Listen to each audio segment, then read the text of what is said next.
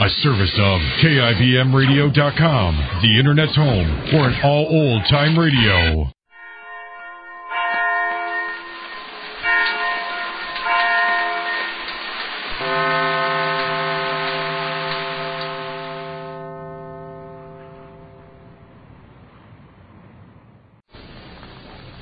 Yes, the Goldbergs, brought to you Monday through Friday by the makers of Duz. And now, the Goldbergs. Back in Glastonbury, the Goldbergs have finally settled down in their cottage, but things are not the same. Sammy was injured in an automobile accident, and Sylvia Allison, the cause of Sammy's misfortune, is in the house, a silent girl with a gloomy face. Sammy, out of pity, still wants to marry her, but Molly has Sylvia's promise that this will never happen. Now, however, Molly is more concerned with Sammy's state of mind than with his health, for Sammy's changed since the accident. He's despondent and depressed, and Molly cannot break through the barrier he has raised. Young Dr. Cater, a rather well-known psychiatrist who is visiting his father in Glastonbury, has promised Molly to talk to her son this afternoon. As she waits for him, Molly is wondering whether he'll be able to help Sammy. Listen. Are you coming out on the porch now? Yes, I'm out on the porch. All right. Come here, Sporty. Come on. Come on, Sporty. That's the boy. Come on. Come on. Lay down, Sporty. Lay down, Sporty. Not so loud, dear. You'll wake Sammy who's sleeping. He can't hear us, Ma. What time is Dr. Cater's son coming, Ma? He'll be here soon. Give me the rocker, yes, dear. Oh, all right. Lay down, Sporty. Lay down. All right. You're glad we're home, huh? All right. Oh, so look out. You'll bump my string beans out of my hand when I need them for supper time. All right, I believe you. Look how he's jumping. Come here. Lay down. Oh, lay down. Here, Ma. He's here. Oh, thank you.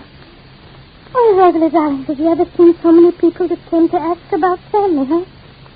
Oh, a village full of friends.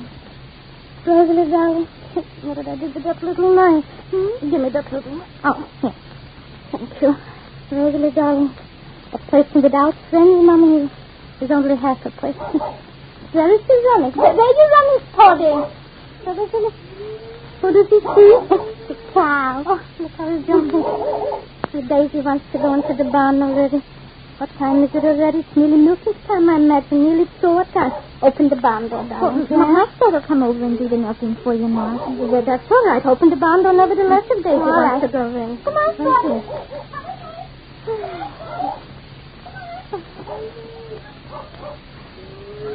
You! Hello, Floyd.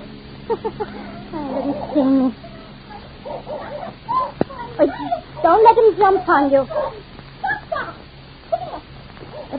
Stop here. Let cooling down. I haven't got the cake. Let him go. Where did Sylvia go, Rosalie? I didn't ask her, Ma. Yeah? She was writing the letter, no? Uh-huh. She asked for the ink. But she evidently went to the post office. When Sammy fell asleep, she went. Ma, you're beginning to make too many excuses for her. Why? Because I said Sylvia went to the post office? No, but you said she waited for Sammy to go to sleep. Oh, no? Nothing. It's true she didn't let Sammy for a minute now. Another way to have a hold on him. Yeah. Now they have to watch and race. She promised me she'll leave when Sammy gets well. So we'll see. And if she doesn't? Rosalie, I'm not up to the bridge yet. When I am, I'll cross it. The clock is striking indoors. So, let me hear a minute. I can go in and see the town. 5 o'clock. The doctor should be here already. He's not really a doctor, is he, Ma? Doctor, I don't know if he's MD. I mean, I think he has to be MD, too, no? He's a doctor that talks only. He cures with questions and answers, not medicine. So I don't know what his title is. His title must be a little different than MD. He's a psychiatrist. A psychiatrist? Yes, something, too. And psychoanalyst. Yeah. So what's he going to do? Does he ask you any questions? I think so. No, I don't think Sammy needs a psychoanalyst, but I think Sylvia does. Papa's car coming from the road. Oh, Papa's home already. I'm glad. You see, he didn't have patience to stay in the mill late. Wants to see the doctor also. Jay?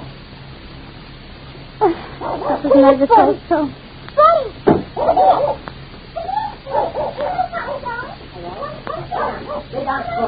Lay down. Look out, my clothes. Look out, Sporty. Look out. David? How is Sammy? He's sleeping there. How does it feel? Fair. Only fair, huh? The doctor's coming soon. Yes. Come here, darling. Sit here on the porch. I'm all right here. The step is comfortable. Where is she? Sylvia? Yes. Her name can't pass my lips, and don't make me say it. She walked to the post office, I think. She should only take a walk home. That would please me no end. If you're warm, you take off your coat. Did you heard me say I'm warm? No, I didn't heard it. A glass of water, dear? No. Is that coming around the road? Round the road. I think so. So you're going, Jay? I'll go and see if Sammy is sleeping. Don't, Jay, darling. He has a bell by his bed. I gave him a little bell. If he's up, so he'll ring. Don't disturb him. Coming up here. Yes, sir. Coming up the terrace. Who can it be? Hi! You looking for somebody? Yes, the Goldbergs. The Goldbergs. Go see Jake. He's looking for the Goldbergs. Go walk to the gate. He's looking for the Goldbergs. Ma, huh? Maybe it's the doctor. Huh? The doctor walking without a coat. The doctor without a satchel, without a hat. Huh? The doctor. Molly, this is Dr. Cater's son. Oh, excuse me. How do you do, doctor? How do you do? Rosalie, run up and see if his family's up. Go pick a book. No, don't bother him if he's asleep. No, I won't bother him. Won't you take a seat, doctor? Oh, thank you. Are you comfortable on that chair? Yes, thank you. Doctor, if there are any questions you want to ask us... Oh, no, not many, Mr. Goldberg. My father told me all he could, and I've got a general idea. Without seeing your son or even talking to him, I still feel there's nothing too serious involved. Sylvia Ellison is a serious thing, Doctor. You see, Doctor, my son doesn't love her. He pities her at the moment. I see. Very commendable feeling. What kind of a girl is she? Well, my opinion isn't very scientific. Well, you see, Doctor, she's very pretty, Dr. Taylor. And, So my father said. He was quite taken up by her, look. Well, everybody is. Charming, too. When she wants to be. Mm-hmm. I suppose you people aren't exactly in love with her. Not exactly. If she's going to remain here a while, I'd be neutral if I were you. What do you mean, neutral? Whatever is wrong with your son comes from this girl. Everything comes from Sylvia. Well, then it's best to be neutral with her. Don't pretend to like, but be sure you treat her as a guest. Let her alone, but don't go out of your way to leave her alone. She and her false love nearly killed my son. The boy was only a stripling. She was like a disease doctor that wormed her way into our family. First me, and then Sammy. Mrs. Goldberg was the only one that withstood her. A disease doctor like an epidemic. You know how epidemics are cured, Mr. Goldberg? What do you mean, Doctor? The way to keep people from getting sick is to get rid of the carriers of the germ. The ones that bear the disease without being sick themselves. I don't understand, Doctor. Oh, well, what's wrong with your son is not something in him. It's something in that girl. You see, Mrs. Goldberg, Sammy isn't the real patient. The real patient is, Sammy and Sylvia together. Both of them. It's some idea that lives between them and joins them together. Now, they shouldn't be separated until that idea is discovered and brought to light. You were very wise, Mrs. Goldberg, bringing this girl here with you. It was half the battle. Oh, here she comes now, Sylvia. No? The doctor coming around the back. No, don't wait at her. I want to see what she's going to do. Oh, she's walking around the back way. Has that any significance, Doctor? Whether she comes in the front way or the back way? Oh, yes. Yes, everything has. From your description of her, I would have expected her to come in the front way. Oh, so what does it mean, Doctor? That you've only told me what she's done, not what she is. This calm doctor sits on the steps of the porch, talking easily, and Molly feels a great confidence steal through her. But just what has Dr. Cater in mind?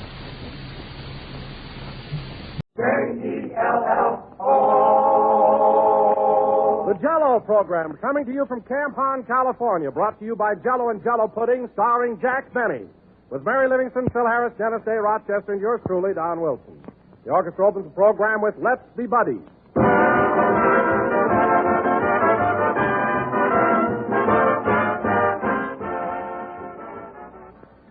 Today, friends, Jell-O gives you more flavor, more real rich enjoyment than ever before. Because today, Jell-O's famous flavor is locked in, to bring you added pleasure. By means of a new and exclusive process, Jell-O's grand goodness is locked right into the tiny Jell-O particles, and that assures you of extra rich flavor.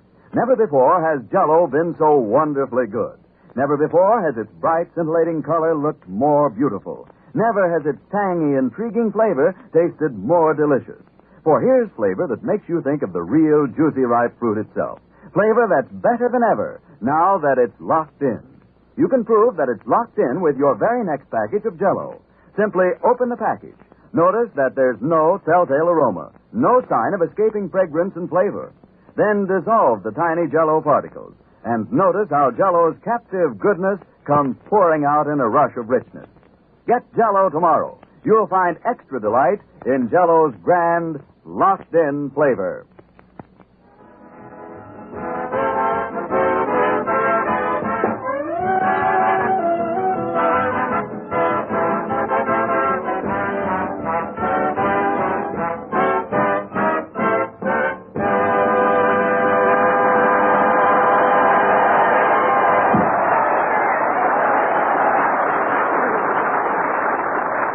Was Let's Be Buddies, played by the orchestra. Now, ladies and gentlemen, from Camp Hahn, California, we bring you a man who pedaled here all the way from Hollywood on the rear end of a tandem bicycle, Jack Benny.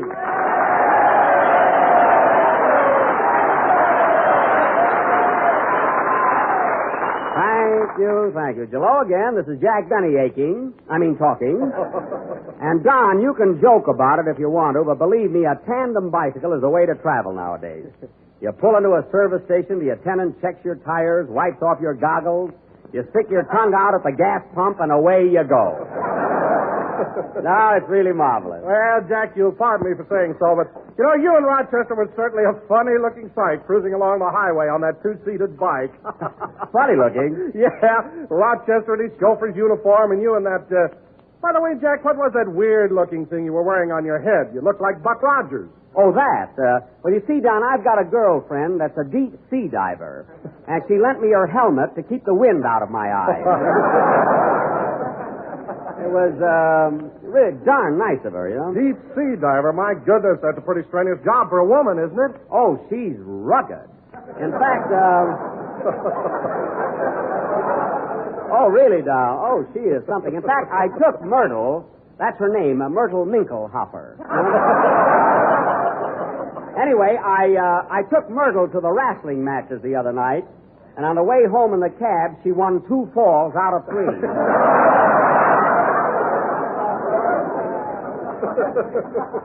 She's got shoulders like Victor Mature.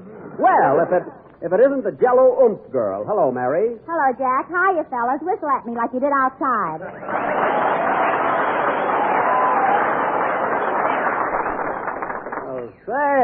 Say, you're really popular here, Mary. You got a nice hand. That ain't all they're applauding, brother.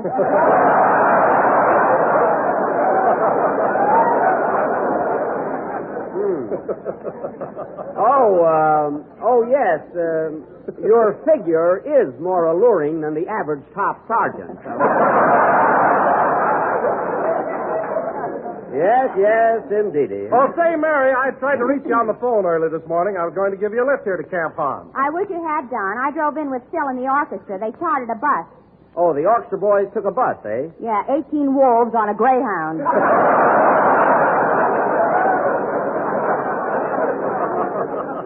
They are a spirited bunch of fellows, Oh, yes. Oh, I'm only kidding, Jack. They behave like gentlemen. In fact, they rehearse their band numbers all the way down here. In the bus? Uh-huh. Boy, is my next shift I'm ducking a trombone. Well, you've got my sympathy, Mary. Phil's orchestra blasting away with that corny music. And you and the driver had to sit there and listen. What driver? He jumped out the window in Pomona. Oh, he couldn't stand it, eh? Well, who drove the bus? Phil? No, I did. Phil was up on the roof taking a sunbath. A sunbath? What a character. Well, here comes the orchestra leader and head waiter of the Biltmore Bowl now. Hello, Phil. Hiya, Jackson. Well, here I am, fellas. Make off like I'm gay tiger.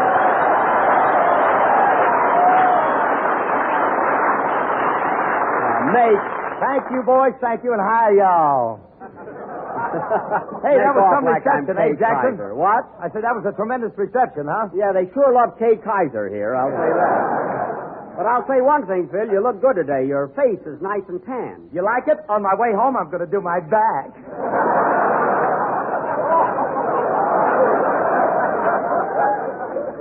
You didn't get cute enough on that gag. Listen. Hey, that reminds me, Maestro, when your boys were inside that bus rehearsing, why weren't you down there with them? Me? Yes, you. You're the leader. Don't you want to know what the boys are playing today? Look, Jackson, I just stand in front of them and shake a stick. When they're through, I stop. Oh. Unless I had a bad night. Well, you're honest, I'll say that. Oh, by the way, Phil, as long as you rented a bus, I think I'll load my bicycle on it and ride back with you and the boys. A bicycle? You mean you pedaled all the way here on a bike? Why, sure. Over them hills? Of course. With your legs? Now, just a minute. What's wrong with my legs? They look like they should be sticking out of a malted milk.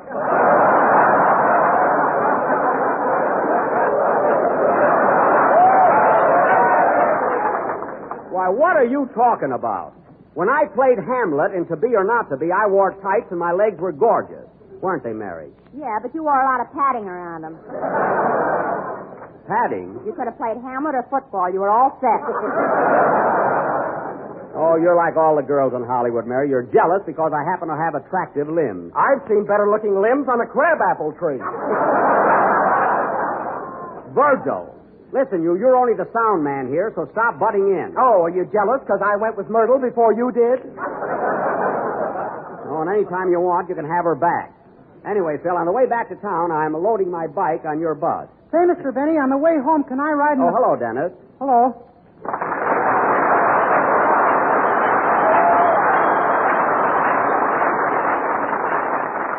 Well. Say, Mr. Benny, on the way home, can I...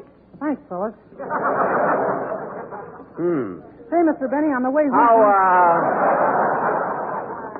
How are you feeling, kid? Oh, fine. That's good. I had a little attack of hangnails, but I'm over it now. Good, good. Say, Mr. Benny, on the way home, can I ride in the bus with the rest of the gang? What is that, Dennis? I say, can I ride in the bus with the rest of the gang? On the way home, of course, Dennis, certainly. Boy, am I glad to hear that. It was so windy coming down here, I could hardly catch my breath. Oh, it wasn't so windy. Don't tell me. I was sitting on the handlebars. Well, what of it? You had a nice soft cushion under you. Some cushion. Every time Rochester rang the bell, I darn near wiggled off. Well, all right, Dennis, you can ride home in the bus, so stop complaining and let's have your song. What's it going to be, kid? I'm going to sing She'll Always Remember. Well, I'm going to sit right down here and enjoy it. Hey, Virgil! Virgil, my back doesn't squeak, so stop with those silly sound effects. Virgil isn't here. He went out for a smoke. Oh. Oh, was that me? My goodness, I'll have to have my oil changed.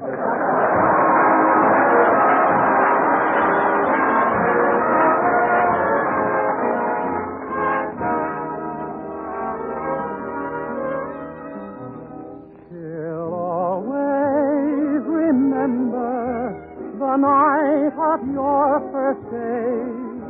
Remember who you scolded you because you came home late. When you said you were no baby, she smiled and just said maybe. She'll always remember, so don't you ever forget. Memories, dreams of love so true. O'er the sea of memory, I'm drifting back to you.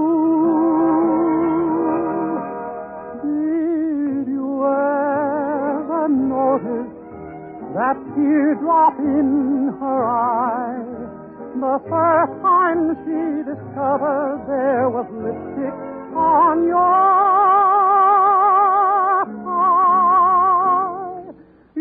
another sweetheart, maybe, but you are still a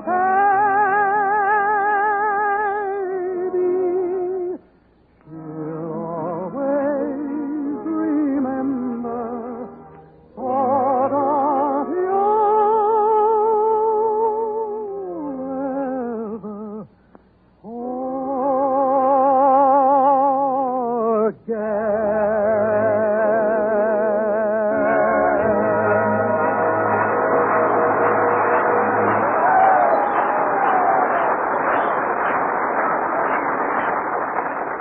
That was She'll Always Remember, sung by Dennis Day. And, Dennis, you're an excellent voice tonight. You know, that bicycle ride down here with the wind blowing in your lungs did you a lot of good. And I'll last longer, too. Last longer? Yeah, I read in the paper where you're supposed to keep plenty of air in you for the duration. Dennis, that's for tires, not human beings. What a kid. And now, ladies and gentlemen, as I announced last week, for our feature attraction this evening... Here we are at Old Tampon in the state of California. Wait a minute, Mary. Wait a minute. We don't want any of your corny poems tonight. Well, I wrote one, and I'm going to read it. Sorry, Mary. Nothing doing. You let me read my poem, or I'll tell everybody you're hoarding sugar under your toupee. I just put a couple of lumps under there to give me a wave. That's all. All right, Mary, if it'll make you happy, go ahead. What's the title of your little epic? I'm wacky over khaki. Okay, go ahead. Here we are at Old Tampon in the state of California. And the guys here are so handsome. Heidi-ho and Ochicharnia. So far, nothing. Go ahead, Mary. I met a boy right after lunch. He got me away from the rest of the bunch. He kissed me, then ran like a deer. If he comes back, I'll buy him a beer. Still nothing. Go ahead, Mary. When he grabbed me, I near froze, but his aim was bad, and he kissed my nose. Oh, he kissed your nose, huh? However, boys, I'm not complaining. He'd only had his basic training.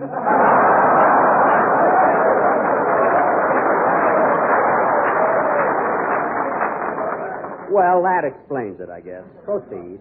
We're glad to be here, Old Tampon. Phil and Dennis, me and John. What about me? And good old Jack, who is our clown man. And Virgil Reimer, world's best sound man. Virgil, you keep out of this. All right, Mary, let's get this over with.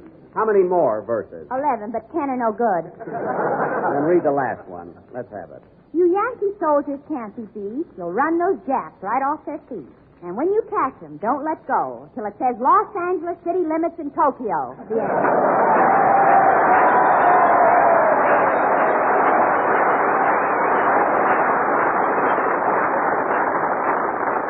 Very good. That was a swell poem, Mary. And now, ladies and gentlemen, as I announced last week, our feature attraction this evening will be a new type of quiz show called Try and Get It, in which...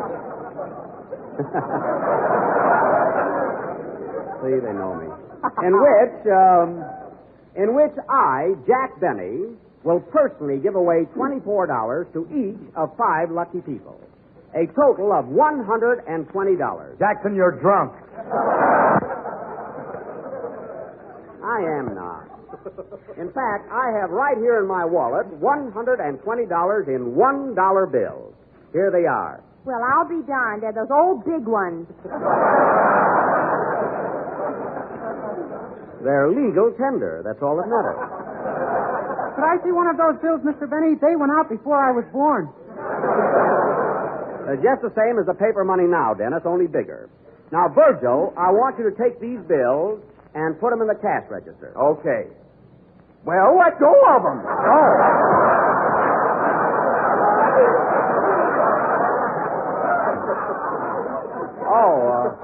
Oh, pardon me. There. And now, folks, this novel quiz program will go on immediately after... Pardon me, I'll take it. Hello? Oh, Mr. Benny, this is Rochester.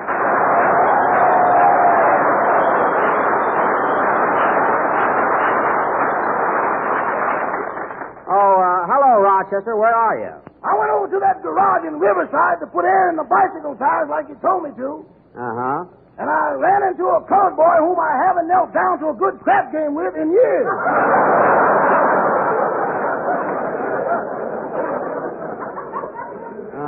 Rochester, what are you driving at?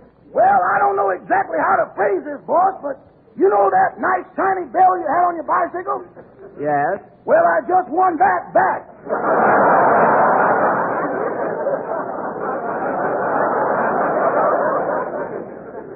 What? The rest of the bike is in escrow. Wait a minute. Rochester, do you mean to say you lost my bicycle shooting craps? Well, I was pretty lucky for the first 3 passes.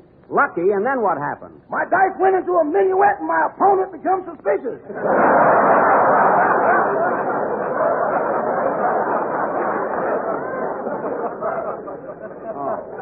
Well, I don't care what happened. I want you to go to that garage and tell your friend to give you back my bicycle. Without paying for it? Yes, without paying for it. Just grab it. Now, wait a minute, boss. That boy's got a razor that does everything but run out and get the mail.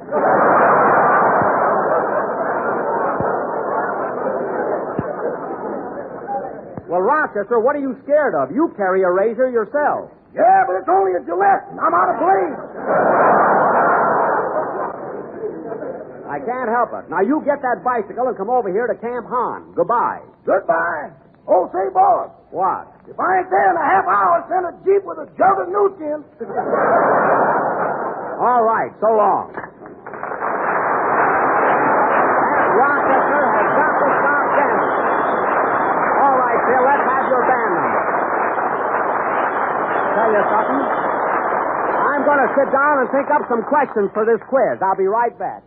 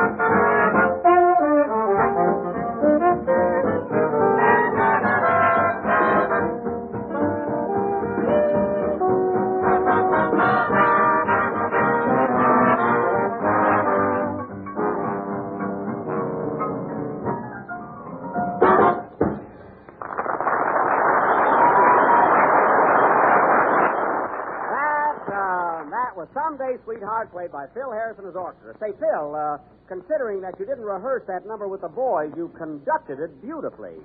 But how did you know when to stop? I saw my piano player taking the cotton out of his ears. Oh, I see. However, Phil, if you, come in? Yes? Got a telegram here from Mr. Jack Benny.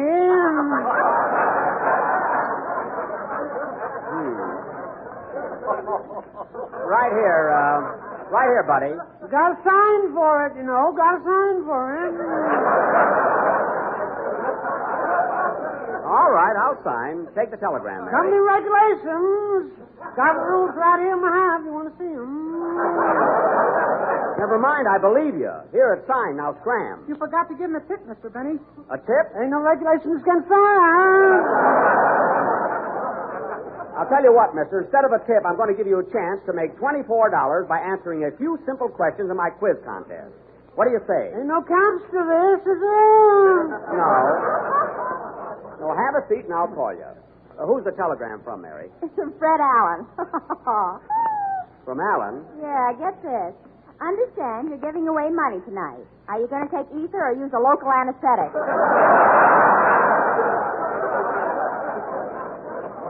Oh, that guy is so funny.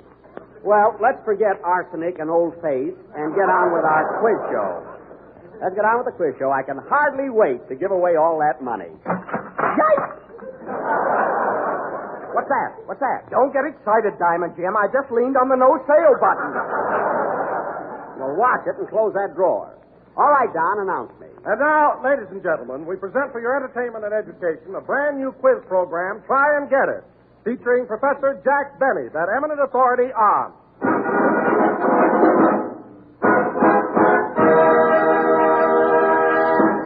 Good evening, you lucky people. Now, before we start, folks, I'd like to explain the rules of the simple yet tantalizing contest. Now, each of you participants will be asked 3 questions and will receive $24 if you answer them correctly. If, meaning you ain't got a chance. Mary. Well, shall we get on with our mental taffy pull? Let's. Now, our first contestant this evening is a lovely young lady. What is your name, miss? Myrtle Minklehoffer, and I'm a deep sea diver.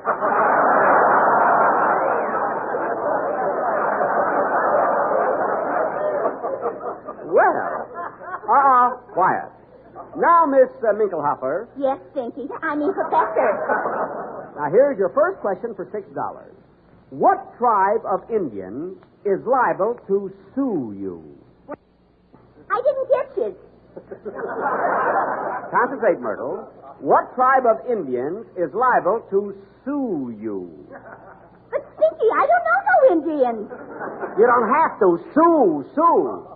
Oh, the Sioux Indians. Boy, am I stupid. I guess I'm underwater too much. No, you're just a little nervous. Now, would you like to try for the $12 question? Nah, I'm lucky to get the $6. Hand it over.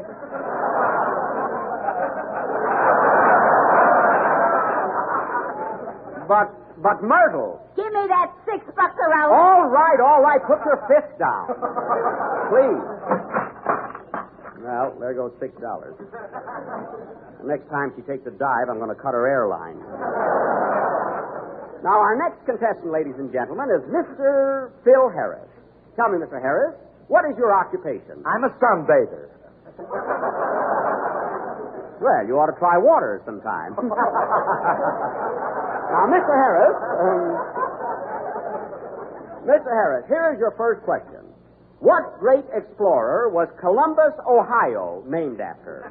Christopher J. Columbus. The J, I'm not sure of. But you won $6. Okay, I'll take a shot at the 12. Good. Then tell us, Mr. Harris, what great president was Lincoln, Nebraska, named after? Abraham, Nebraska.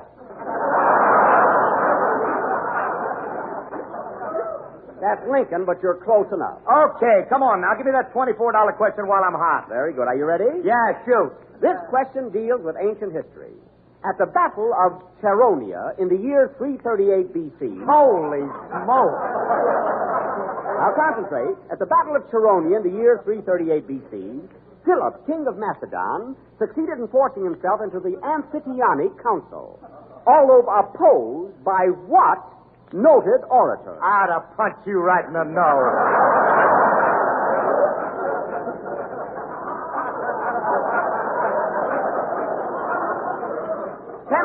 Temper. Sit down, Mr. Harris, or I'll have Myrtle knock you down. Now, our next aspirant is Mr. Don Wilson. Are you ready, Mr. Wilson? Yes, Professor? And here's your first question. Jell-O has that new locked-in what flavor? Correct, for $6. Now, the $12? The $12. Jell-O is not only economical, but easy to concentrate now. Easy to what? Me. Correct. Now for the...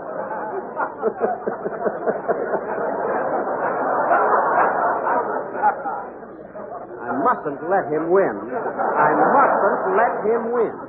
Now for the $24 question. How do you spell Jell-O? Capital J-E-L-L-O. Wrong. You left out the hyphen. What? I'm sorry. Sit down. I'm sorry. Sit down. Now, our next contestant is Mr. What's your name, buddy? Percy Kilbride, and I'm a messenger boy also. I see. Now, Mr. Kilbride, here's your first question for $6. Who invented the steam engine? Well, let's see. Gotta think it out, you know. Gotta think it out. Take your time. Now, tell us, who invented the... Sorry, time's up. Now, for our final victim, or contestant this evening, we have Mr. Dennis Day. Are you sharp tonight, Dennis? What camp are we at? Good. Now, listen carefully. Here's your first question for $6. How many men are George Bernard Shaw? Boy, that's a tough one. One is correct. Now, would you like to... If I say the first thing that comes to my head, I'm liable to get it wrong. Sit down, Mr. Kilbride.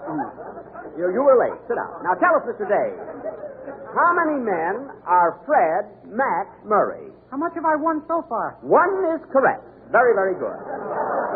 Now, would you like to try... I got the answer. I know who invented the steam engine. I told you your time is up, Mr. Kilbride. Now, Mr. Day, how would you like to try for the $24 question? No, I'll take the 12 and quit. You will not. Virgil, don't you give him a penny. Now, concentrate, Mr. Day. This is for $24 or nothing. How many men are John Charles Thomas? Oh, I get it. One man. Wrong. John Charles Thomas are 3 men. 3 men? Yes, John Barrymore, Charles Lawton, and Thomas Jefferson.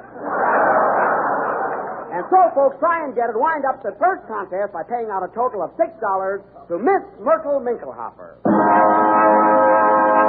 Congratulations, Miss Minklehopper. Got the answer, Professor. Too late. Play, Phil.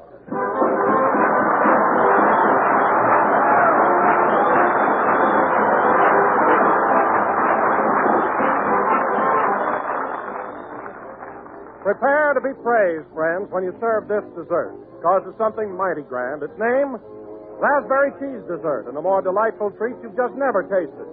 You'll find it's easy to make, too. It's just as simple as can be, and here's how you do it. Just dissolve 1 package of Jell-O imitation raspberry flavor in 1 pint of hot water and turn into a ring mold. Chill until firm, and after unmolding it, fill the center with cottage cheese. Then serve it with toasted crackers and see if it doesn't make an instant hit with the whole family. You'll love the way these 2 swell flavors blend together. The smooth, creamy goodness of cottage cheese and the rich, tangy flavor of raspberry Jell-O. Pick up this beautiful red and white dessert tomorrow. Order several packages of raspberry Jell-O. And be sure when you do, you get genuine Jell-O. Because Jell-O's new process locks in the flavor and gives you extra richness. This is the last number of the 28th program in the current Jell-O series, and we will be with you again next Sunday night at the same time. Meanwhile, I'd like to thank Colonel Cowley, Major Vickery, and Captain Stallcup for a swell time here at Camp Hahn. Say, Jack, What? that quiz contest of yours was the biggest phony I ever heard of. What do you mean, phony? I paid Myrtle $6, didn't I? Why don't you give her 4 more so she can have her face lifted? Oh, don't be so catty. Good night, folks.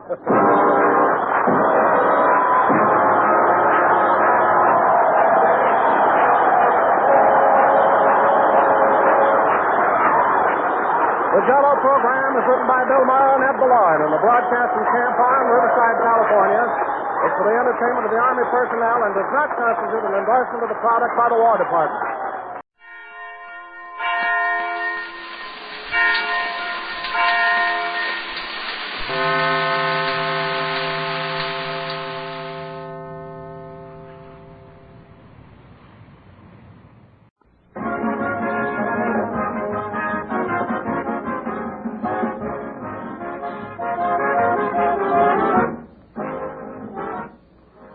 Do you know the reason why Jell-O today tastes richer, more thrillingly good than it ever has before?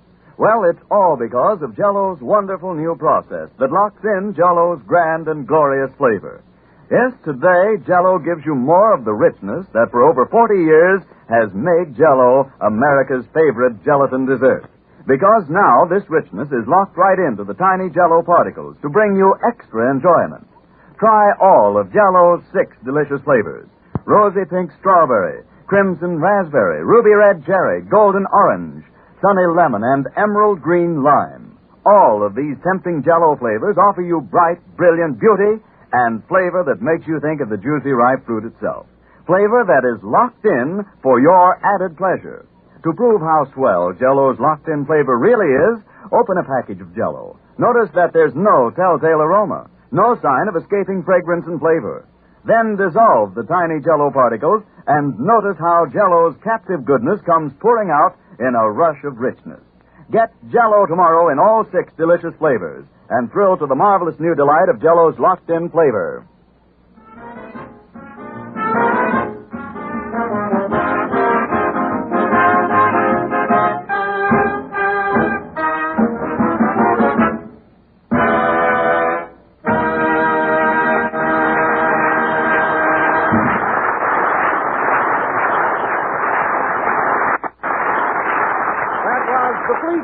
Played by the orchestra. Now, ladies and gentlemen, we turn back the clock and take you to the drugstore across the street from the NBC building here in Hollywood. The time is exactly 15 minutes before this broadcast. Take it away, drugstore.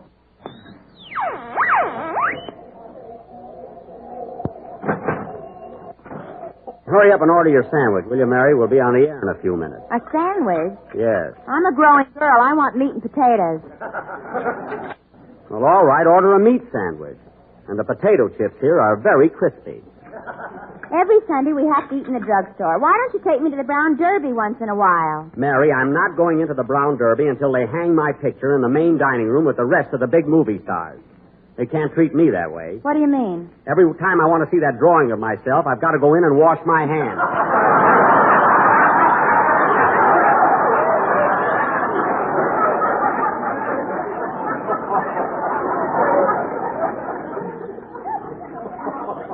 Well, it's not right. Oh, stop complaining. Say, Jack, look at this item on the menu. Jack Benny Special, 35 cents. The Jack Benny Special? What is it? A minute steak with a transfusion. Oh, these soda jerks think they're so smart. Hey, Gilroy, what do I have to do to get a little service around here? Take it easy, Blue Eyes. Hello, Mary. What'll it be? I'll have a hot roast beef sandwich, mashed potatoes, lettuce and tomato salad, and apple pie with tutti frutti ice cream. Mary, you haven't got time to eat all that. Okay, don't toot the fruity. Oh, save that stuff for the program. Say, Gilroy, I think I'll just have a cup of coffee and a donut. A what? A donut. One of those over there with the powdered sugar on it. That's a plain donut. I forgot to dust them off this morning.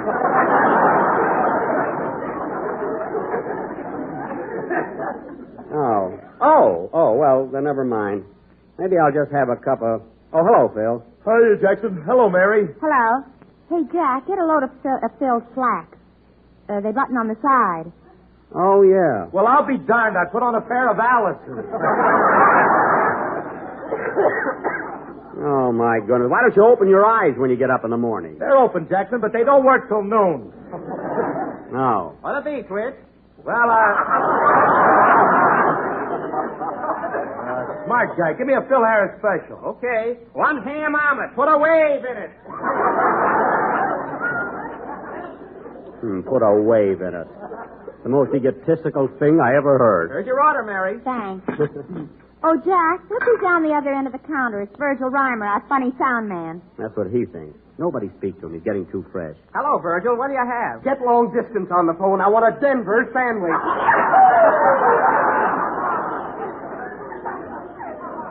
Oh, he's so clever. Say, Virgil, you sure got a lot of laughs at Camp Hahn last Sunday. You were the funniest thing on the Benny program. Yeah, and imagine what I could do if old Poison Puss didn't hold me down.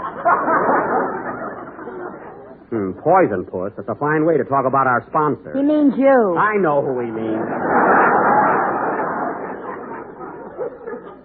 Wise guy. No kidding, Virg. You're terrific. Do you get many fan letters? I'll say. Remember that little poodle that used to run out and bring in my mail? Yeah? Well, I got a St. Bernard now. That's positively the worst joke I ever heard.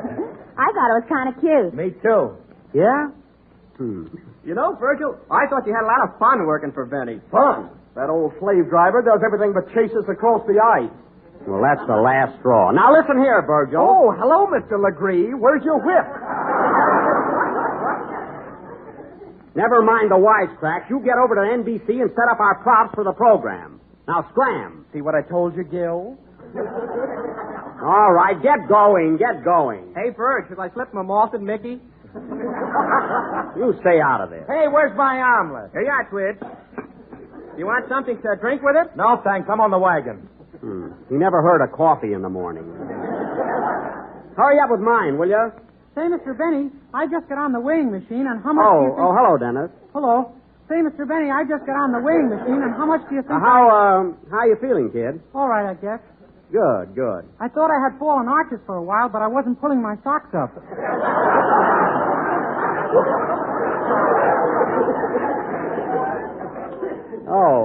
Oh, I see. Thank heaven my girl can use those arch supporters I bought.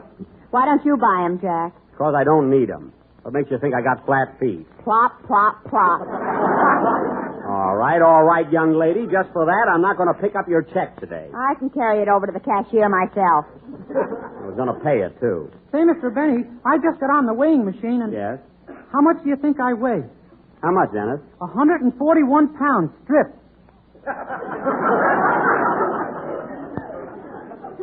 Tripped? I took the scale in the phone booth.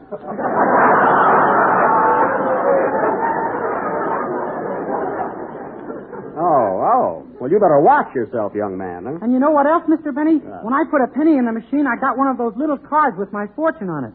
Oh, your fortune, eh? What did it say, kid? You're lucky you can sing. Well, there's a machine that knows its business.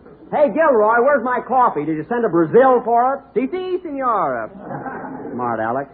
I wouldn't even eat here if the Brown Derby wasn't so careless about where they hung my picture. You ought to wash your hands here sometime.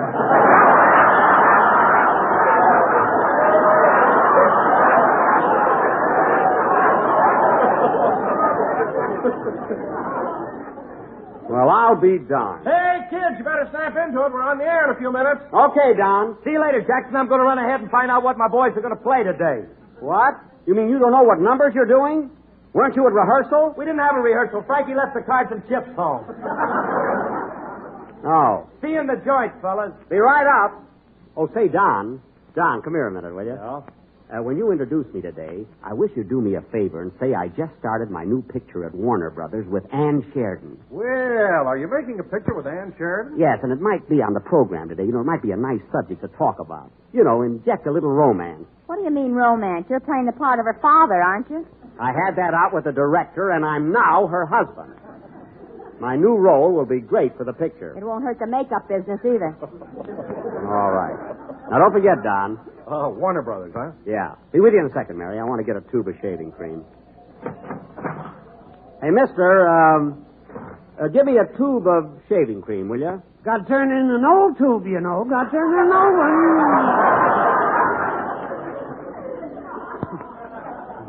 Look, I haven't got an old tube. Now, hurry, will you? Government regulations.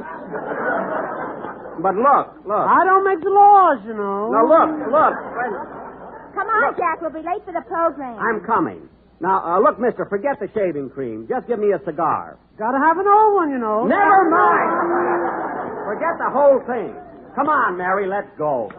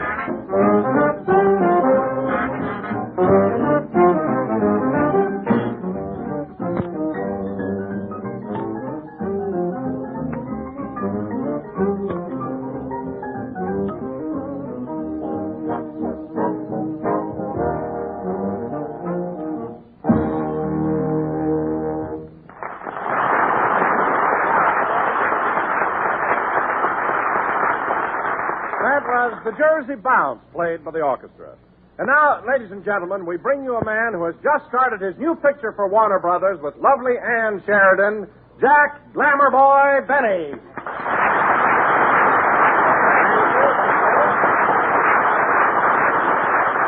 Thank you. Hello again. This is Jack Benny, your glamour boy, like Don said. Heaven knows I'd never go that far. Don, how in the world did you ever find out about my new picture with Ann Sheridan? Did you read about it in some column? Did you? No, Jack. As a matter of fact, I haven't seen anything about it in the papers. Well, then, how did you ever hear about it? I was trying to keep it a secret. How'd you find out, Don? Did a little bird tell you? Yeah, an old gray canary. Canary.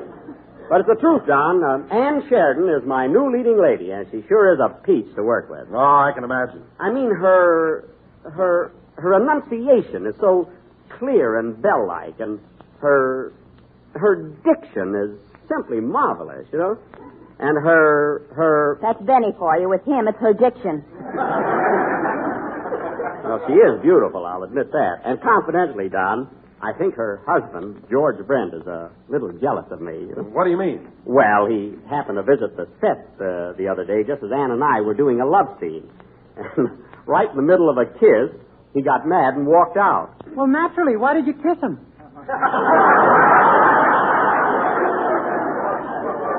I didn't kiss him. I kissed Miss Sheridan. Pay attention, will you? Anyway, Don, I think that this picture will be one of my best screen efforts to date. In fact, I'm already getting fan letters on it. Really? Yep. He gets a bill from Bullock's and he calls it a fan letter. I'm talking about real movie fans that write in. Don, you know that little poodle that used to run out and bring in my mail? What poodle?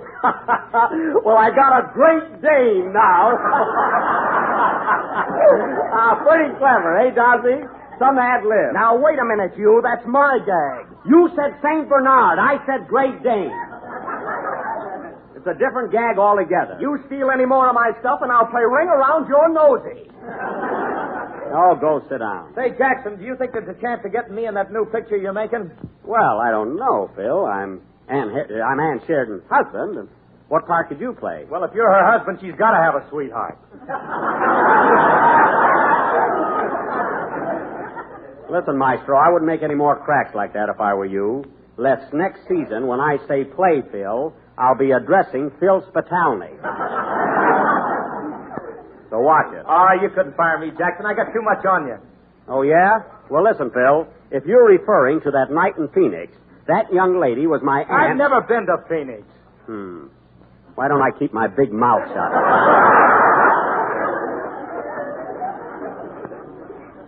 Anyway, Phil, don't think I can't get along without you. Say, Mr. Benny, Oh, hello, Dennis. you met me in the drugstore, remember? Oh, yes. Say, Mr. Benny, can I come out to the studio and watch you work on your picture someday? Why, certainly, Dennis. Anytime you feel like it. That's swell. And say, while I'm out there, would you mind introducing me to a certain somebody? As if I didn't know, huh? Who do you mean, Dennis? Oh, you'll tease me about it. No. Who do you want to meet? Edward G. Robinson. Well, that I never figured. Well, it's about time for your song, kid, so let's have it. Okay. Hold it a minute. Come in. Mr. Benny, Yes. would you be interested in a toupee with no cups on it? Get out of here! You ought to see his head, folks. The only thing he can part on it is his eyebrows. Sing, Dennis.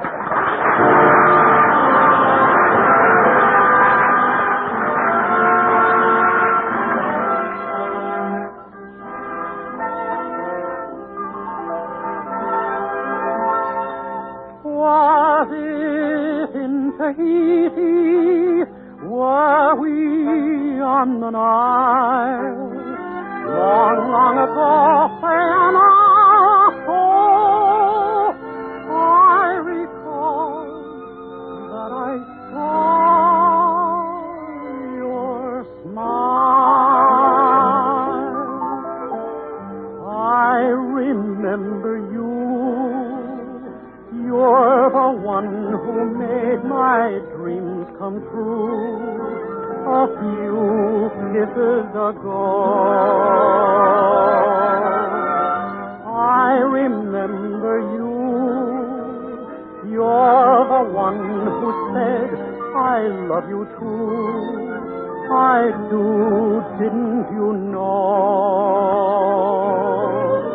I remember through a distant bell and stars that fell like rain out of the blue.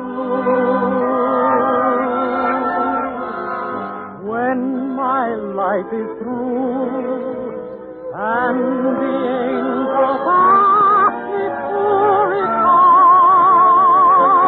the thrill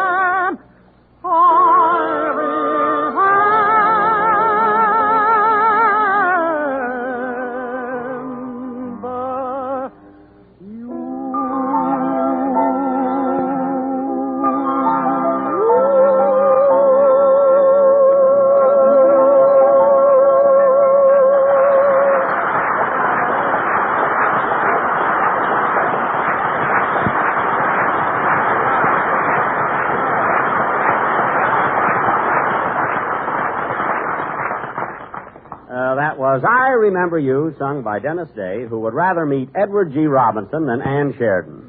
And now, folks... I only wanted to meet Robinson so he would introduce me to Miss Sheridan. Well, why go to all that trouble? I could introduce you to Ann. Well, I wanted to meet her for nothing.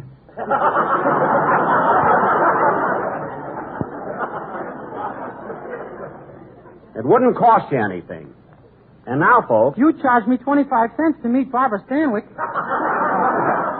You met Barbara Stanwyck and Robert Taylor.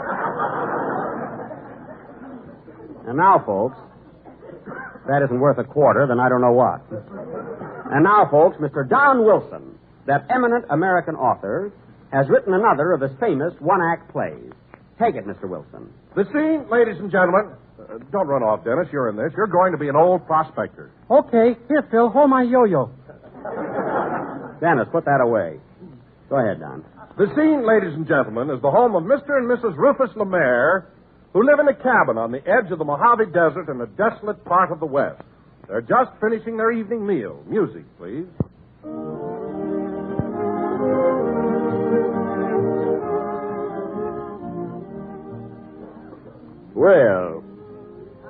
Well, Sari, I thought our supper tonight was fine. There's nothing like barbecued coyote. Not only that, I got a fur coat out of it. Yep, and that Jell-O we had for dessert was mighty tempting. Where did you get it? I walked 85 miles to our neighborhood grocer.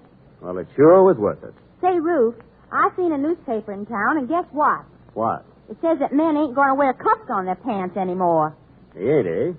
Say, I wonder if I got cuffs on my pants. Why don't you take off your boots sometime and find out? One of these days, I'm a-going to. I wonder who that is. Come in. Hello, stranger. Who are you? I'm a prospector. And for 3 weeks now, I've been lost in the desert without food or drink. I'm starving, I tell you, starving. Be calm, old-timer. Sit down. Okay, hold my yo-yo.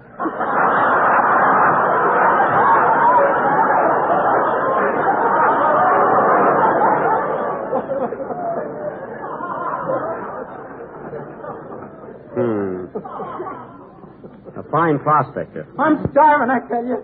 Starving. Don't worry. We'll take care of you. Yes, I'll fix a nice hot dish of beef stew. Beef stew? Yep. No, thank you. I'm a vegetarian. I'm starving, I tell you. Starving. Be patient. We'll think of something, stranger.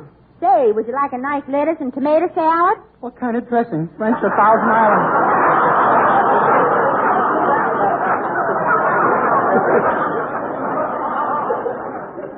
Thousand Island. No, thank you. I'm starving, I tell you. Starving. Well, you gotta eat something. Isn't there anything you'd like? Yes. Have you got some tempting and delicious Jell-O? Jell-O? I'm sorry, partner. We had some, but we ate every bit of it. I'm going to make it again tomorrow, though. Okay, I'll be back.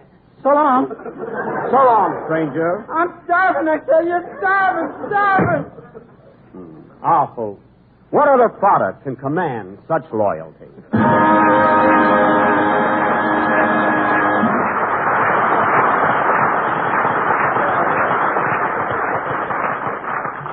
That little drama, ladies and gentlemen, was written by our own Don Wilson. And, Don, that's the best one yet. Oh, I don't deserve too much credit for it, Jack. You see, that was a true story. I believe you. Now go over to your chairs and sit down. And now, folks, I would like to announce that our program next Sunday will originate from San Francisco, where we are going to dedicate the brand new NBC studios. In fact, we're going to do their very first broadcast. Well, I guess a new building can take it. Don't worry. If I can just get my writers out of Hurley's bar and into a Turkish bath, we'll be okay. Now, kids, I gave all of you your railroad tickets, so I better check them over to see if everything's all right. Phil, what's your Pullman reservation? I'm sleeping in car 19, lower 5. Check. What's yours, Dennis? Car 19, lower 5. Check. Now, wait a minute. Never mind. What's yours, Don? Car 19, lower 5.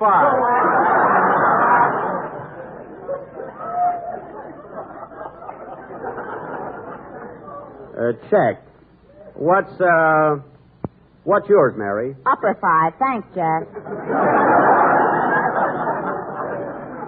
Don't mention it. Well, everything's okay, so remember, fellas, be at the station 1/2 hour before train time. Now, take it easy, Jackson. 3 of us can't sleep in one berth. Oh, of course not. We won't be comfortable. Listen, Don, in the days of vaudeville, the 4 Marx brothers slept in one berth, and they had a harp besides. So stop beefing. Well, Jack, if I was as thin as the 4 Marx brothers, I wouldn't complain. Don, the tickets are bought, and that's the way it's going to be. That's a lot of hooey about the Marx brothers. How do you know they all slept in one berth? Jack was in the baggage car with Fink's mule. You said it. In those days, when I said I was going to hit the hay, I meant it. Anyway, fellas, it's a short trip, so don't worry about it. Say, Mr. Benny, where are you going to sleep? Well, Dennis, on account of my insomnia, I think I'll just sit up in the chair car and read. I'll get a magazine. Well, buy a Popular Mechanics and find out how 3 guys can lay down in one berth. Who said lay down? Lay down or lie down? Which is correct? A lot of good that'll do it. Listen, kids, will you please stop being so fussy? Say, how am I going to get up to San Francisco? By carrier pigeon? Virgil, you're not going to be with us next week. You can tune in and listen. I wouldn't listen to this program if it was a pot of gold and I had the only telephone in the country. Oh, you wouldn't, eh? That's topping him, Jack. I wasn't trying to top him. I don't want to hear any more about our trip. We're going there. We're going to open up the new studios, and immediately, as soon as... Hello? Hello, Mr. Benny. This is Rochester. Oh, hello, Rochester. What do you want? Well, boss, he did it before and he did it again. What? What are you talking about? Carmichael just came out of hibernation and I can't find the gas man. You mean my polar bear woke up already? Why, he's not supposed to come out of hibernation till May 1st. He's early. So was the gas man. Stop dreaming things up. Tell me, Rochester, was Carmichael in a good mood? Well, yes and no. What do you mean, yes and no? When he first got up, he came over and hugged me and squeezed me and he even tried to kiss me. Well. And then he put salt and pepper on me.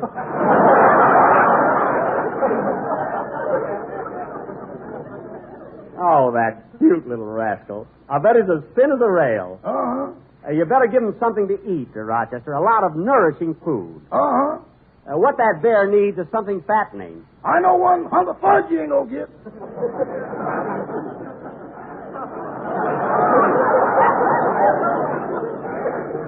Oh, Rochester, stop. You know he loves you. Now, here's what you do.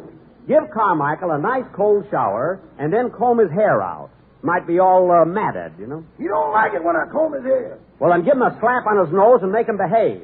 Let him know who's boss. I let him know once, then he let me know, and now there's no question about it.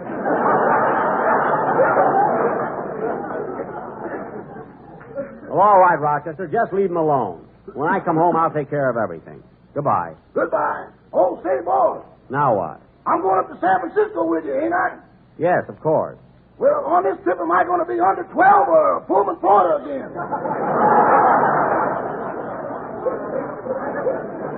You're getting a ticket. Now, goodbye.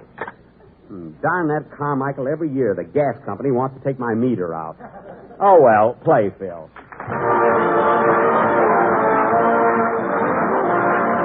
Here's the gay Gliskin dessert, as bright and beautiful as spring itself. Jello cubes with strawberries.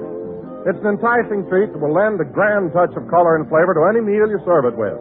Our folks will enjoy it. And just listen to how easy it is to make. Simply dissolve 1 package of orange Jello in a pint of hot water. Next, turn into a shallow pan and chill until firm. Cut the Jello into cubes and then arrange them in sherbet glasses with sweetened sliced strawberries, using quick frozen strawberries if you wish. Serve either plain or with cream. What a dessert. So rich and inviting to look at, so gloriously good. Make the family this wonderful combination of sweet, juicy red strawberries and clear, golden cubes of orange Jello. Get several packages of orange Jello tomorrow. But be sure when you do to get genuine Jello, because Jello's flavor is locked in for your added enjoyment.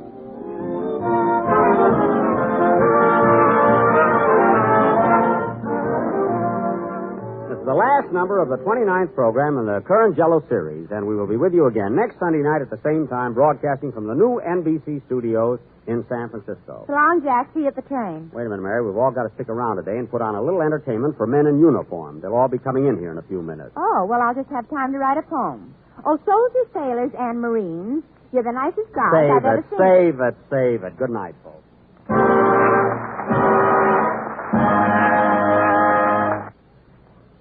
Friends, the same folks who make Jell-O make another wonderful dessert, Jell-O pudding. 3 luscious puddings that you make with milk. Try Jell-O chocolate pudding, a smoother, mellower pudding you never tasted. And what a world of rich, homemade goodness it has. A grand chocolate flavor developed especially for Jell-O puddings by the famous Walter Baker chocolate people. So tomorrow, when you order Jell-O, ask for all 3 Jell-O puddings, chocolate, vanilla, and butterscotch. They're just like Grandma's, only more so.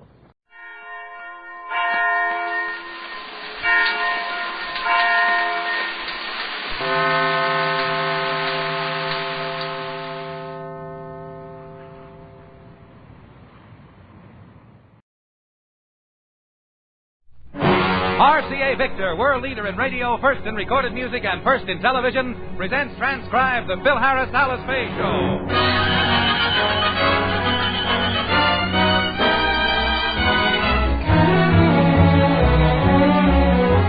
For your enjoyment, here is the Phil Harris Alice Faye Show, written by Ray Singer and Dick Chevrolet, with Elliot Lewis, Walter Titley, Robert North, Janine Bruce, Ann Whitfield, Walter Sharp in his music, and yours truly, Bill Foreman. Phil and Alice have always been glad to extend the hospitality of their house for worthy causes. Tonight, they find their house being used for a purpose they could never have dreamed of. More about that later. First, a word from RCA Victor. The more you see of television sets, the more you'll want an RCA Victor Super Set. No other television compares with RCA Victor for quality and performance. Ask your RCA Victor dealer to show you the Rockingham, for example. The Rockingham is a magnificent 21-inch console, the most luxurious model in the Super Set line. It brings you television with picture power, clearer, stronger pictures. Yet you'll be surprised at the Rockingham's moderate cost. In fact, all RCA Victor prices are low. They start as low as $229.95. And they're complete prices, too, including federal excise tax, full-year warranty on your picture tube, and no extra charge for mahogany finishes. So, buy a Super Set. Get the 21-inch Rockingham. Then ask about a factory service contract. When you buy RCA Victor television with RCA factory service, you get television's greatest combination. And now the stars of the RCA Victor program, Alice Faye and Phil Harris.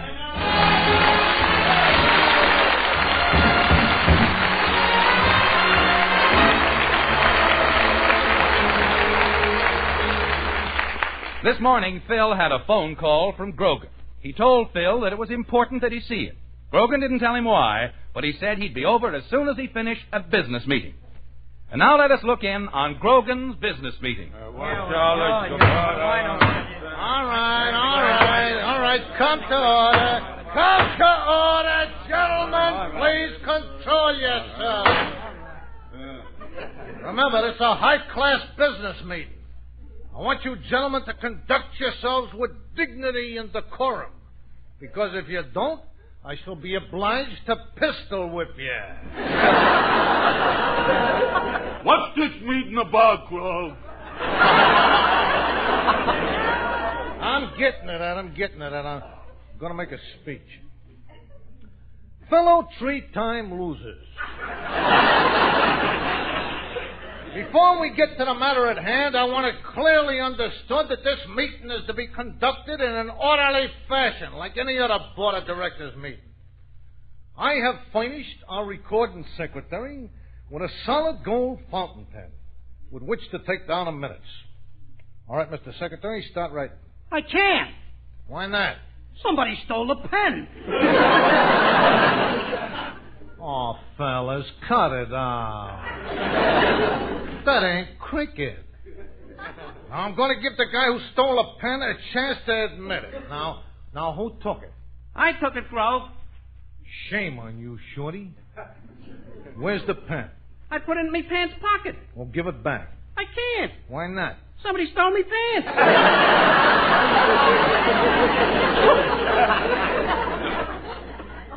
Maybe we better drop the investigation. Gentlemen, we are gathered here for a very auspicious occasion. Now, as you all know, today one of our illustrious comrades is getting out of the penitentiary.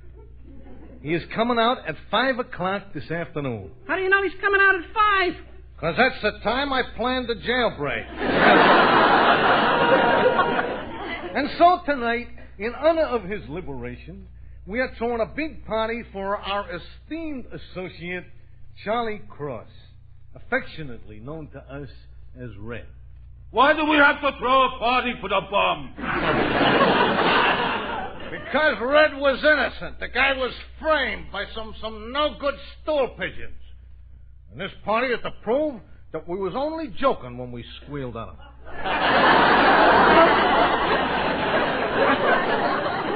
Where can we hold a party? Well, the cops will be looking for Red. Yeah, I thought of that. So we are going to have the party at the last place the cops will think are looking for an escaped convict. At the home of Phil Harris and Alice Faye. Well, it's sure nice of them to let us hold a party there. Oh, they don't know about it yet. I'm going over and tell Harris now. Supposing he objects? Oh, he won't. Phil Harris is broad-minded, generous, liberal, and yellow.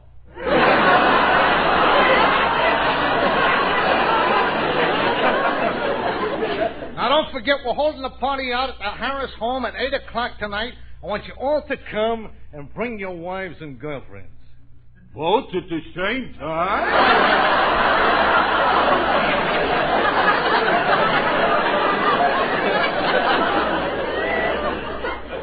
All right, just bring your wife. Now, this is going to be a high-class party, so dress formal. Formal? What should my wife wear? Tuxedo, of course. Now, if you gentlemen will excuse me, I'll go over to see the Harrises and invite them to our party at their house.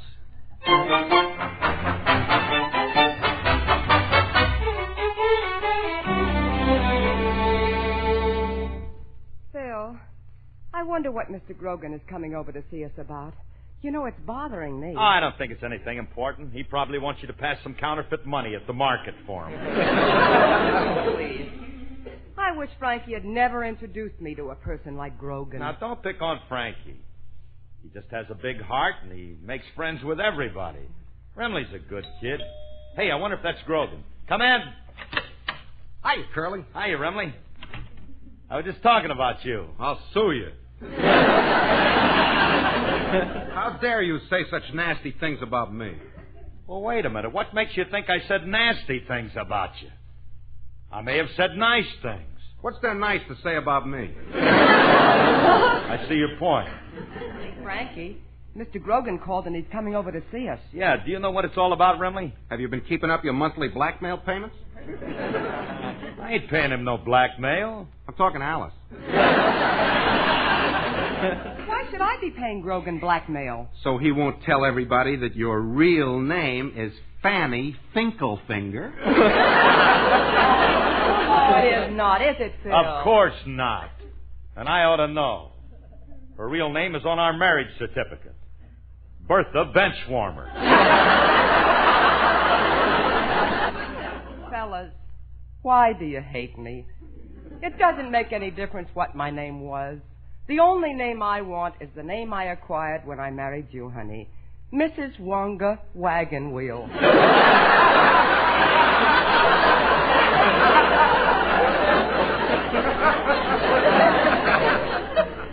Pretty, ain't it? Hey, Remley, tell me something. How did you happen to get tied up with a hoodlum like Grogen? Well, I didn't know what he was when I met him. I didn't find out for a long time. It's like a lot of people you're close to. You don't know if they're crooked or not.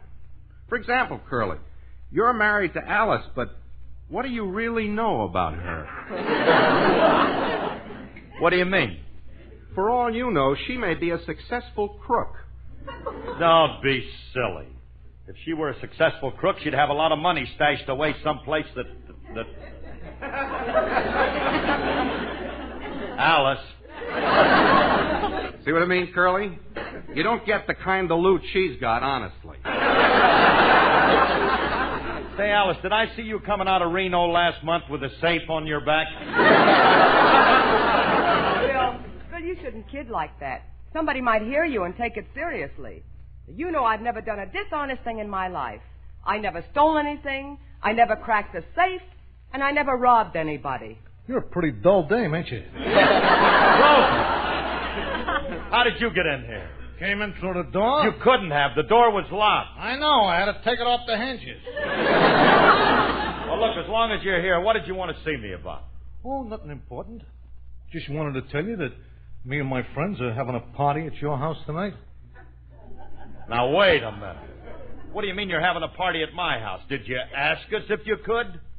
All right. I'll ask you. Can we have a party at your house tonight? Absolutely not. And that's final. You true? Yeah. Then help me roll up the rug. They'll be dancing tonight.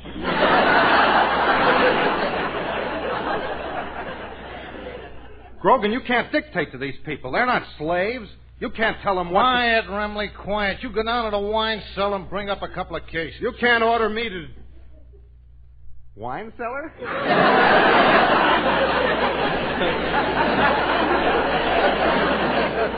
Yes, master.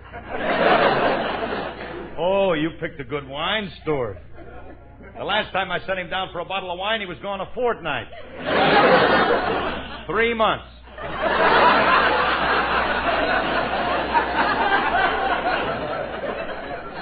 Look, Grogen, you're not having any party at my house. Now, don't be an antisocial schnook. Me and my friends are going to have a party for Red Cross, and we're going to have a hair. But, Grogen, you... Red Cross? Well, why didn't you say it was for the Red Cross? Well, but this Red Cross... Now, we know the Red Cross is a wonderful organization, and we'll be glad to let you have our house for the party. Well, yeah. Yeah, we're having a party for the Red Cross, yeah. Look, I have an idea how we can raise a lot of money for the Red Cross. Well, that would be appreciated. How you going to do it? Well, we'll have some entertainment at the party. I'll sing. Would you? And I'll sing too, Grogen. Must you? Look, I happen to have a good voice, and I'm going to prove it to you right now. They call you Lady Luck, but there is room for doubt. At times you have a very unladylike way of running out. You're on a date with me. The pickings have been lush. And yet before this evening is over, you might give me the brush. You might forget your manners. You might refuse to stay. And so the best that I can do is pray. Luck, be a lady tonight. Luck, be a lady tonight. Luck, if you've ever been a lady to begin with. Luck, be a lady tonight. Be a lady, luck, be a lady. Luck, let a gentleman see. Let a gentleman see. How nice a dame you can be. How nice you can be. I know the way you've treated other guys you've been with. Luck, be a lady tonight. Tonight, be a lady, luck. She doesn't leave her escort. It isn't fair. It isn't fair. It isn't nice. It isn't nice. A lady doesn't wander all over the room and blow on some other guy's dice. So let's keep the party polite. Never get out of my sight. Stick with me, baby. I'm the fella you came in with. Luck, be a lady. Luck, be a lady. Luck, be a lady tonight. Whenever you're ready, we ought to go steady. Luck, be a lady tonight. Luck, be a lady tonight. Luck, be a lady tonight. Luck, if you've ever been a lady to begin with. Luck, be a lady tonight. Stick with me, luck. Stick with me, lady luck. Let a gentleman see how nice a dame you can be. I know the way you've treated other guys you've been with. Luck, be a lady with me. Lady doesn't leave her escort. It isn't fair, it isn't nice. A lady doesn't wander all over the room and blow on some other guy's dime. It isn't nice. So let's keep the party polite. Never get out of my sight. Stick with me, lady. I'm the fella you came in with. Luck, be a lady. Luck, be a lady. Luck, be a lady tonight.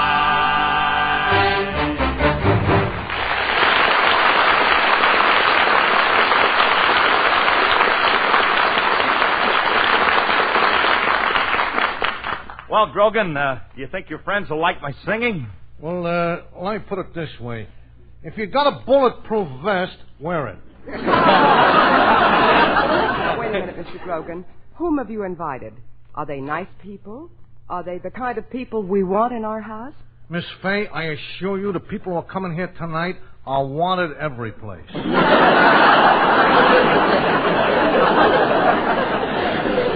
You can expect us about 8 p.m. I'll see you later. Hey, wait a minute. I'll go with you, Grogen. I got to go home and get dressed. I'll see you at the party, Curly.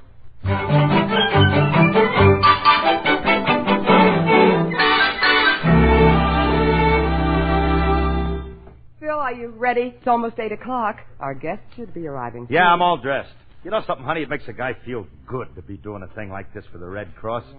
You know, I wouldn't be a bit surprised if... Oh, must be some of our guests. Come on, Phil. Let's greet them. Oh, I hope the people Mr. Grogen invited are nice. Well, they gotta be nice. After all, they're coming over for a Red Cross benefit. That's true, Phil. They must be fine people. Oh, good evening, gentlemen. Come right in. Hey, Shorty, get a load of the blonde tomato. Wow, that's for me. I seen her face. I'll toss you for it. Hold it. I'll toss you for it. I got something to say about this. Okay, we let you in on it. Odd man gets it. That's fair enough. Let's make it 2 out of 3. Wait a minute. She's my wife. Who you? I'm Phil Harris. Well, I ain't seen you around before. What mob you with? What's your racket? Well, on the radio. Didn't you ever hear of me? You ever been on the police course? No. Then we ain't never heard of you. Well, you must have heard of me. I'm... That must be some more guests. Yes, gentlemen, will you please excuse us? Just go inside and make yourselves at home. Don't worry about us. We'll find something to do. Yeah, we'll play a game. Come on, Shorty. Last one to the world safe is the rotten egg. Phil, what kind of people are those? Now, don't get excited, honey. They're just kidding around. Well, I hope the rest of the guests are more refined. Well, I'm sure they will be, honey. Well. Uh-oh, look, we better open the door. Right. Good evening. Hey, where's the bathroom?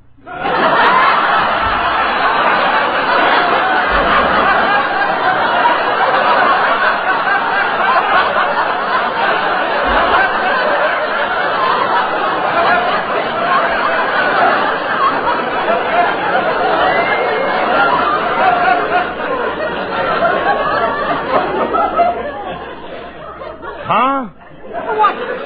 I want to wash the fingerprint ink off me hand. Oh, fingerprint ink. What? Well, at least this one's neat. Hey, won't you and your young lady step in? Okay. Well, don't stand there, stupid. Come on in. I'm coming. What do you want to hold a party in a dump like this for? Oh, I think it's a nice dump, Louis. Shut up! I'll introduce myself. My name is Louis the Lip. Well, how do you do? Is this your wife? Yeah, no cracks. Aren't you going to introduce her? What do you want to meet her for? But Louis! Shut up! She don't talk much, does she? Well, I'd like to introduce myself. I'm Alice Faye. And Alice this is my... Faye, the movie star. Will I be a trustee's uncle? I never thought I'd meet Alice Faye. You've heard of me? Naturally. I've been a fan of yours for the last 10 years. You have? Sure.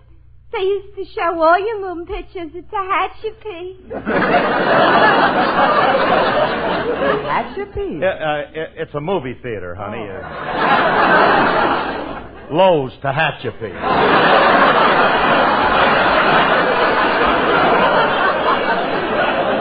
You won't believe this, but I saw every one of your films. I just loved you. You had such a wonderful shape. What happened? Well, it's not her fault. You see, she had a couple... Get up!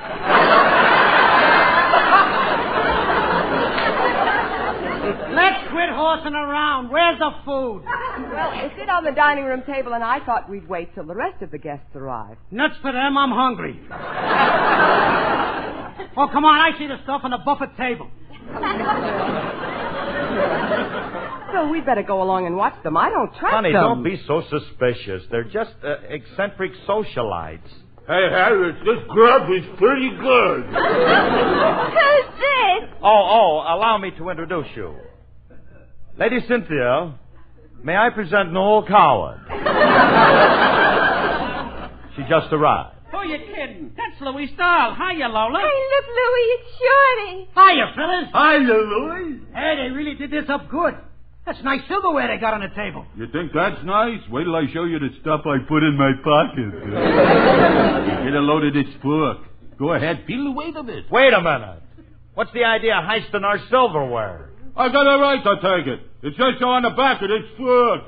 All it says on the back of the fork is sterling silver.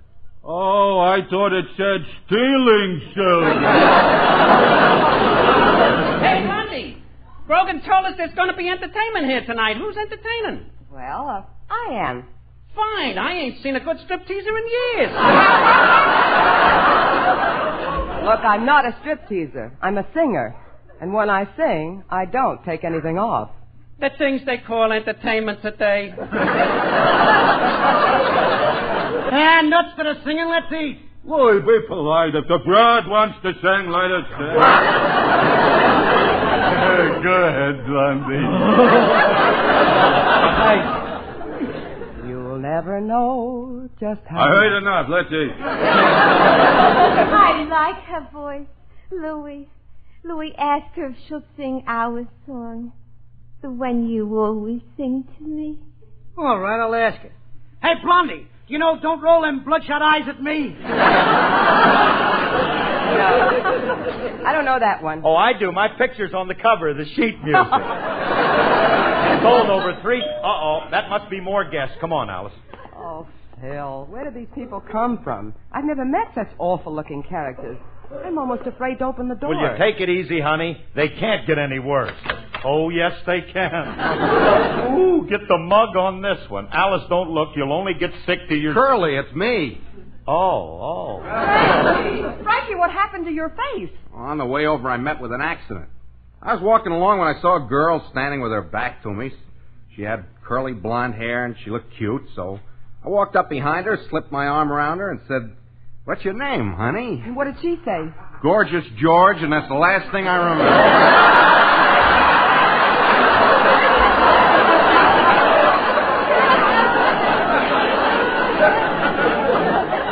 Well, look, Remley, come on in and meet the rest of our guests. I'd rather not. I feel self-conscious with my face in this condition. Believe me, they won't notice. We got a girl in there who looks worse than you, and she wasn't even in a fight.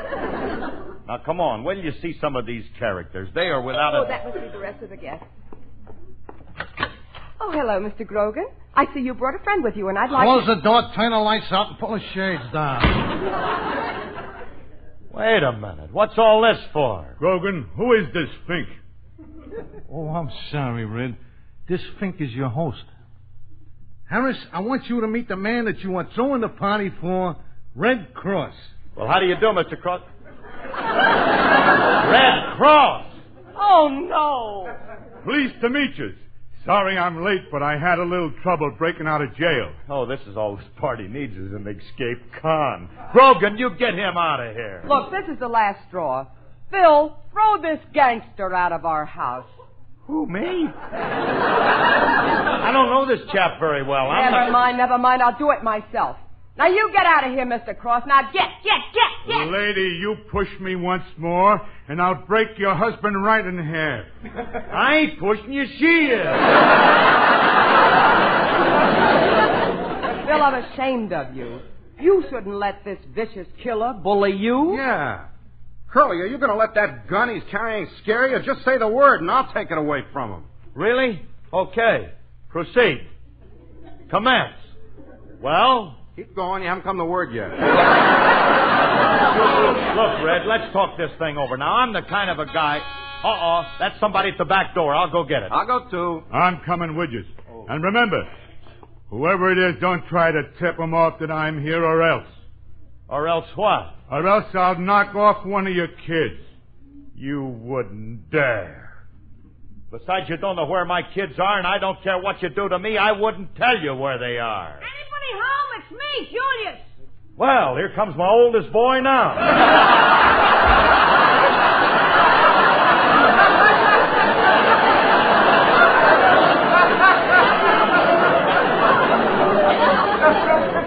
You're shot, Mr. Cross. Hiya, Mr. Harris. Here's the stuff you ordered for the party. Okay, punk, beat it. I'll take them groceries Get and your don't... hairy paws off of that salami.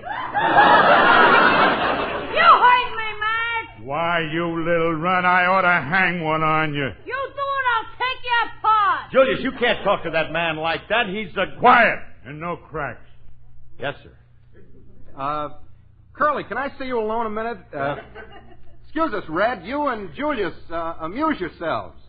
Maim each other or something. Hey, Curly. What? I got an idea. Come here. Don't give me a knife. Why don't you tell Julius who this guy is? Then he can go out and get the cops. That's a great idea. How am I going to tell him? The guy's standing right here. He's going to know what I'm saying. Not if you tell Julius in another language. You speak French? Happens to be my business. Hey, watch me slip this past Red. He won't have any idea what I'm talking about. Monsieur Julius, this man is a criminal. So you scramez-vous and call the police. The kid ain't calling no cops. Just my luck, he understands French. What are you trying to tell me, Mr. Harris? Julius, why don't you run along and, look, kid, if you should happen to see a man in a blue uniform, salute him. He may be a naval officer. Look, kid, you ain't leaving here because I'm going to... What was that shot? What's going on in here? Careful, Alice. Red almost shot me. How dare you take a shot at my husband? This time you've gone too far. I'm going to teach you a lesson. Stay away from me, lady. I will not take that. Ow! Oh! Curly, she knocked him out. Yeah. Alice, my hero. Hey, Julius, call the cops. I better call an ambulance, too. This guy's skull is cracked in 8 places. Yeah, it sure is. Alice, what did you hit him with? My money belt.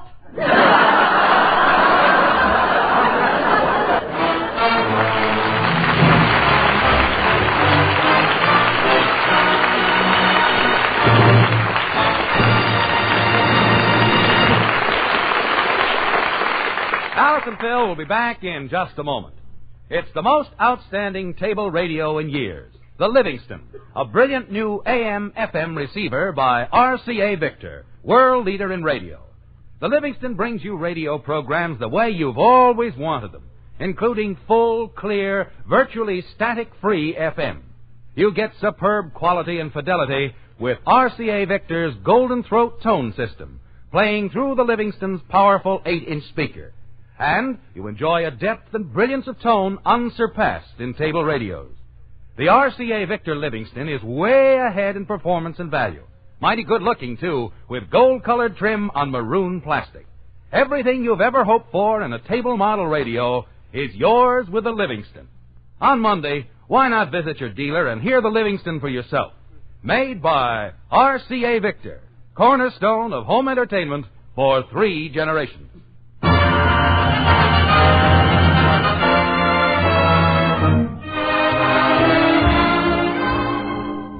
Folks, this is Phil again. A GI 2,000 miles from home needs help to fly to see his sick mother. A sailor's wife and children must have rent until his service allowance check clears. An old couple stand helplessly as muddy floodwaters wash away their home. Through your help, the Red Cross can answer their call. So give to the Red Cross this month generously. Thank you and good night. Good night, everybody.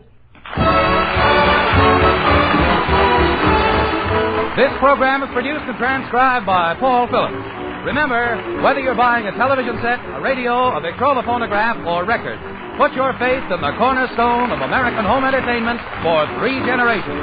RCA Victor, world leader in radio, first in television. Next, Theater Guild on the Air stars Red Harrison and Lily Palmer on NBC.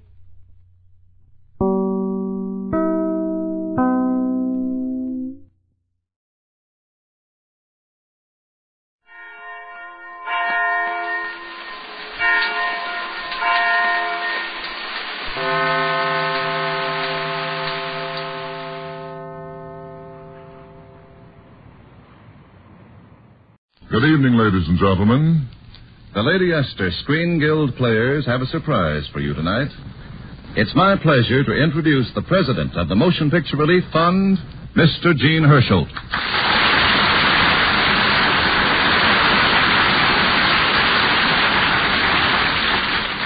Thank you and good evening. For our guests on tonight's program, we have Barbara Stanwyck, Basil Rathbone, and your actor Michael Curtiz, 3 of Filmdom's outstanding personalities who will offer... Just a minute, Gene. I thought Jack Benny was supposed to be one of the guests here tonight. Jack Benny? Yes. Well, he was, but he got a little temperamental, so so he's just not here tonight. But, Gene, Jack told me Look, Truman, let me explain the whole thing. When Jack found out that Michael Curtiz was going to direct Barbara Stanwyck and Basil Rathbone in a dramatic sketch, right away he wanted to muzzle in on it. Oh. So he called me up and tried to sell himself. I had a terrible time getting rid of him, and this is exactly what happened. Hello? Hello, this is Jack Benny speaking. I'd like to talk to Mr. Holt. Who? Mr. Holt. Mr. Hirsch Holt.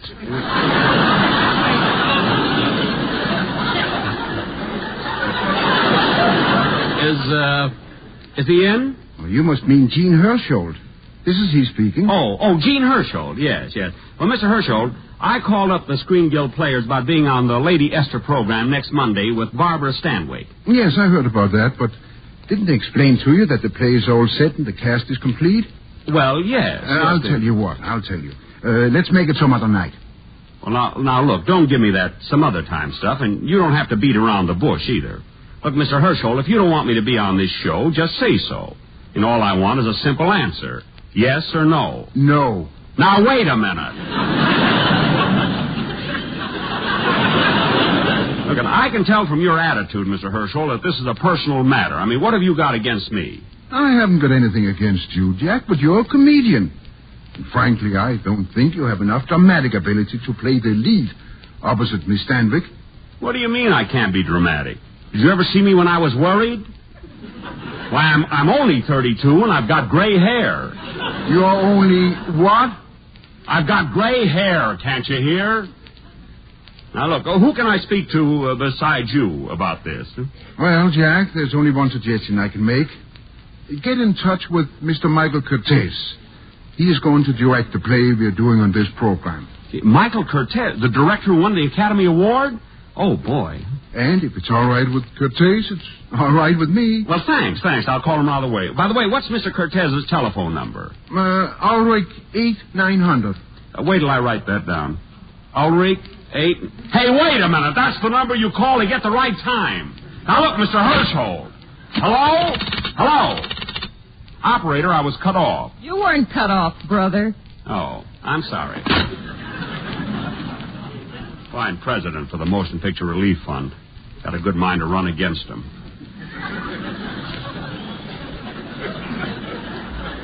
Now, let's see. Where can I get Curtiz's number? Oh, here's the telephone book right here.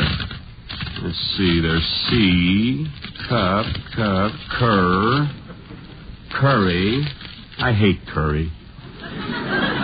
Why do they have to take chicken and spoil it with that stuff? Curtsy, Cortez. Oh, there it is.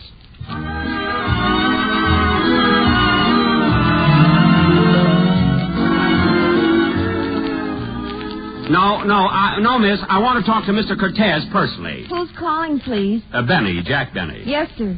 Is it about insurance or something? No, it's about acting. Oh. Please get Mr. Cortez on the phone. Yes, sir. Insurance yet. Haven't sold a policy since Warner Brothers picked up my option. In the first place... Hello? Oh, hello, Mr. Cortez.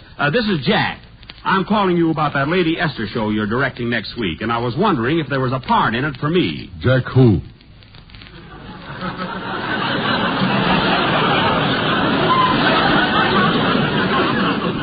Oh, pardon me, Benny. Jack Benny. Remember, we met once at a party at Marlene Dietrich's house. Marlene Dietrich? You know, the girl with the legs. All girls I know have legs.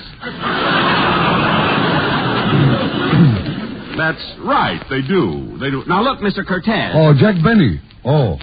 Are you the radio comedian? And violinist. Now, here's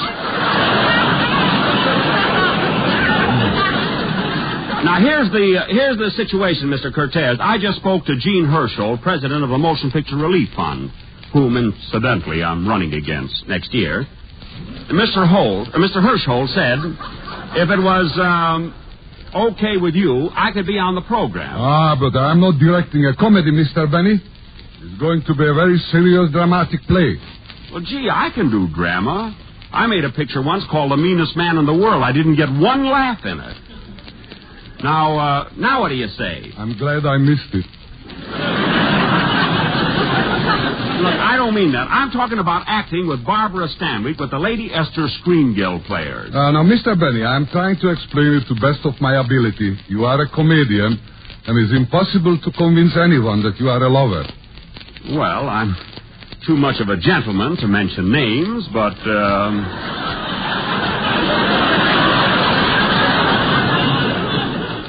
But there are a couple of girls at the Florentine Gardens that'll give you an argument about that, brother.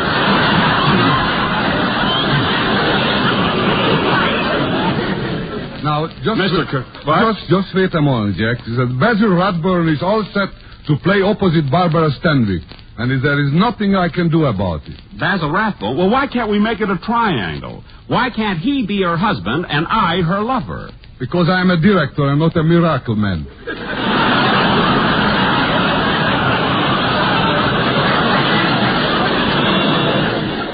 Well, I'll take care of the miracles.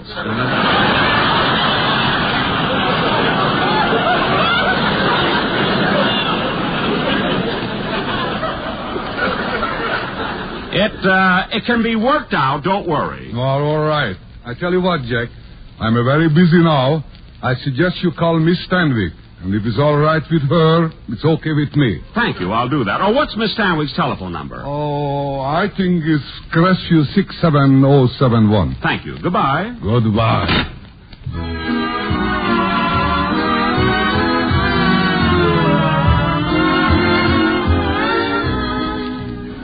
Hello? Joe's Fish Market.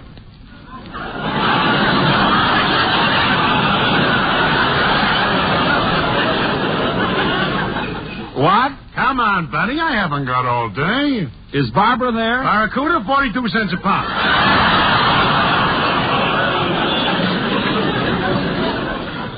Barracuda? Who is this anyway? This is Joe's Fish Market. Oh, I don't want any fish. I've got What's wrong with fish? Nothing. Boats going out every day, taking a chance with submarines, and you don't like the fish they bring back. Look, it isn't that. I just happen to call... It's guys like you that are eating up all the cows in this country.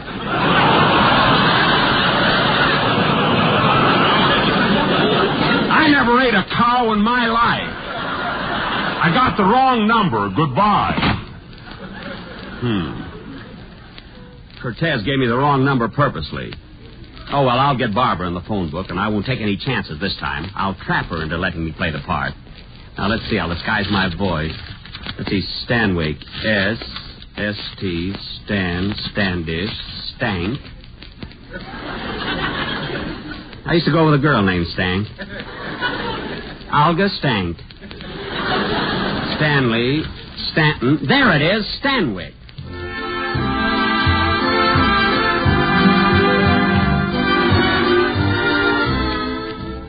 Hello? I'd like to speak to Miss Stanwyck, please. This is Miss Stanwyck speaking. Oh, my name is Fizzbucket.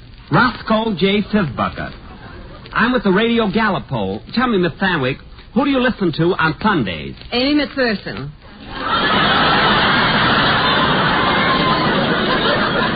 I see. Well, Miss Stanwyck, do you ever listen to Jack Benny? Oh, yes, I never miss him. He's wonderful.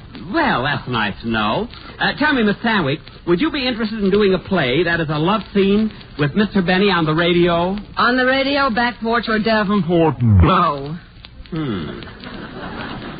But you just said he was wonderful. I don't mind listening to him, but I won't have him pawing me. Who said I was going to paw you? Just a minute. Who is this, anyway? It ain't Joe's Fish Market. Now, look, Barbara. Why, Jack Benny, you ought to be ashamed of yourself. Oh, I was only kidding. Now, Barbara, Mr. Cortez suggested that I call you about the Lady Esther show next Monday. Yes? Have you any objection to my playing the part of your husband in the sketch? But I understood Basil Rathbone was playing the part. Well, he's scheduled to, tentatively. But if you want me, all you've got to do is speak up. I said all you've got to do is speak up. Barbara, are you there? Yes? Oh. Well, I wish you'd think this over, Barbara. But, Jack, this part doesn't fit you. It has to be someone with a lot of sex appeal. Well, I have sex appeal. Gee, I was thrown out of the Palladium 3 times for dancing too close.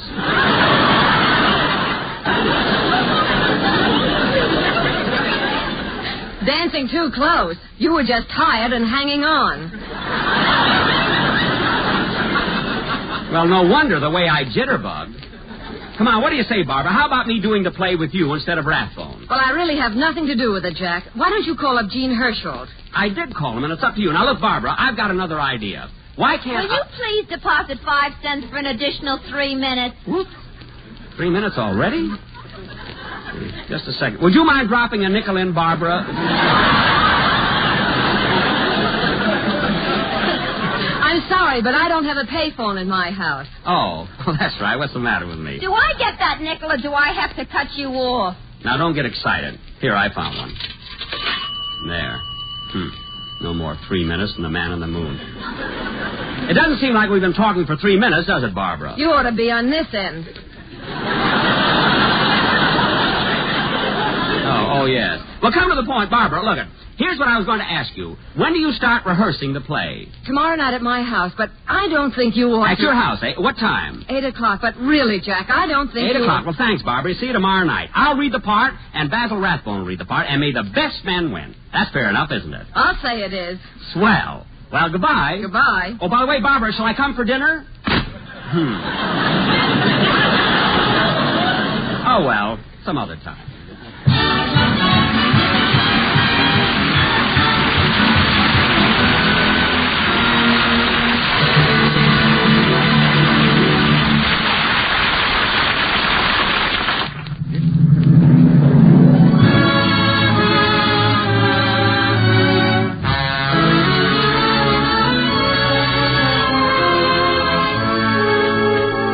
Mr. Hirschholt, what happened after that phone call? Did Jack Benny show up at Barbara Stanwyck's house? Yes, Truman. The next night about 7:30.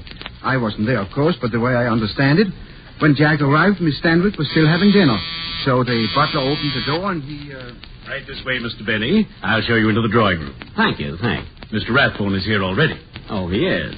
One of those anxious guys, eh? Say, this is a lovely home. May I take your umbrella, Mr. Benny? Oh, yes. I should have left it out in the hall. You know, it looked like rain when I started out. I was machine, dum-da-da-dum, bum-bum-bum. Well, Mr. Rathbone, I'm Jack Benny, the movie star. Now, how do you do?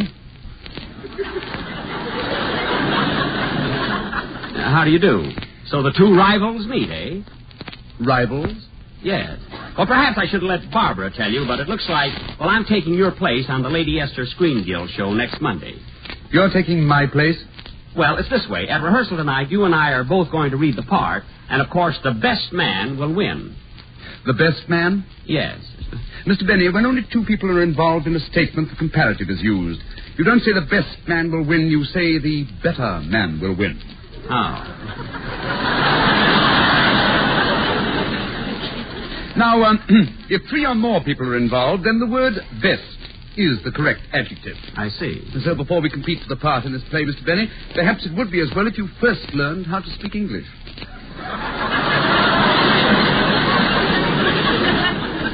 Well, for your information, Mr. Rathbone, I went to Waukegan High School 4 years, and I excelled in English.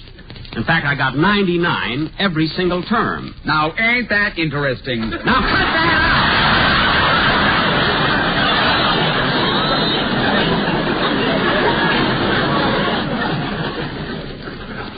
And getting back to the Screen Guild show, the way the script is written now, you play the part of Miss Tanwick's husband. Is that correct? That is correct and final. Well, that remains to be seen.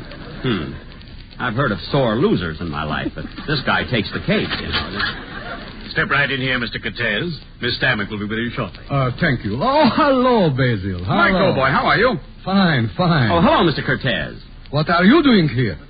Well, I just thought I'd drop around to see if I could... Now, listen, Mike. I don't know what this is all about, but I demand an explanation. Look, Mr. Rathbone. Explanation? That's what I want. Look, Mr. Cortez. I was under the impression that I was to appear opposite Miss Stanwick. Look, Mr. Rathbone. Of course you were. Look, Mr. Cortez. Then what is this all about? Look, Mr. Now, look! Now, Mr. Benny, when I spoke to you on the telephone, I thought I made perfectly clear Good evening, everybody. Well, here's Barbara. Hello, Barbara. How are you? Well, here we are. Just set the coffee down here, Richard. Yes, madame. Demi-tasse, Mr. Cortez. No, thank you. Coffee, Basil? Yes, please. I'll have some, too. Here you are, Jack. Thanks. Oh, Barbara, this is the better coffee I ever tasted.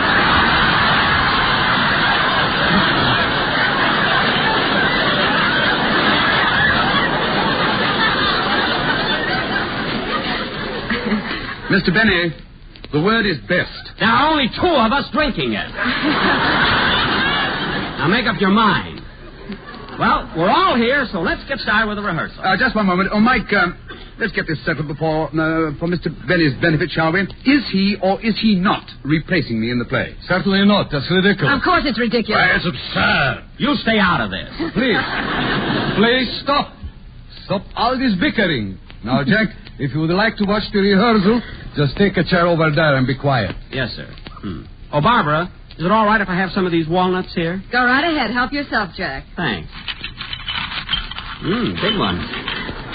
Jumbos.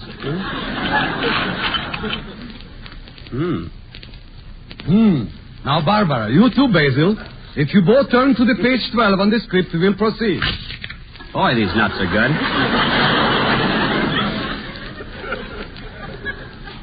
Sure are good. Now, Barbara, you are a wealthy society girl who is married to a New York stockbroker. That's you are, Basil. But he's not in love with you, Barbara. As the French say, it's a marriage of convenience. That was a tough one. Mr. Benny! Will you stop eating those nuts? Barbara said I could. Anyway, Mr. Cortez, I don't want to sit around here like a bump on a log. If I can't have the lead in the play, isn't there something I can do? All right. If it makes you happy, you can play the part of a butler. A butler? Okay. All right, here's your script. Thanks. Now remember, Barbara, you are the wife. Basil, you are the husband who doesn't understand her. And Jack? I'm the butler whom Barbara really loves. You are the butler, that's all. Okay. Heavens to Betsy. All right, Barbara. Now you start the scene. Remember, your husband is 2 hours late for dinner and you are a nervous wreck. I understand. Go ahead. Call for your butler. Yes. Oh, Smedley. Yes, madame. Smedley yet.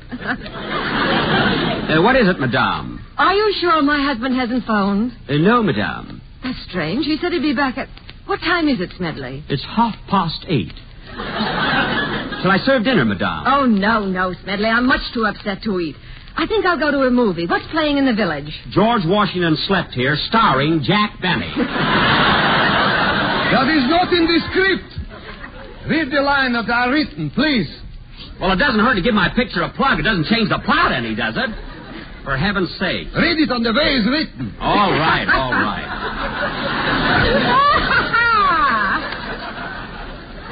Between Hirschhold and you, I don't understand anything.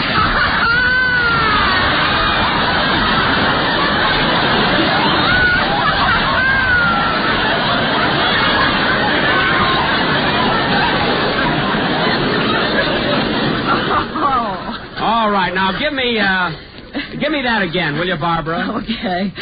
No, Smedley, I'm much too upset to eat. I think I'll go to a movie. What's playing in the village? Casablanca. How's that? Much better. And George Washington Slept Here. It's a double feature. Yeah. Jack, please. All right, I'll start over again. Shall I serve dinner, madame? No, Smedley, I'm much too upset to eat. I think I'll go to a movie. Is one of my pictures playing in the village? There can't be 3 features on one bill. Shut up! All right, all right. Now, Barbara, at this point, the husband entered the room. I'm ready, Mike. Oh, Mr. Cortez, let me ask you something. When Basil comes in, or Basil, by the way, how do you pronounce that? Basil or Basil? Mr. Rathbone. Oh, well, when Mr. Rathbone comes in... Just read the line, Jack. I handle the rest. All right, all right. Ready? Director. Ready, Basil? Yes. Make your entrance, please. Right. Oh, good evening, darling. So sorry I'm late. Oh, Ronald, you're always late and you're always sorry. It's been like this for months. What has come between us? If I only knew, maybe we could work things out. No, it's nothing, my dear. It's just that I've been so busy lately at the office. Let's forget it. Dinner is served. Oh, pardon me. I came in too soon.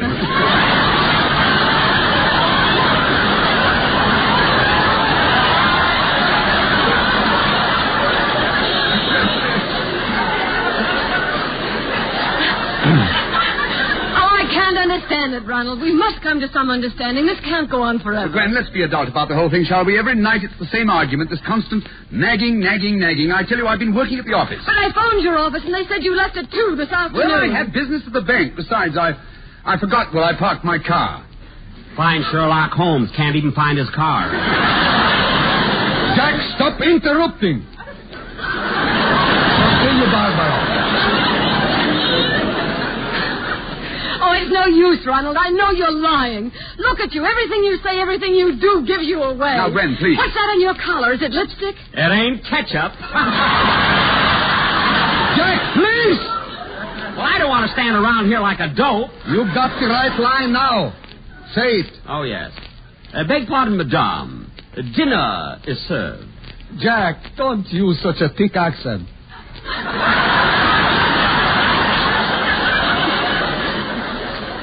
Well, now I've heard everything. Talk yet. Dinner is served. Ah, dinner. Come on, Gwen. We're not having dinner, Ronald. Not until we reached a definite understanding. But I'm hungry. Oh, Ronald, I can't go through another day of this uncertainty. I must know. Do you love me or not? Of course I love you. You're lying, Ronald. Lying. Very well, then I'm lying. Gee. You might as well know the truth, Gwen. I've never loved you. Never. Guy must be nuts or something. And if you weren't so stupid, you'd have known it a long time ago. Ronald, what are you saying? Gee whiz. I married you for your money, that's all. Everybody else knows it. And if you weren't such a silly, blind little fool, you'd have realized it yourself. Oh, stop, Ronald, well, stop. Well, now that you know how things stand between us, the sooner you divorce me, the happier I'll be. No, I'll never divorce you, Ronald. I couldn't live without you. I couldn't. Tears, woman's tears. Oh, stop the dramatic. Ronald! I'm moving to my club. Smedley, pack my clothes. I wouldn't touch your dirty...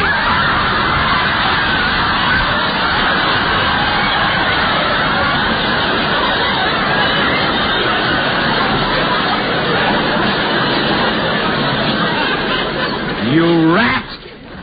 Jack, stick to your lines. You are the butler. I don't care. Continue, Basil. Well, goodbye, Gwen. I'm going to my club. Our attorneys can get together tomorrow. Don't go, Ronald. Please don't go. Oh, stop hanging on to me. But I won't give you up. I won't. Stop it, I say. Stop it. Let go of me. No. Then take that. Oh! That's the last straw. Tear off your coat, Rathbone. But, Jack, this is only a play. Play nothing. Put up those dukes, Basil. Jack, if you don't behave yourself, you can't be in the play. The heck with the play. If you think I'm going to stand by and see this cad strike the woman I love. The woman you love? Yes, Barbara. You might as well know it now. I've been crazy about you for years. But Jack, please. I don't care who knows it. I don't care if the whole world knows it. I love you, Barbara, as I've never loved before. I know you'll never feel the same way about me, so I'll walk out of your life forever. But before I go, kiss me.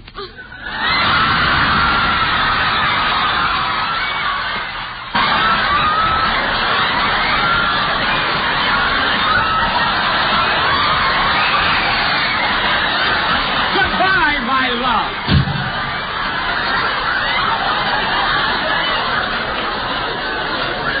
Wow. Now I know why they call him the Waukegan Wolf.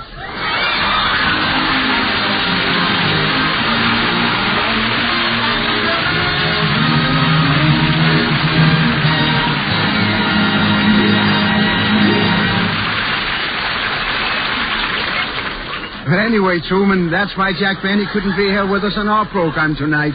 Oh, well, Gene. Maybe it's just as well.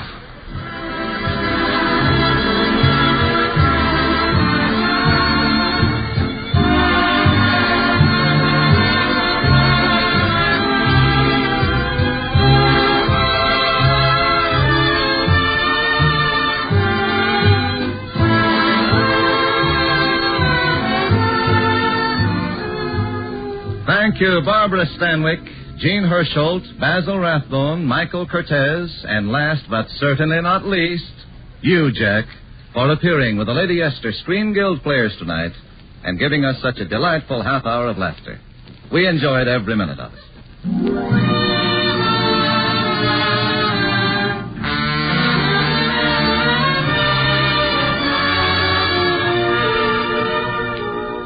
Next week, the Lady Esther Screen Guild players will present Hello, Frisco, Hello. It will star Jack Oakey, Jenny Sims, and Dick Powell. Be sure to listen. Jack Benny's next release will be The Horn Blows at Midnight. Barbara Stanwyck has just completed the picture, My Reputation. Michael Cortez, director of the Academy Award winner Casablanca, has recently completed Passage to Marseille. All Warner Brothers productions. Basil Rathbone will soon be seen in the Metro-Goldwyn-Mayer Technicolor production, Bathing Beauty. Gene Hirschholt can be heard every Wednesday night on his own radio show, Dr. Christian. Music on tonight's program was arranged and conducted by Wilbur Hatch. This is Truman Bradley speaking for Lady Esther, saying thank you. And good night, everyone. This is CBS, the Columbia Broadcasting System.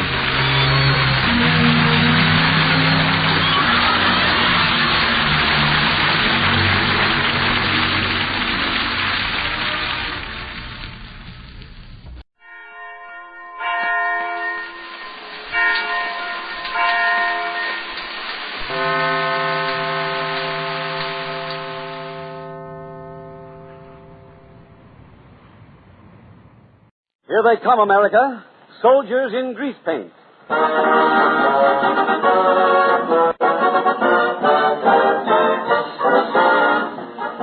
Ladies and gentlemen, this is truly a program of Thanksgiving. It is a salute to the patriotic fervor of men and women from every branch of the theatrical profession who have done such a magnificent work entertaining the members of our armed forces both here and overseas. It is an humble acknowledgement of the ceaseless and untiring efforts of another group of self-effacing people, the workers who comprise USO Camp Shows, the organization that makes the wheels of a huge and complex machine run smoothly. In the next 45 minutes, you will hear from almost every corner of the globe. Washington, Guadalcanal, San Francisco, Panama. Here in our Hollywood studio is another battalion of soldiers in Greasepaint. There's Jack Benny, Judith Anderson, Francis Langford, Kay Francis, John Garfield. But to read the entire roster of names would deprive you of precious minutes of enjoyment. So let me turn the microphone over to a gentleman who will help manage the proceedings, your first host for this morning, Bob Hope.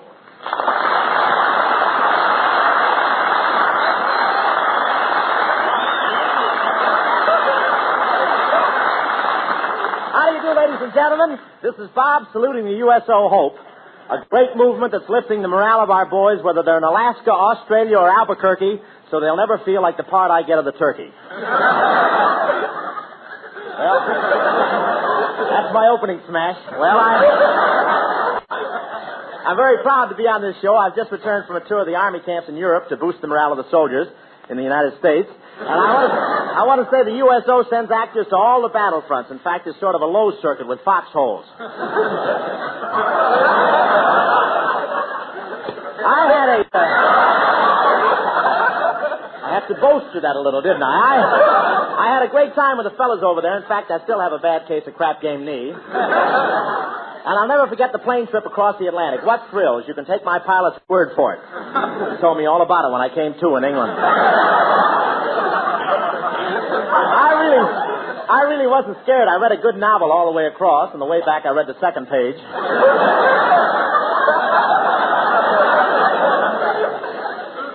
I wasn't nervous, but I was shaking so hard the pilot cut out both motors and my knees kept the plane in the air. Halfway across, the stewardess tapped me on the shoulder and said, in case of trouble, the pilot is the last one to leave the plane. I said, why tell me? She said, well, I don't want to make you nervous, but there he is down there.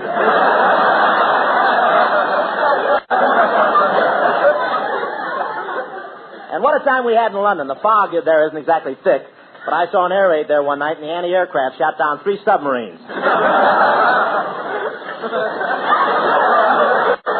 Most of the time, you can't be sure whether it's fog or Churchill cigar, but we had a great trip. But it's wonderful to come back to this country again, because you know that no matter how long you've been away, you'll see the same upraised arm. Head, who's that? Is that my Crosby? What was that? But it's great to get back, because no matter how long you've been away, you'll see the same upraised arm and the Statue of Liberty and the same face looking out of the White House window. And now, ladies and gentlemen, it's my pleasure to present a great guy, an up-and-coming young fellow who made a great name for himself on the dugout circuit, one of radio's foremost, Jack Benny.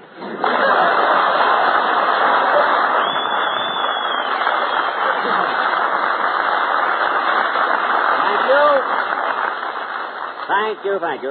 Say, that introduction was a little ambiguous, Bob. You said one of radio's foremost. Foremost what? Well, I cleaned up part of the speech, Jack. All right. It originally said one of radio's 4 most obnoxious comedians. Oh, it did? Who are the other 2? Well, now that you got the program started, Bob, might be wise to do a little entertaining. Yeah. Well, what did you think I was doing out here, making an omelet? I left myself wide open, didn't I? Say, what's that thing under your arm? Did you just get through with the Palladium, Jack? What is that there? Oh, no, I'm going to a wedding. This is a violin. It's a Steinway and Sons. I'm going to play. Well, you're going to play? This is no time to play the fiddle. Why, that's ridiculous. People always love to hear me play the violin. Look, I took it with me on my trip overseas, and I played it while we were making the flight from Cairo to Sicily in a bomber. I heard about that. It was the first time anybody was ever strafed by his own pilot.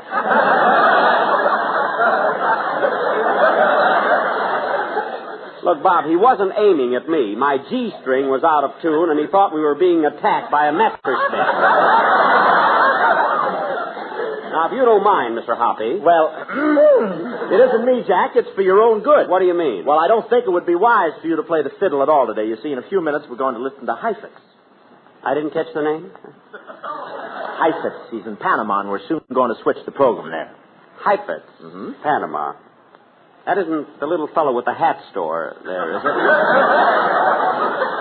No, that's the little fellow with the fiddle, Yasha Heifetz. He plays the violin, and he's in Panama. Oh, of course. I remember seeing him in a nightclub there. Yasha Heifetz and his Panamaniac. Great band. No, he doesn't play with a band. He's the Sinatra of the catgut. Look, the word is... It's not Panamaniacs anyway. The word is Panamanian. Look, Bob, I know what the word is, and I know who Heifetz is, too, but I don't see how my playing will conflict with his at all. Our techniques are totally different. Yeah, he only has to put it under one chin.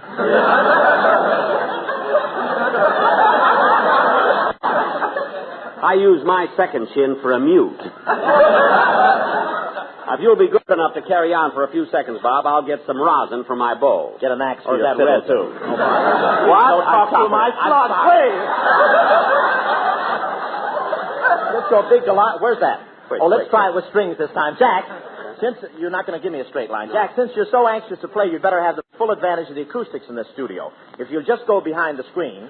Me behind the screen? Believe me, Jack, it's safer. Besides, we've fixed up a very delicate microphone for you. Well, that's very thoughtful of you, Bob. Oh, think nothing of it. The acoustics are important, I imagine. Let's see, now, where did I put my rod? Are you ready, Jack? Yeah, okay. Start playing. Ladies and gentlemen, this is the finest excuse anybody ever had to switch a program. Even if Benny wasn't playing, I'd be delighted to announce that you're going to listen to Al Jolson in New York. Take it away, New York.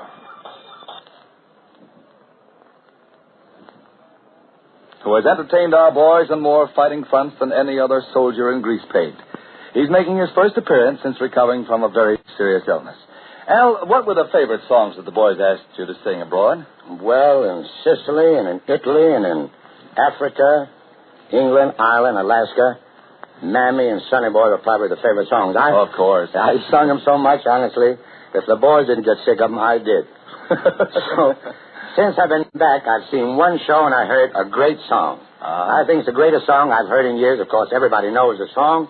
Maybe the boys haven't heard it over there. Will you sing it now? Well, I sing it. I don't want to tell you the name of it because the minute I do it, everybody will know what it is and probably tune out. So if you don't mind, Brother Miller, will you play K.I.B.M.?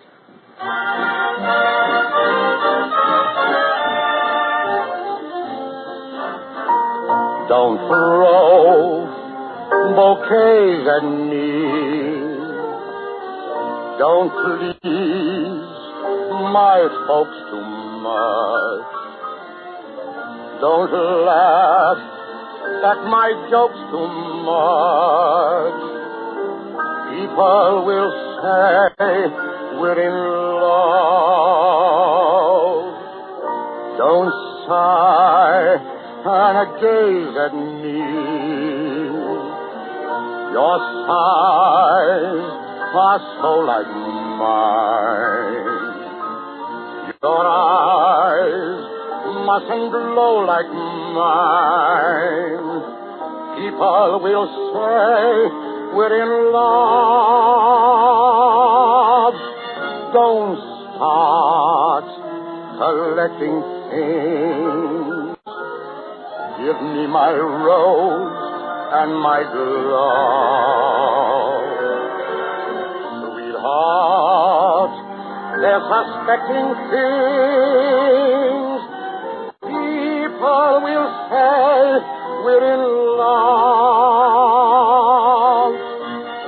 Don't dance all night with me till the stars fade from above. They'll see it's all right with me. People will say we're in love.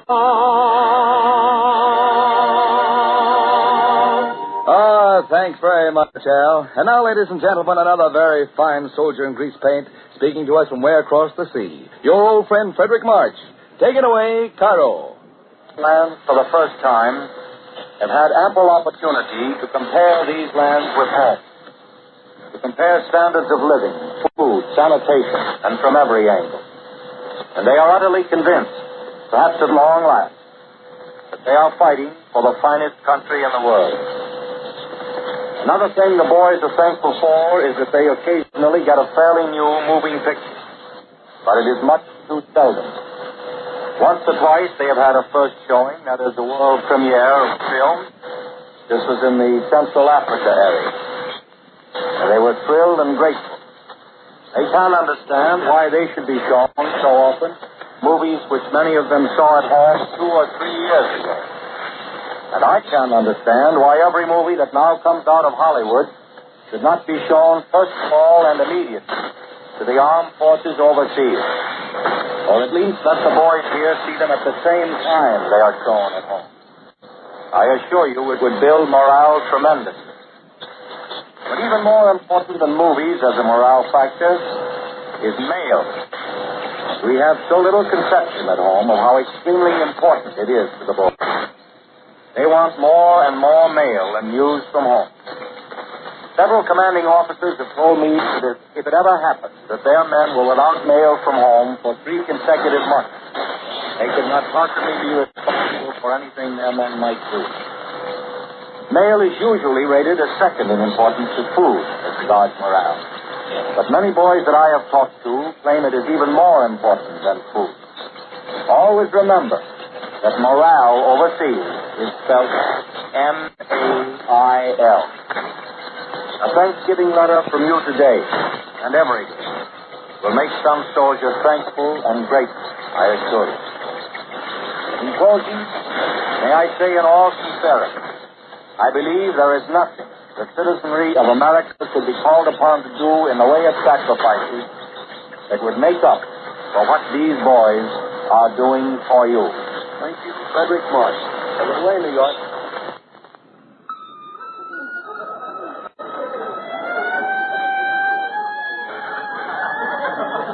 There, how was it, Bob? Oh, magnificent, Jack. I'm sure our listeners never enjoyed your fiddle as much as they did this morning. Oh, it was nothing. And Bob, it was really sweet of you. I mean, asking me to play 12 encores. Would you believe it? I wasn't even conscious that an audience was listening to me. You have no idea how it helped. You know, only one thing bothered me, Bob, from a musician's standpoint. I mean, you know how fussy I am about perfection. Well, when I reached the legato passage of Love and Bloom... Yes? Well, I'm afraid I put too much bravura in the tremolo, and I think I loused up the andante. You think anybody noticed it? Nobody, Jack. Not a soul. That relieves me. Jack, I've got a confession to make. When you started playing, we switched to New York. You switched to New York? You mean you cut me off the air? Well, we only stayed in New York 2 minutes. Oh, only 2 minutes. Then you switched back to me. Well, not right away. From New York, we switched to Cairo. Cairo. Oh, then you came back to me. Then you came back to me?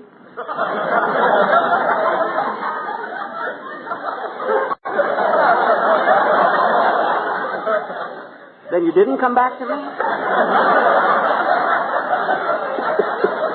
That's about all you can do with that line, anyway. I was going on till my Sunday broadcast with that. No, Jack, we didn't come back. Well, Bob, what part of my violin solo came over the air? The part where you loused up the andante. Well, of all the dirty tricks, what was so important that you had to cut me off to switch to Cairo and New York? You know? Well, there was artist, Frederick Marsh. I know he's good, but is he so good that I should be sacrificed? I'd understand it. You know, I don't know if you cut me off the air to hear somebody like Al Jolson, the world's greatest entertainer. But... Jack, when we switched to New York, we picked up Al Jolson. Him I can't stand at all. With your legs, you're lucky you can stand. Listen to Charles Atlas.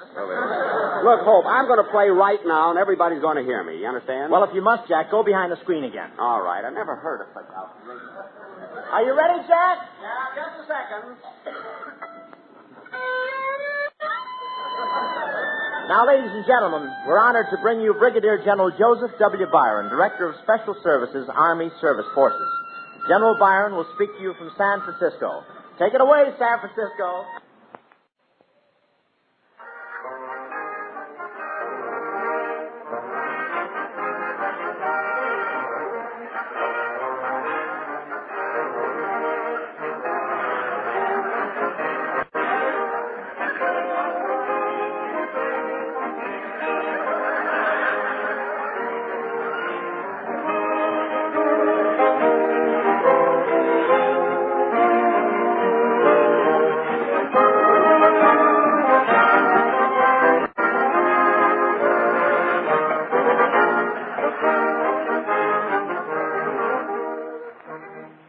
San Francisco.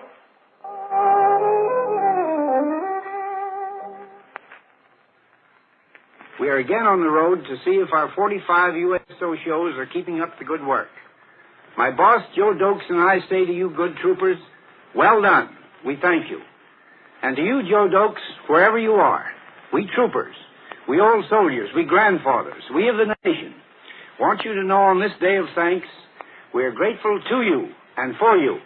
And we pledge, on our honor, to do our best, to do our duty to God and our country, and to help you at all times. Take it away, Hollywood.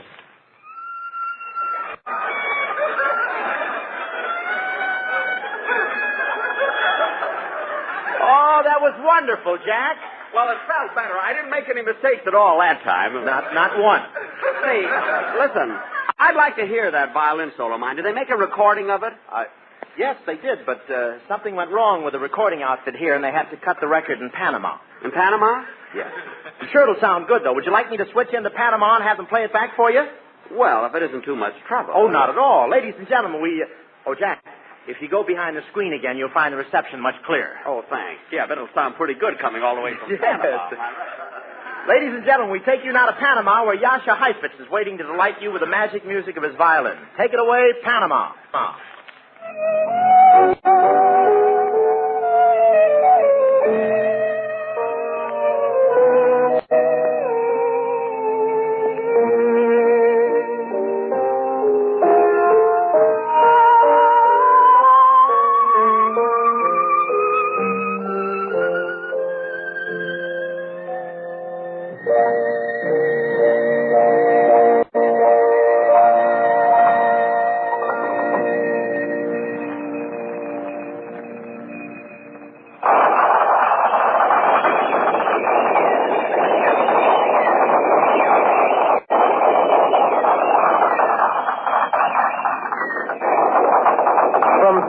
We have just presented a portion of the concert being given this morning by Yasha Heifetz, accompanied by Emmanuel Bay before an audience of Uncle Sam's Fighting Men.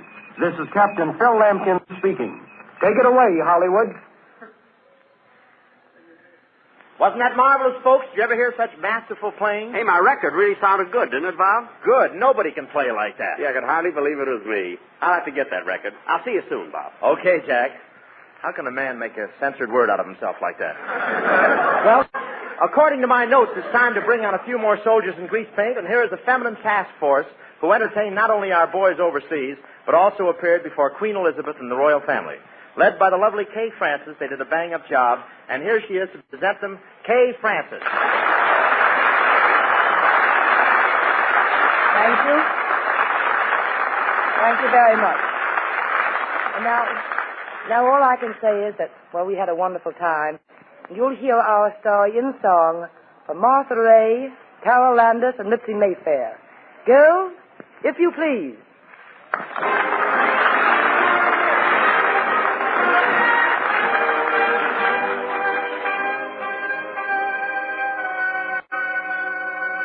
We shall not forget the buddies that we met Sunday, Monday, and always. We wore GI boots and long-drawered union suits Sunday, Monday, and always. We miss that sandy bed so snug to sleep at night. We miss those itsy-bitsy fleas and flies that bite and bite. Our hair done in the mood, a helmet for a snood. Sunday, Monday, and always. We were gaining weight. Beans were all we ate. Sunday, Monday, and always. Out of bed we'd roll, then bathe in a bowl. Sunday, Monday, and always. We knew the boys would meet and greet us like a pal. We brought the very things they needed for morale, our gal. So to those fighting men, we would go again. Sunday, Monday, and always.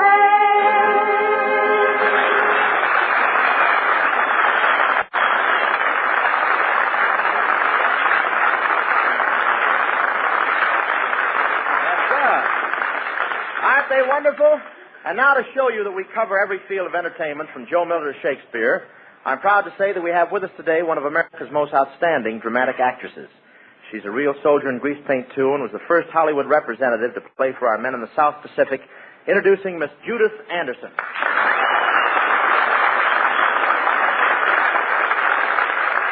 Most of you men who are listening to this Thanksgiving Day broadcast are far away from home.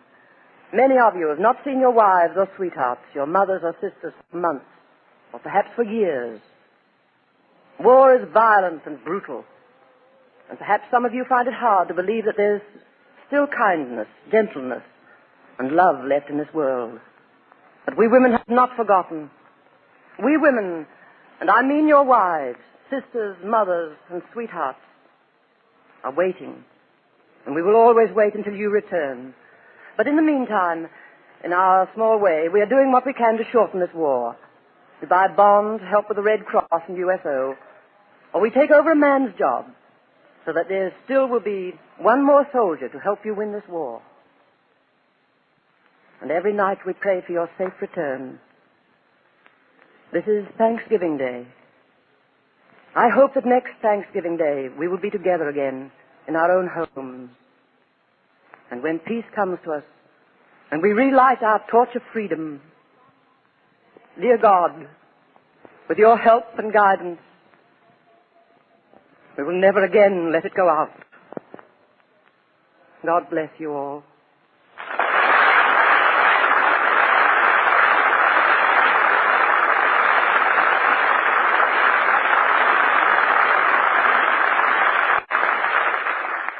Thank you, Miss Anderson.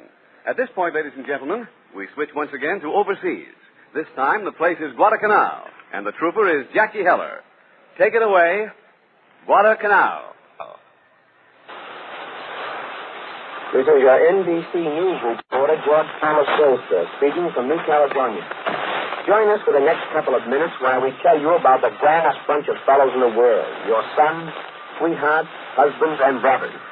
We're happy to present a star of stage, screen, and radio, known to you as 61 inches of song, little Jack Heller. Thanks, George, and hi, Mr. and Mrs. America. Where do you hail from, Jackie? Pittsburgh, Pennsylvania. Well, you're a long ways from the beaten path. What are you doing in this part of the world? Well, George, I'm proud to say that I'm here with the USO Overseas Camp Show, and with two other entertainers, Lou Parker and George Finkelberg. We're having a swell time doing shows for these boys who need and deserve them so much. And how long has you fellows been out? Going on 7 months. You expect to be around much longer? George, as long as there are troops to entertain, the sky's the limit. And today, Jackie, where have you been? Well, the Hawaiian Islands, New Caledonia, Espiritu Santos, and Guadalcanal. And how do you like doing one night in the South Pacific? Well, I think it's wonderful. A bit rough at times, but after we do our shows and see the boys laugh, yell, and just about tear down the house, as the saying goes, we realize that our work is not in vain. For the hour and 20 minutes we're singing and playing, we know we are giving them a little pleasure and enjoyment and bringing home a little closer to them. In fact, I often think that the men are the actors because whether it was a torrential rain, storm, or a very hot day, the show just had to go on. I know that you've had many experiences while touring here in the South Pacific, Jackie. I really have, George, but the biggest thrill I've had so far was when I was asked to join the men in their Yom Kippur services in Espiritu Santos. Singing hymns for the first time since leaving my father's choir many years ago brought back many memories. Believe me, it was a great thrill singing for and with the men. That's one last question. How do you find the morale of our fighting men out here? Morale, did you say? Out here in the South Pacific, morale isn't mentioned. It's here, there, and everywhere. It's the way the men talk, eat, sleep, and play. In fact, it's everything they do. Ladies and gentlemen, believe me when I tell you that the shows presented by the USO camp shows have aided immensely in maintaining the spirit. And your loved ones, they're the greatest and most appreciative audience in the world. And now on behalf of George Finkelberg, Lou Parker, and manager Lieutenant Benson, George Folster, and yours truly, here's wishing you the happiest Thanksgiving Day ever. Thank you, Jackie Heller. Take it away, Hollywood.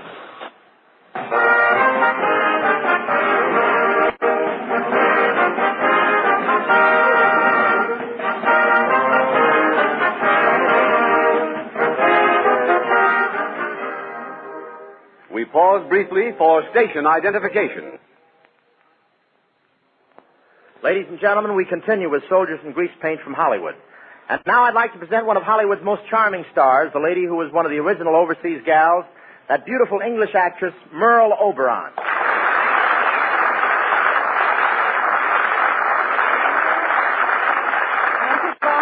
Thank you, Merle. You're a regular paper doll, aren't you, huh? Mind if I put my arm around you? Do you put your arms around all the paper dolls? Yeah, I'm from the Associated Press. Merle, I understand you recently finished a tour of the Army camps in England. Yes, Bob. I toured the camps with Al Jolson. You know him, don't you? Oh, yes, I know Al Jolson very well. We were in vaudeville together. Really? Yeah, before he sang, I used to run out and spread a doily under his knee. Bob, you recently got back yourself from England, didn't you? Yes, Merle, and I must say I created a sensation when I appeared at Buckingham Palace. Oh, yes, I heard you did. Bob, you know you're supposed to wear silk knee breeches when you appear before the king. You're supposed to wear silk knee breeches? That's right. You're not supposed to walk in with just your long underwear pulled up tight.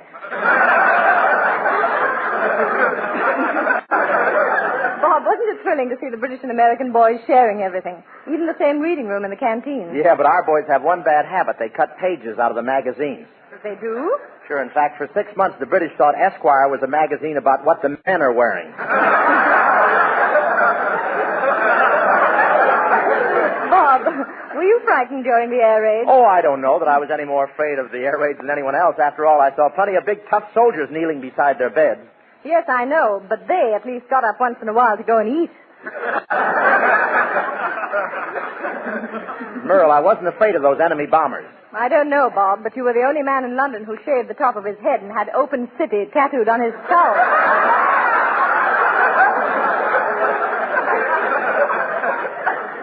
Well, I wasn't sure they'd see the white flag hanging on my nose. But I enjoyed playing those army camps, Bob, especially when the soldiers started giving me that old GI look. GI look? Yes, that means it's my Jeep, baby. Get in.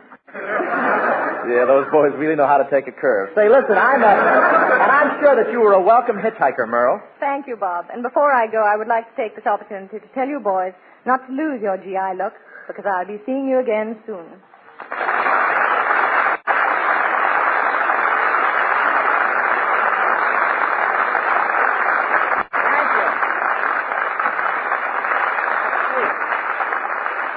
Thank you, Merle Oberon. And now another USO star who toured Alaska and the Aleutians, our old friend, Senor Professor Jerry Colonna.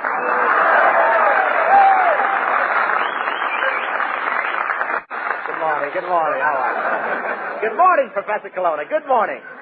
Morning. Is that what that stuff is out there? You look grand. Look at that stash. It's good today, isn't it? Yeah. Only man in the world can kiss a girl and give her the brush off at the same time. Professor, we had a lot of fun up there in Alaska, didn't we? Yes, indeed, we did. But one thing I want to know, Clone, about that Alaskan trip. Why were you always hollering mush, mush? Well, they made me wait for my breakfast. Not this morning, though. I was too early for it. Yeah, get in line. Say, when we came down through Alaska, did you notice those mounted policemen? Oh, there's nothing. No hope. I was a mounted policeman before I was born. You were a mounted policeman before you were born? How is that possible? I lied about my age.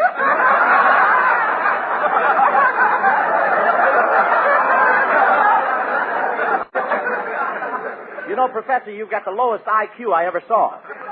I can't help it. My suspenders are loose.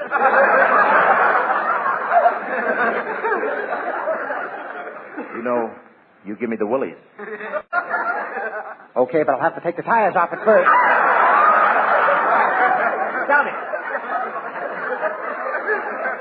Tell me, Professor. Yes? Did you like Alaska? Ah, yes. Wonderful place, Alaska. You know, Hope, I followed the Alaskan customs easily. I got so that I even tried whale meat. Yes, I know. I saw you one night struggling with that big hunk of blubber. Sir, you are speaking of the woman I love. So you had a lot of fun up there, huh? Ah, yes. The first day I was in Alaska, I met a lovely girl, and I sure enjoyed kissing her. Even if she had a funny snout and dark, glistening skin and two long teeth sticking out of her mouth. Colonna, you fool. That was a walrus you kissed. A walrus? Egad. So that explains why your mustache was longer than mine.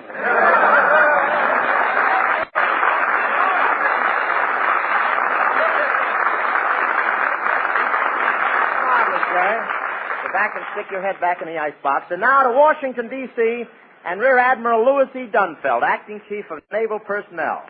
Take it away, Washington. In October of 1941, the War and Navy Departments jointly requested the organization of Camp Shows Incorporated in its present form. Since that time, many thousands, even millions of naval personnel, including the Marine Corps and the Coast Guard, have been privileged to hear the entertainers who are so familiar to the American radio audience. Realization of the privilege has helped to maintain the ties with home which naval personnel place so highly in rating the assets of life in a democracy. These entertainers, whom you hear on this program, have been to the far corners of the earth for the sole purpose of bringing joy to the hearts of men whose lives are otherwise filled with the reminders of war. In addition, many who cannot appear on this program have given their services. These services have been contributed gratis when the individual could afford to do so. But gratis or not, the same generous spirit has been common to all. The entire entertainment world of radio, stage, and screen has combined to contribute its bit to reminding the serviceman or woman that the American people are grateful for the service he or she is performing. In the background of this picture, but essential part thereof, are the musicians, the writers, the stage hands, the costume designers, and the many other unseen workers who contribute to make camp shows the great success that it is. The entertainment varies from the one-man show to a fair-sized company, and all are received with enthusiasm at home and abroad. These groups are being maintained in spite of the demands which war makes on the manpower of the entertainment world as well as on all other professions. The entertainers and workers deserve the gratitude of the Navy, and it is my pleasure to extend to them and to camp shows on this Thanksgiving Day the thanks of every man and woman who wears the uniform of the United States Navy, the Marine Corps, and the Coast Guard.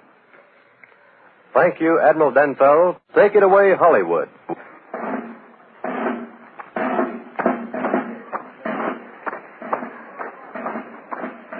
To the stirring rhythm of the military drums marches yet another squad of soldiers in greasepaint.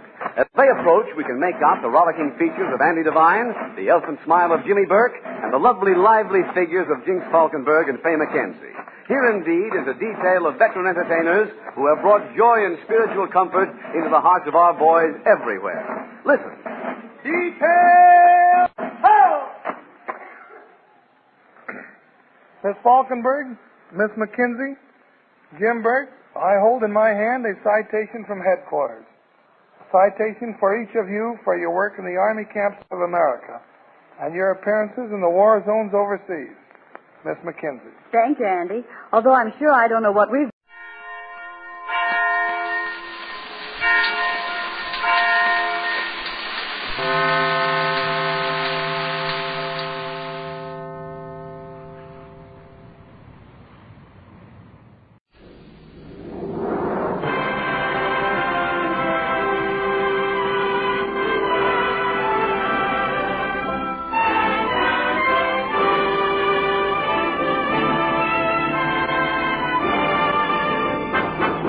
Ladies and gentlemen, Dennis Day.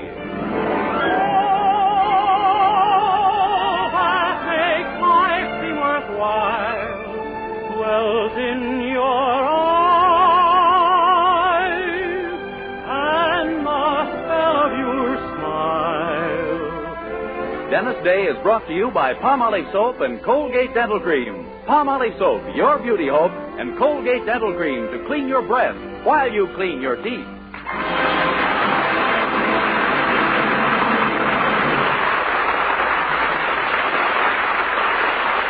The Dennis Day Show with Barbara Eiler, Bea Benaderet, Dink Trout, George Dooning in the orchestra, and yours truly, Vern Smith, is written by Frank Galen and stars our popular young singer in A Day in the Life of Dennis Day.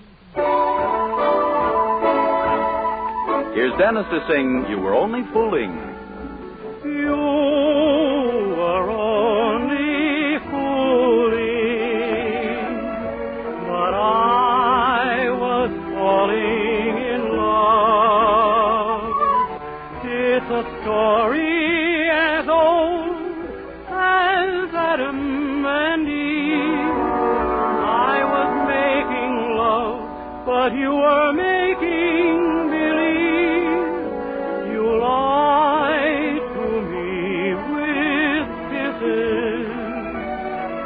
I tried to stop dreaming on, but you were only fooling me while I was falling in love.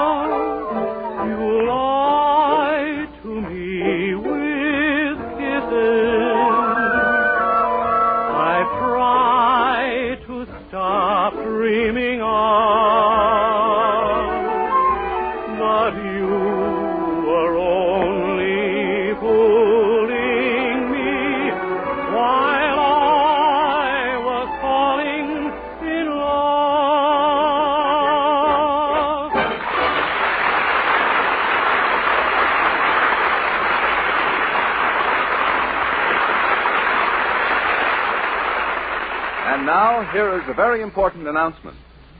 Palmolive Soap is giving away prizes worth $67,000, a grand prize of $25,000 in one lump sum, or $100 a month for life. And that's not all. There are over 2,000 prizes in Palmolive's big treasure chest contest. Ford sedan, Westinghouse laundromat, From Silver Fox scarf, Toastmaster toasters, and it's easy to enter. Complete the last line of this jingle. A fresher, brighter-looking skin is something I would like to win. I'll get Palmolive soap today.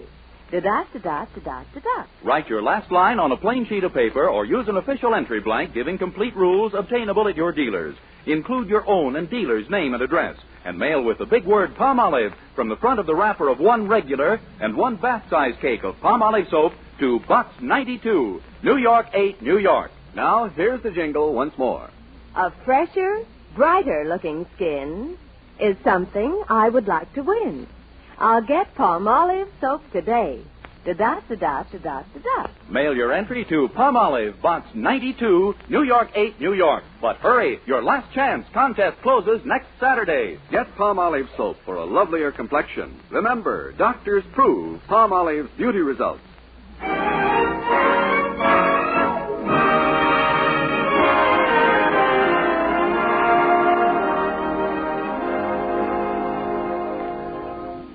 In this great land of ours, there are three glorious American traditions shared by nearly every family, which have truly transformed America into the land of hope. They are freedom of speech, the right to vote, and the rich relative. Now, to our friend Mrs. Anderson, the last of these has always seemed the most important, since in the Anderson household, the right to vote is exercised but once a year, and freedom of speech is limited strictly to Mrs. Anderson. So we can understand her excitement this morning as she bursts in on her spouse, clutching a letter in her hand. Herbert! What's up, passion flower? Look, this letter. Remember my dear, rich, sweet, darling, loaded Aunt Prunella with the $2 million? Guess what? She passed away? No, she's feeling fine. Oh, my deepest sympathies. Herbert, is that anything to say? You know I'm glad Aunt Punella's well. I hope she lives to be 90. How old is she now? 89? No. Now listen. She writes she's going to be out this way. I haven't seen her in 25 years, and she's never met you. You're going to wire her to come and live with us for as long as she likes. Live with us? But, Poopsie, you don't even like the woman. I've heard you say yourself that she's an old drip. Yes, but let's not forget what she's dripping with. And this is our big chance to get into that will, but good. But, Poopsie, there isn't even any place for her to sleep, unless you move Dennis out of his room and give her that. Are you crazy? I wouldn't give Dennis's room to a dog. She's going to sleep in your room, and you're going to sleep in Dennis's room. Our young hero, of course, is at this point blissfully unaware of his impending dispossession. We find him in his room looking at a newspaper as Mildred enters. Oh, hi, Mildred. Hi, Dennis. Going through the help wanted ads again? Oh, no. This is just a copy of my old high school paper. I saved it because my picture was on the front page. Oh, really? Let's see. Gosh, you look very handsome. Oh, sure. Cameras don't lie. But all it says under the picture is, this is Dennis Day of the freshman class. Uh-huh. Oh, gee, the fact that you were in the freshman class doesn't sound like front page news. It is when you've been in it for 5 years. Oh. And is your picture in all these other papers, too? Oh, no. I saved them because my sports articles are in them. I used to be a sports reporter for the paper. Honestly? Sure. I was really good, too. Listen to this. At 2 this afternoon, Hooperstown High and Jackson High clashed in the most vicious contest these old eyes have ever seen. It was man against man, heart versus heart, in a grim, bitter struggle which saw each player push himself beyond the limits of human endurance, regardless of consequences. I wrote that. Why, Dennis, that's wonderful. Oh, it was a pretty exciting checker game. Oh. Well, my goodness, Dennis, if you can write like that, why don't you try and get a job on the Weaverville Bugle? You mean with a real newspaper? Well, why not? Someday you might even have a column of your own. Give me one good reason why you couldn't be a Fulton Lewis Jr. Because his mother saw Fulton Lewis Sr. first.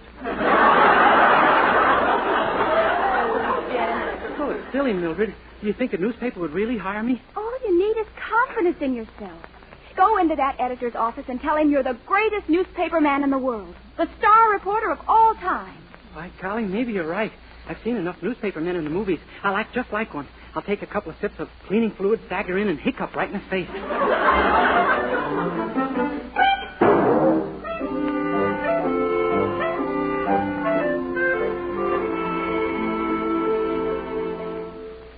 And you say you'd like a job with my paper, young man. That's right, pal. Scoops Day is the name. Greatest reporter who ever lived. If it's stories you want, I'll dig them up for you. I see. So you're a leg man, eh? Pardon? I said, so you're a leg man. Oh, no, sir. Even if I was, it wouldn't do me much good with the new look.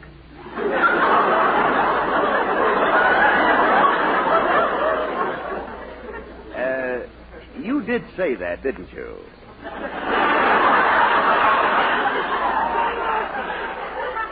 Say what? Let it go. I couldn't possibly have heard right. Well, tell me about your experience, Mr. Day. Have you ever been on a daily sheet? Oh, no. We change ours only once a week.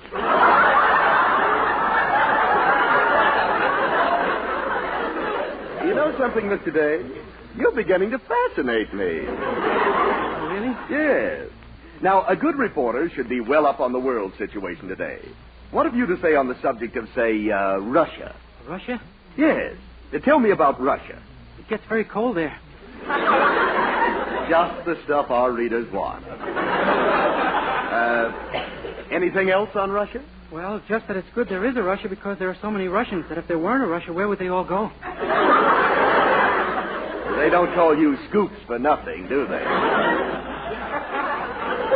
Now, what do you know about Japan? Well, Japan is different from Russia. Isn't it, though? Yeah, it's much warmer and has fewer Russians.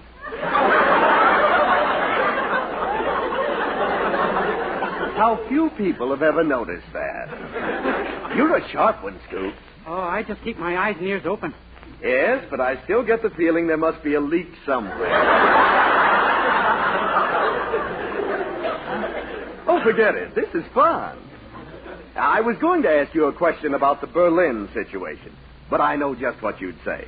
That he's written better songs than anyone else in the business. Well, he has, hasn't he? He has indeed. And now suppose we turn to politics for a while, huh? Well, I really don't know much about politics as I do about the farm stuff. Oh, come now. No modesty, Sue. No, really. Why don't you try me on sports? Oh, please, Mr. Day. I'm conducting this interview, and I feel you'd be much funnier on politics. Now, tell me, what do you think President Truman's chances are of being reelected this November? Oh, go on. You know very well he's been reelected already. Why, Scoops, you shocked me. You knew that, huh? Certainly. And I know who lost, too. Dewey. This is very disappointing. And I know why. It's just as well he did lose. Huh? But maybe this is something. Why? Because now he can go back and finish capturing Manila.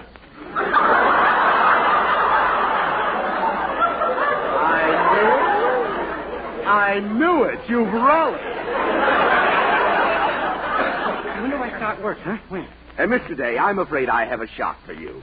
You've given me the most enjoyable afternoon of my life, but I just can't see my way clear to putting you on the staff. Oh, my gosh. I'm sorry. Goodbye, Mr. Day. It's been awfully frightening to have met you.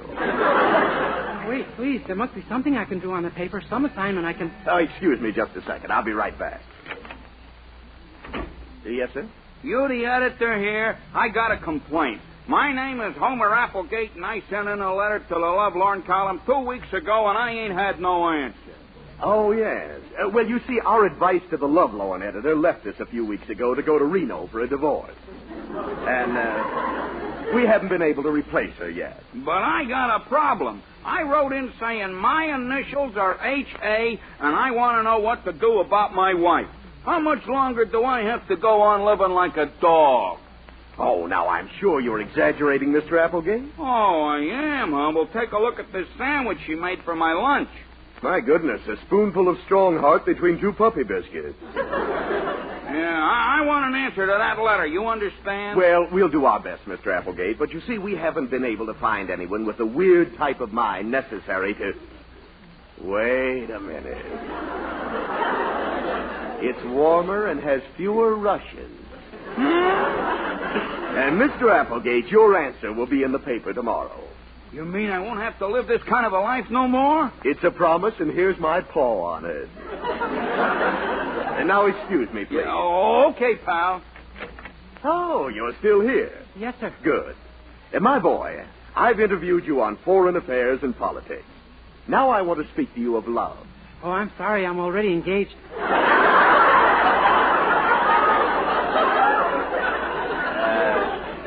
No, but I think I have a job for you. How would you like to be head of your own department on my editorial staff? Boy, oh boy, with my own office? You bet. And on the door, it'll say in gilt letters, private, Miss Abigail Allen.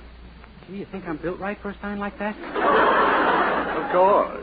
You're going to be our advice to the Lovelorn editor. Oh, my gosh. Stay right here. I'll be back in a minute with a copy of what every young boy should know.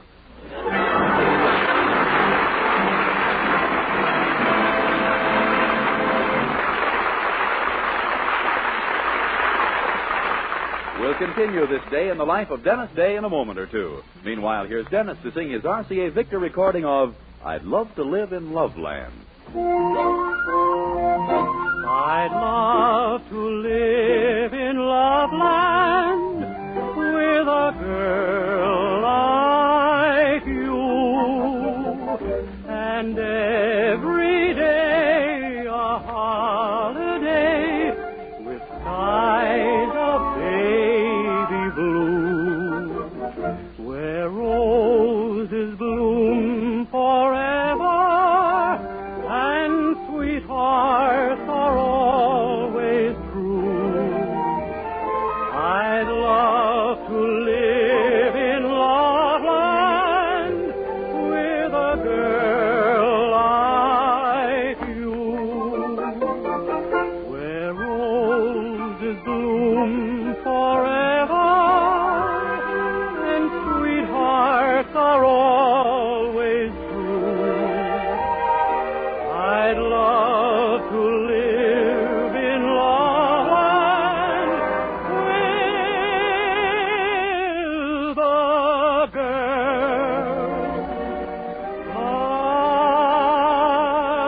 like you.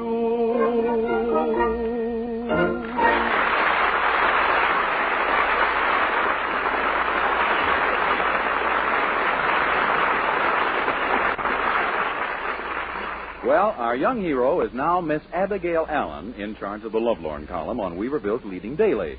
But let's leave him for a moment and return to the Anderson house, from which a Western Union boy is now running madly away after delivering a telegram to Mrs. Anderson. You hear, Herbert? Aunt Prunella coming to see us. You hear, Herbert? Yippee! Woohoo! Okay, please calm yourself. Don't get so head up. Who's head up? After all, kissing the Western Union boy that way. I can't help it. She's my favorite aunt and just loaded with my favorite stuff. The wire didn't say when she'd arrive, though, did it? No, just soon. That could... Well, come on. We've got to get busy moving you into Dennis's room and Dennis into the cellar. All right, Cockleshell. Incidentally, where's he been keeping himself? I've seen very little of him lately. Oh, I don't know. He has some mysterious job he won't tell anyone about. Just hints that he's making money by using his head. Really?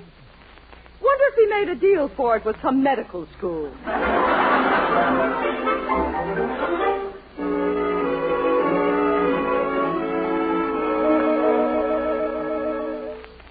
Gee, it was nice of you to ask me over to your office, Dennis. I think it's just beautiful. Oh, thanks, Mildred. Oh, I'm so proud of you. How do you like being Abigail Allen?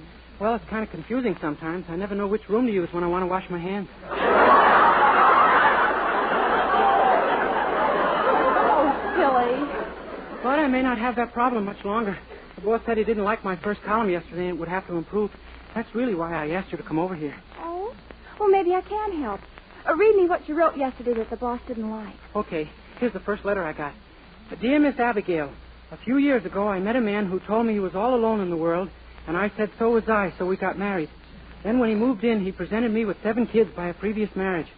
It's not that I mind him lying, but we have very little room on account of the 6 kids I had. Now, my problem is his 7 kids and my 6 kids are always beating up our 4 kids. What'll I do? Sign Lonely. Oh, my goodness. Well, what did you tell her? Oh, I'll read it to you. Dear Lonely, I suggest you have 5 more children immediately. According to my adding machine, you now have 17 kids. 5 more will give you 22, or enough for 2 football teams, which will keep the kids occupied. This will leave you and your husband free to raise another team to play the winner.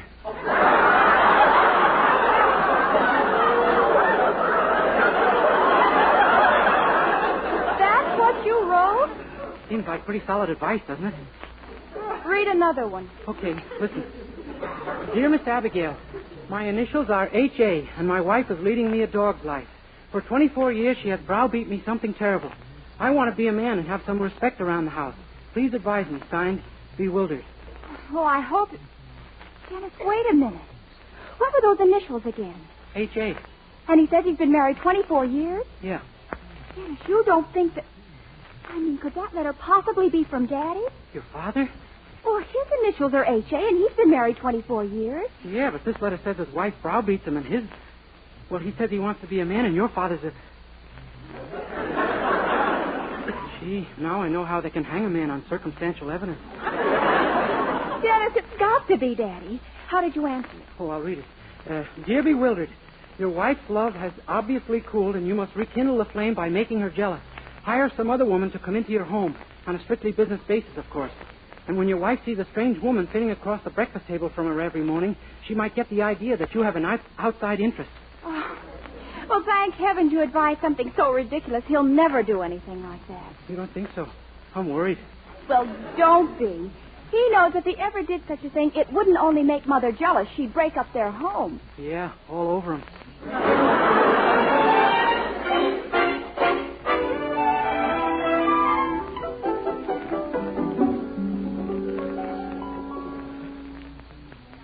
That's funny.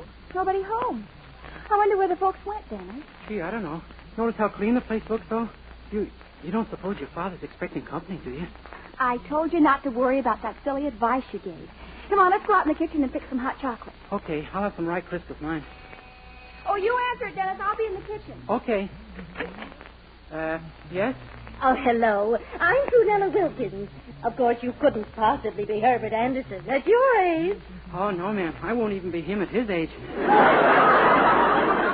I'm Dennis Day. I live here. Oh, well, I'm sure we'll get along fine when I move in. When you're moving in? Why, certainly. Herbert Anderson wired and asked me to live here. Holy smoke, so he is a dope. I beg your pardon? Excuse me a minute. I'll be right back. Have a seat. Mildred, my advice. She's out there. The woman. Your father sent for her. Oh, I tell you, there's no fool like an old fool when he listens to a young fool. Dennis, are you serious? She's here, Mildred, ready to take up residence with 2 suitcases. Probably full of seductive black lace red flannels to wear to breakfast. Dennis, we've got to get rid of her before Mother gets back. It's our only chance. Tell her something, anything, to get her out of here. Okay, I'll try. Sorry to have kept you waiting, ma'am. Oh, that's all right. Well, I'm rather tired. Do you happen to know where I'll be staying here? No, it's kind of hard to tell. The last one he invited is under the rose bush. There's 2 under the garage floor, and a couple of them he just ran through the mixmaster. What? What did you say? Oh, didn't you know about Mr. Anderson's hobby? Why, no. What hobby? Oh, he's sort of an amateur butcher. Not the kind that cuts up steers or chickens. He kind of specializes. Specializes? Yeah, only people. May I take your coat, please? Young man, are you crazy? Do you know what you're saying? Don't believe me, huh? Didn't you notice the front lawn as you came in? What about it? You don't think grass ever got that green from Bigelow, do you? May I take your coat? No, you must be mad. Why, Clara wouldn't... She couldn't marry a man who... Who do you think helps him with his work? Clara Anderson? Better known in undertaking circles as Crocum Good Clara, the Cleaver Kid. No. Yep, she cuts them and he grades them. Now I know you're crazy. And if you think I'd stay in this house another instant with a madman... Well, sorry to see you go, lady, but if that's the way you... Dennis, why have you got all the lights burnt? Aunt Trudy! Huh? Darling, you're here. Don't you come near me, Clara Anderson. Now that I see you in a strong light, this boy could be telling the truth. What? Why, Aunt Prunella, you... You keep away from me, too, you croaker, you! Me? I'm in the furniture business. I won't stay in this house one single second.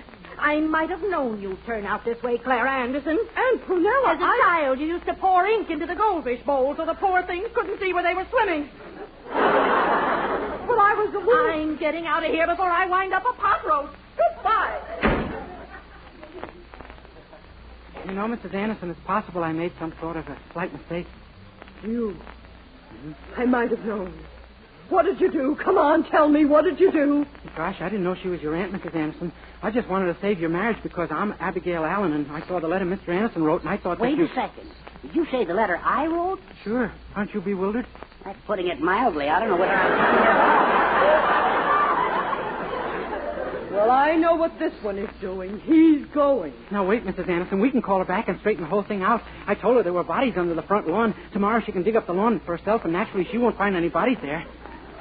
Oh, she won't, huh?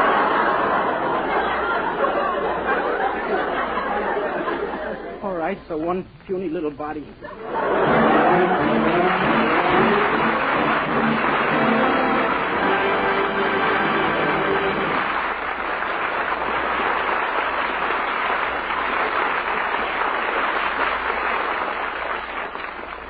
Colgate Dental Cream cleans your breath while it cleans your teeth. No other toothpaste cleans teeth better than Colgate Dental Cream.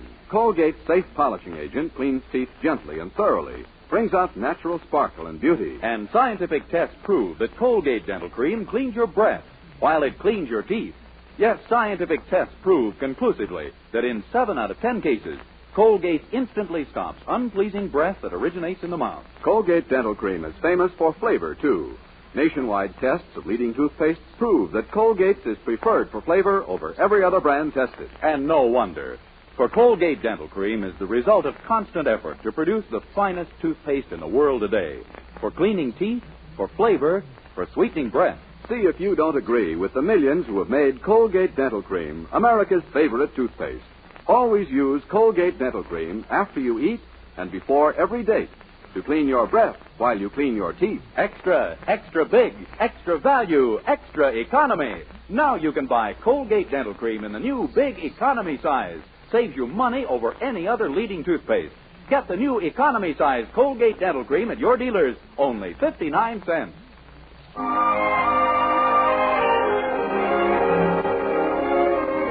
With George Dooning in the orchestra, here's Dennis to sing the lovely ballad, Until.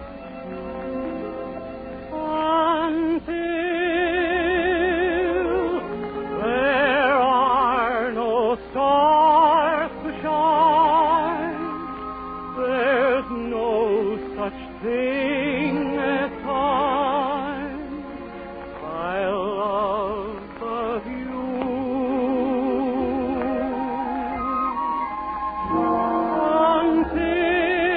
until there are no songs to sing.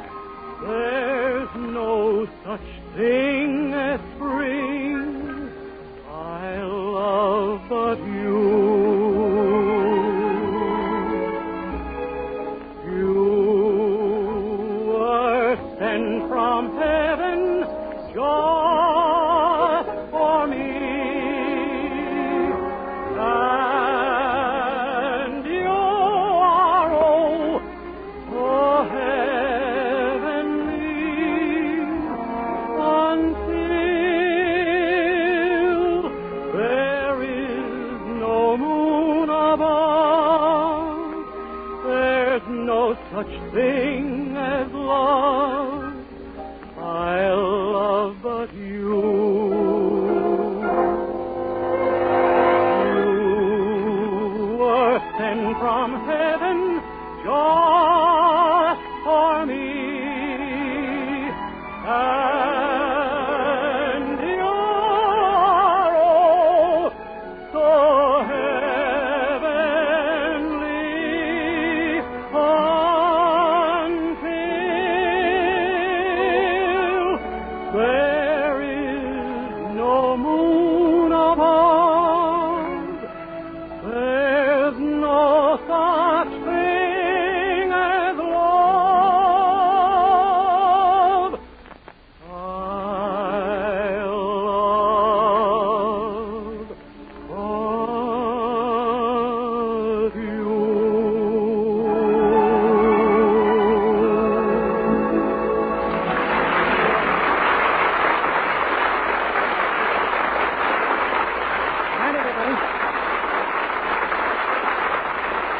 Next week, tune into another Dennis Day Show brought to you by Palmolive Soap, your beauty hope, and Colgate Dental Cream to clean your breath while you clean your teeth.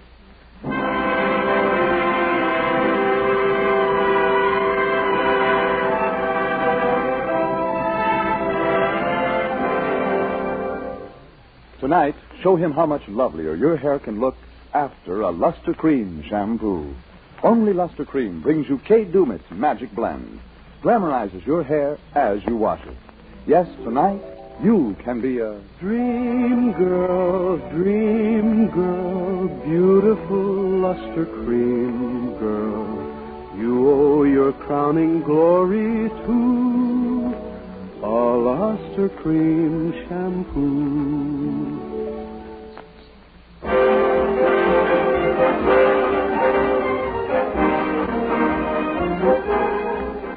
Listen again next week to Colgate's Hour of Fun, Judy Canova, followed by Dennis Day. And for another great comedy program, hear Blondie next Wednesday evening over your favorite NBC station.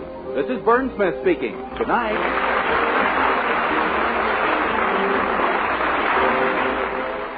This is NBC, the National Broadcasting Company.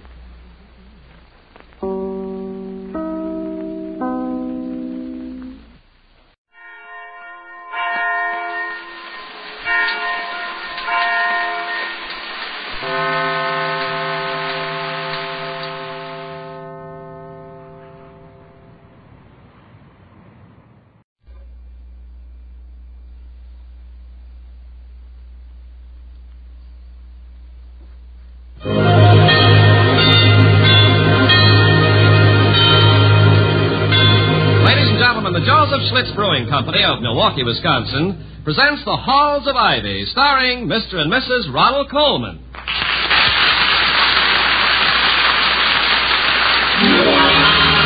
When there's beer on your mind, your best thought is Schlitz, the beer that made Milwaukee famous.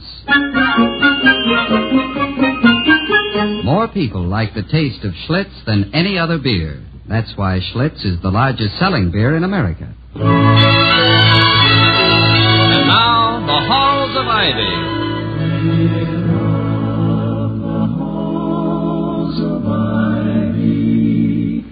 That surround us here today, and we will not forget, though we be far, far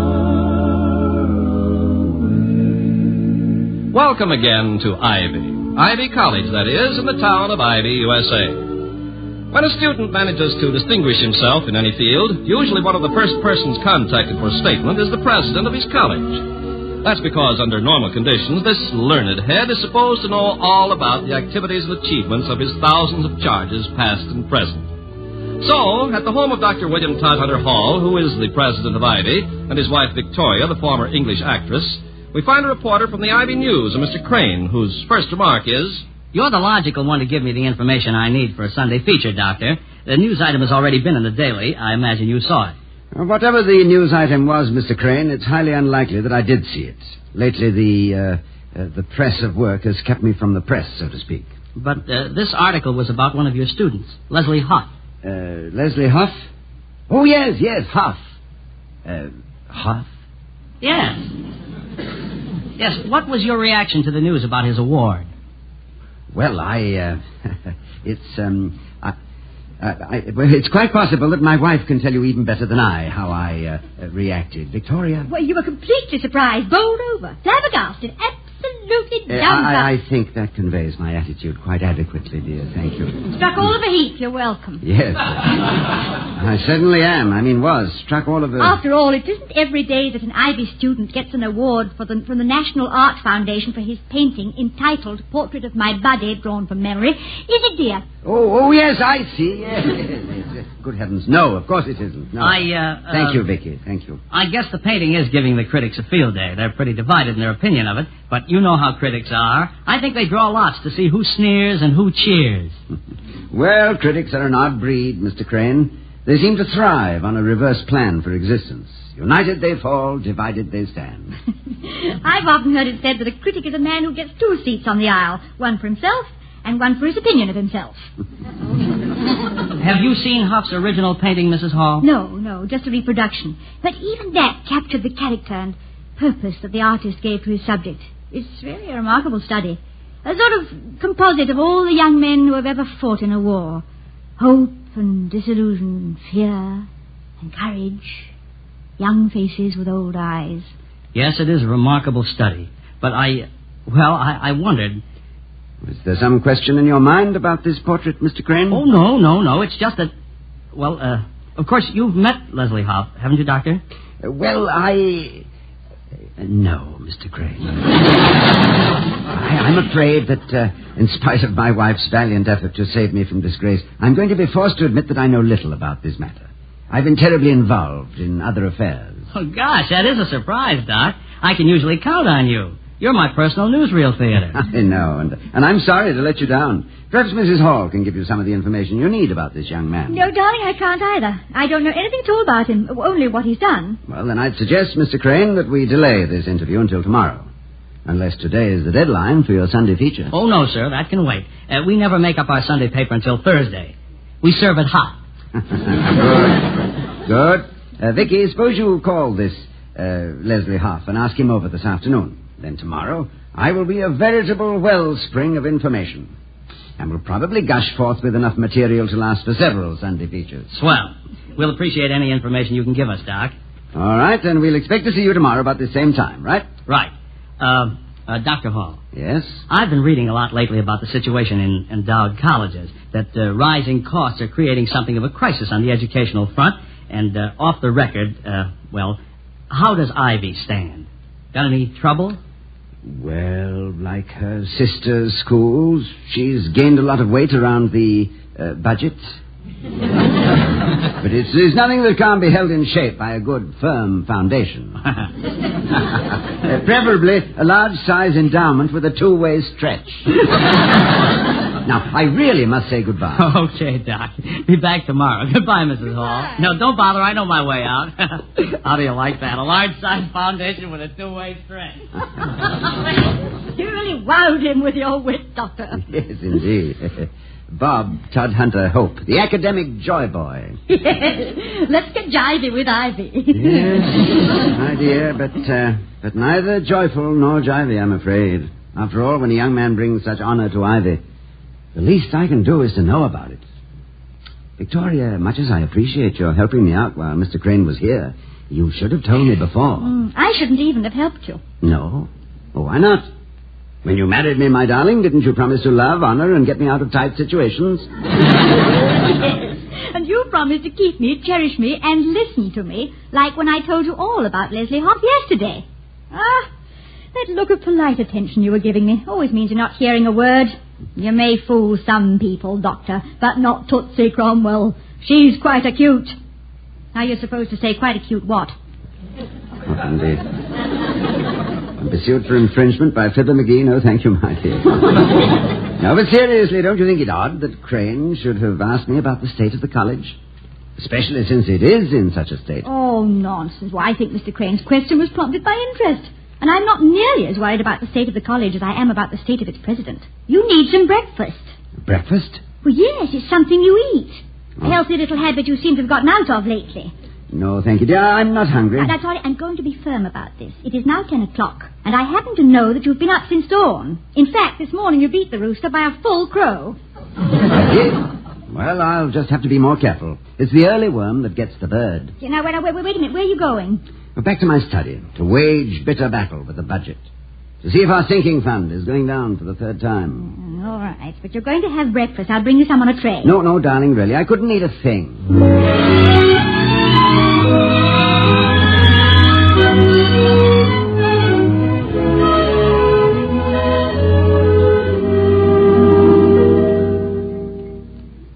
Buttered toast, dear. That 5th piece was a little dry. No more, thank you, darling, but I do feel much better. I can now tackle the famous Hall method for reducing the cost of running a campus with renewed energy and vigor. Oh, Did you call Lesliehof? I wasn't able to reach him. I'll keep trying. It's strange. I don't believe I've ever heard of him before this award. And he's an extremely talented young man. I know I've never seen him. Mr. Hoff is an artist. He probably spends his time starving to death in the garret of some first-rate fraternity house. No. He lives at one of the cooperatives. Which one, I don't know. At any rate, he won't have to starve any longer. That award carried substantial cash value. Which is what all good awards should carry. Cash, or some valuable tribute which is readily negotiable at a pawn shop. No mood, dear. I get it. I've often wondered if the 3 golden apples over a pawn shop door represented the fruits of improvidence. Or did the Medicis, those Florentine loan sharks, believe... It's for you, Toddy. Mr. Wellman, and he sounds quite happy for a change. Oh. Well, I'm sure there's nothing to be alarmed about. He probably just heard that his best friend took a heavy loss on the stock market. Or that an aging aunt just had her mortgage foreclosed. I should think he... Hello? Dr. Hall speaking. Dr. Hall, I have news. Well, that's good, I hope. It is good news. That is excellent news. Have you ever heard of Wilma Marshall? Well, good heavens, did she win an award, too? What's that? Did she what? Oh, it's nothing. Go ahead, Mr. Wellman. What about Wilma Marshall? Mrs. Marshall is calling on you this afternoon. Calling on me? But I don't think I know her. And you must realize that I'm very busy. Not too busy to see Mrs. Marshall. The reason for her visit to you, Dr. Hall, is to discuss an endowment, a gift, which she proposes to make to Ivy. Well, you don't say so. Is she an alumna? No, she's never attended Ivy. However, she wishes to give us $500,000, Dr. Hall. She would... $500,000? Yes. And since I won't be able to be there, other matters, I hope you will choose to be reasonable. Well, why should I be unreasonable about $500,000 gift? That's it. Why should you? I seldom fly into a rage over donations of that magnitude. There is no cause for levity, Doctor. Particularly now, when we all know that Ivy can use it. The money, I mean. Now, wait, Mr. Wellman. What is wrong? Mrs. Marshall will discuss the matter with you. The board only asks that you be, far-sighted in the matter. I'm sure you will, if you know what's good for you. Goodbye, Dr. Hall. Goodbye, Mr. Wellman. Well. What is it, Toddy? Or is it anything you can discuss with a wife? This afternoon, we are going to receive a visit from a Mrs. Wilma Marshall. Well, that's nice. Do we know her? No, but as Wellman said, we will. Remember that good, firm foundation I spoke of earlier? The large size endowment for the two-way stretch? Yes. Oh, Toddy, you don't mean that Mrs. Marshall is coming here to give us a fitting? Better than that. She's about to girdle us with $500,000. Well, that ought to help put things in shape. Oh, darling, I'm so glad. What a break for you. I hope so. Only I'm awfully afraid, Vicky, that this girdle is the old-fashioned kind. You know, the kind with strings.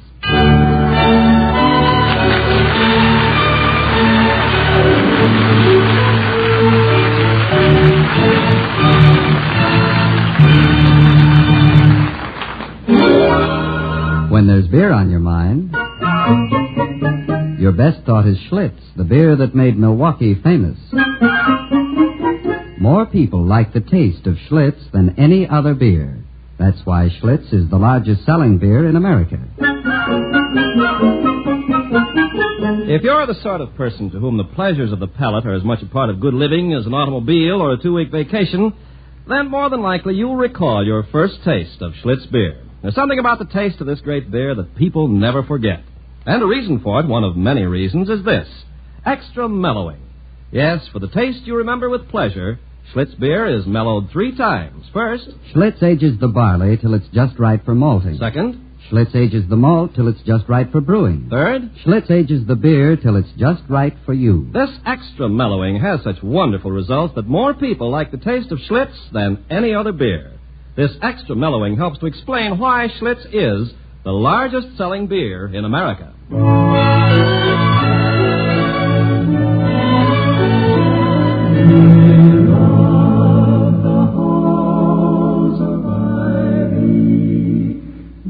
Surround us here today. It's mid-afternoon now at Ivy, and we find Dr. Hall and his wife Victoria in the living room of their home on Faculty Row, anxiously awaiting the arrival of Mrs. Wilma Marshall, a prospective donor to the college. Where can she be? She's over an hour late. Oh, I'm sure she'll get here, dear. After all, how fast can you walk carrying $500,000? Incidentally, did I tell you I was finally able to reach Lesliehof? He'll be over this afternoon. Fine. And Toddy, guess what? Wait a minute, Vicky. There's a car coming. No, past us. Now, what were you saying, dear? I was going to tell you that... Vicky, wait, excuse me, wait. Another car? Yes. No. Yes, it's stopping here. Ha-ha. Vicky, how do I look? Like $1 million. Well, I'll settle for $500,000.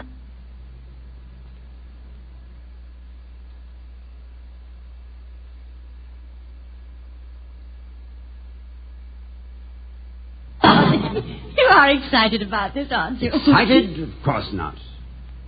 Seeing $500,000 walking up the path doesn't even give me a tremor. Look, see? Steady arms, steady hands. Whoops, steady. Hall, there she is. Oh, she does look formidable, doesn't she? Like a Cunard liner, needing 6 or 8 tugs to nudge her into her slip. What an indelicate remark. What? Oh, slip, yes. Well, I meant in a nautical sense, of course. Yeah, well, it was, too. Very nautical. After this, I wish we'd be a little more... she blows. I'll man the gangway and pipe her aboard. But don't let go the tow rope until she's tied up to the dock. That's precious cargo. Oh. Yeah, indeed. I'll be right back. Mickey. I love you. Don't think how life would have been if we hadn't met.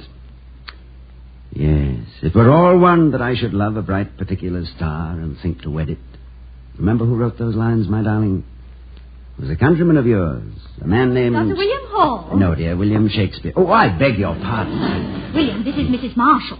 How do you do? I'm afraid I was daydreaming a little when you... I quite understand, Dr. Hall. Yes, of course. Sit down, won't you? Thank you. I presume Mr. Wellman told you why I'm making this visit? Yes, he did mention the reason. Then I suppose you're wondering why I decided to make an endowment to this particular college. I rarely question the motives which prompt such generous acts, Mrs. Marshall. My curiosity is usually smothered in gratitude.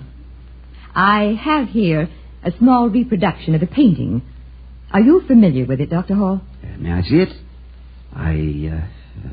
No, I don't believe that I am. William, that's Lesliehoff's painting, the one that received the award. Of course. Yes, portrait of my body drawn from memory. This, Doctor, is the reason I propose to make a gift to Ivy College. But I don't quite... do you know the artist, this Lesliehof? I haven't the slightest idea who he is.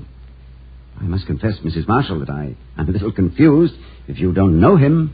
The painting is of a boy I knew well. My son, Gene Marshall.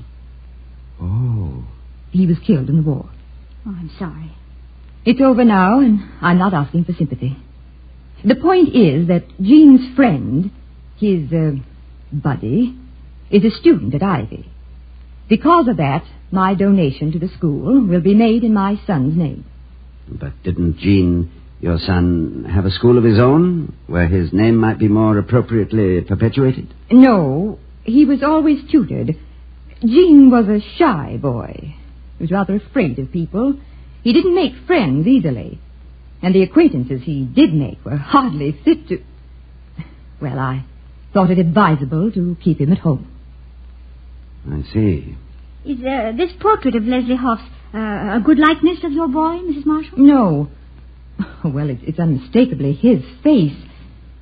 But it hides a man... A man I don't know. I never hope to know. May I see the picture again, Mrs. Marshall? I haven't had a chance to look at it closely. Why, certainly.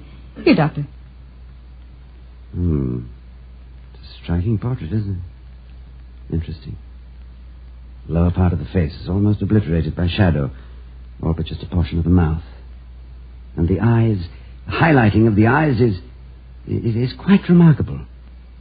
But how well Hoff has brought out the qualities of a young man who has suddenly found himself. It's a portrait of a boy who has come to the end of a dream and who is shocked at having slept so long. Dr. Hall, I believe that the young man who made this portrait really knew my son. Possessed a knowledge about him that his own mother never had. Well, there are few friendships as strong as those founded on great dangers shared. And I imagine you'd like to meet Lesliehof. Well, I've given that much thought, Mrs. Hall. I believe now that I should like to meet him. It was splendid because he's coming here this afternoon. Oh, but... Well, I wish I'd known.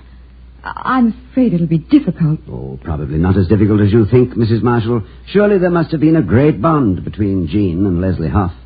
I think it will give you a good deal of satisfaction to meet him. Yes, but let's get to the point of the endowment, Dr. Hall. It's not a thing I care to discuss in front of others. No, of course it isn't. I find that reticence in these matters is not unusual, Mrs. Marshall. I came prepared to write a check for $500,000 in the name of Ivy College. Oh, William, isn't that wonderful? If one condition can be agreed upon, Dr. Hall. And what is that condition?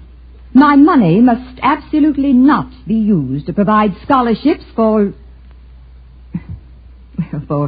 certain races and creeds. Oh, no. If you know what I mean. Oh, yes, Mrs. Marshall. I do know what you mean. And you're making this donation in the name of a son who died for the principle of equality? We don't have to discuss this further, Mrs. Hall. I'm sure that Ivy College can find use for my money in such a way as not to violate the terms of acceptance. Isn't that so, Dr. Hall? No, Mrs. Marshall, it isn't. I cannot accept it under the conditions you impose. I beg your pardon? Even if I were inclined to close my eyes and my ears and my mind to your stipulation, which I am not, the founding fathers of this college would rise in righteous anger. The cornerstone of this institution was laid when this nation was young, and the concept of personal freedom and individual integrity was fiercely defended and willingly died for. It is the principle with which this school was inaugurated. That principle is not for sale, Mrs. Marshall, not even for $500,000. Very well, then. That's that. We won't discuss it further. I'll be going, Doctor. Oh, but surely you'll wait and see, Lesliehof. I hope you won't let my refusal interfere with your meeting your son's friend. Yeah, that must be him now. Shall I go, dear? No, I would rather. Mrs. Marshall, will you excuse me? Surely. Good afternoon. Good afternoon, Doctor. I'm Lesliehof. Well, come in. Come in. I'm glad to see you. And congratulations on a fine piece of work. Ivy's proud of you, and so am I. Well, thank you, Doctor. Do you have company? Am I interrupting? No, not at all. In fact, I'm extremely happy you're here. Our guest is someone I know you'll want to meet. Jean Marshall's mother. Jean Marshall? Oh, is that someone I'm supposed to know, Doctor? Well, I should think so. I'm afraid when it comes to names, sir, my memory's not so good. I don't think I know who Jean Marshall is. But you're painting that portrait. Oh, the boy. So that's his name. Jean Marshall. Dr. Hall, I never knew. To me, he was the boy. Well, this is a turn of events I didn't quite anticipate. Come with me, Leslie. I want to introduce you to the boy's mother. If you don't mind, sir, I'd rather not. Well, why not? Well, the boy, Jean, did you say? Uh-huh.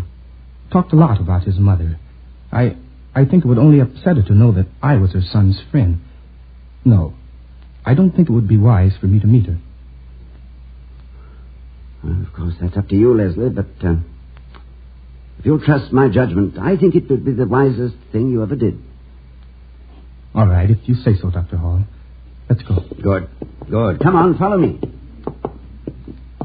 Victoria, this is Lesliehof. Hello. My wife, Leslie, and this is Mrs. Marshall, Jean's mother.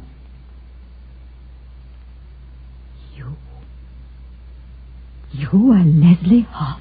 When we spoke earlier today on the phone, Leslie, I didn't have a chance to tell you how terribly proud we were to hear of your award and how much we like the painting. It's superb. I'm pleased that you like it, Mrs. Hall.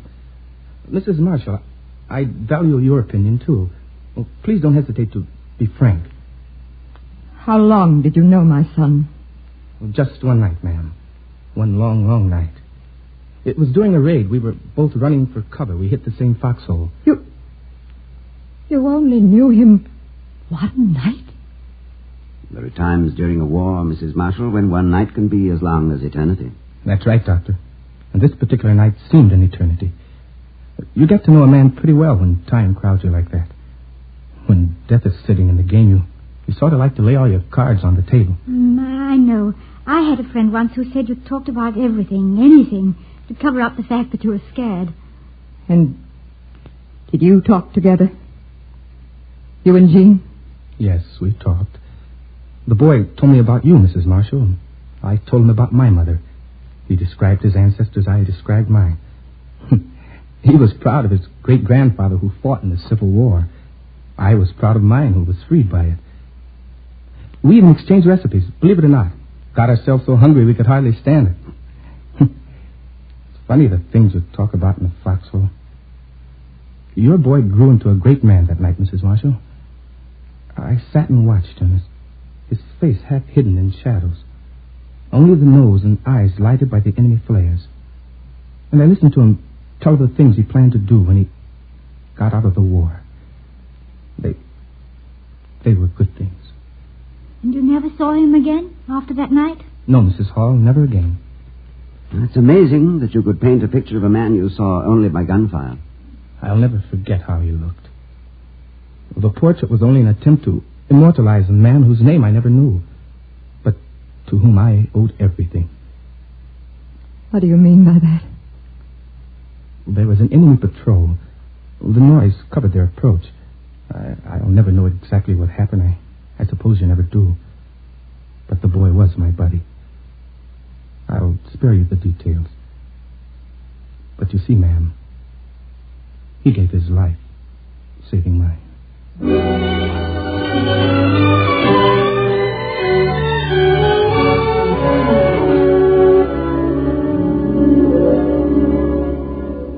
Toddy, is Mrs. Marshall gone? Yes, dear, she just left. What a lonely woman. I didn't think I could ever feel sorry for her. But I do. Awfully sorry. Don't you? Not anymore, darling. I think she learned a great lesson in understanding today. You do? I wonder. She was... What's that you got in your hand? This is the proof, Vicky. A check for $500,000 made out to Ivy College. No strings attached. I guess she discovered that life itself is a little like a college. You don't learn much by attending only one class.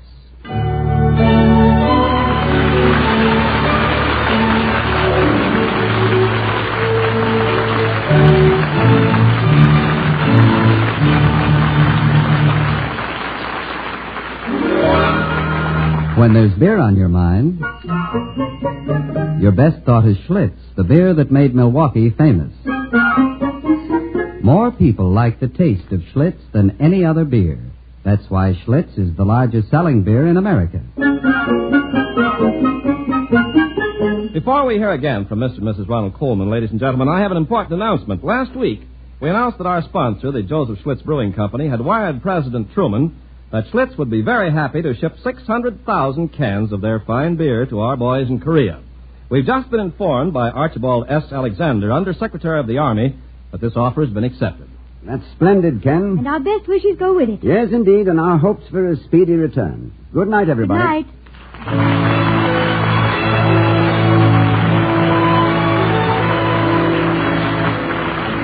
We'll be seeing you next week at this same time at the Halls of Ivy, starring Mr. and Mrs. Ronald Colvin. Tonight, the part of Lesliehof was played by James Edwards, whose great performance in Stanley Kramer's Home of the Brave won him national acclaim. He's just completed his latest role in the Universal International picture, Lights Out. Mr. Wellman is played by Herbert Butterfield. The other players were Lois Corbett and Jerry Hausner. Tonight's script was written by Cameron Blake and Don Quinn. Our music was composed and conducted by Henry Russell. The Halls of Ivy was created by Don Quinn, directed by Nat Wolf, and presented by the Joseph Schlitz Brewing Company of Milwaukee, Wisconsin. Ken Carpenter speaking.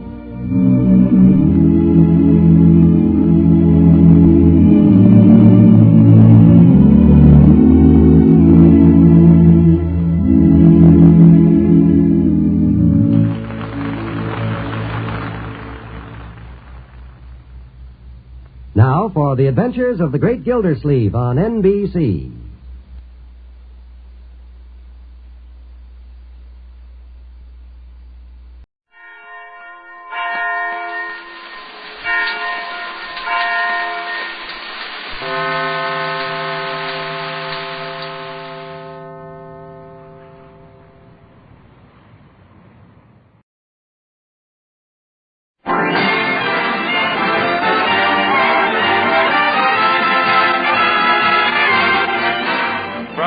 Liquid Colgate Tooth Powder for a breath that's sweet and teeth that sparkle presents the Mel Blanc Show with Mary Jane Croft, Joe Kearns, Hans Conried, Earl Ross, the sportsman, Victor Miller and his orchestra, and Mel Blanc, the creator of the voice of Bugs Bunny. What's up, Doc? Playing his new character, Zookie. Hello, everybody. Hello, everybody. Hi. And starring himself in person, Mel Blanc. Good evening, folks.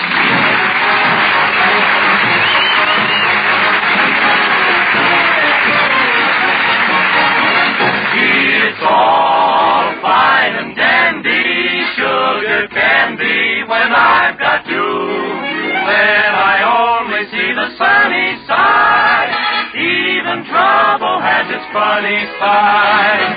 When you're gone, sugar candy, I get lonesome, I get so blue. When you're handy, it's fine and dandy, but when you're gone, what can I do? I get lonesome, kind of blue. When you're gone, what can I do?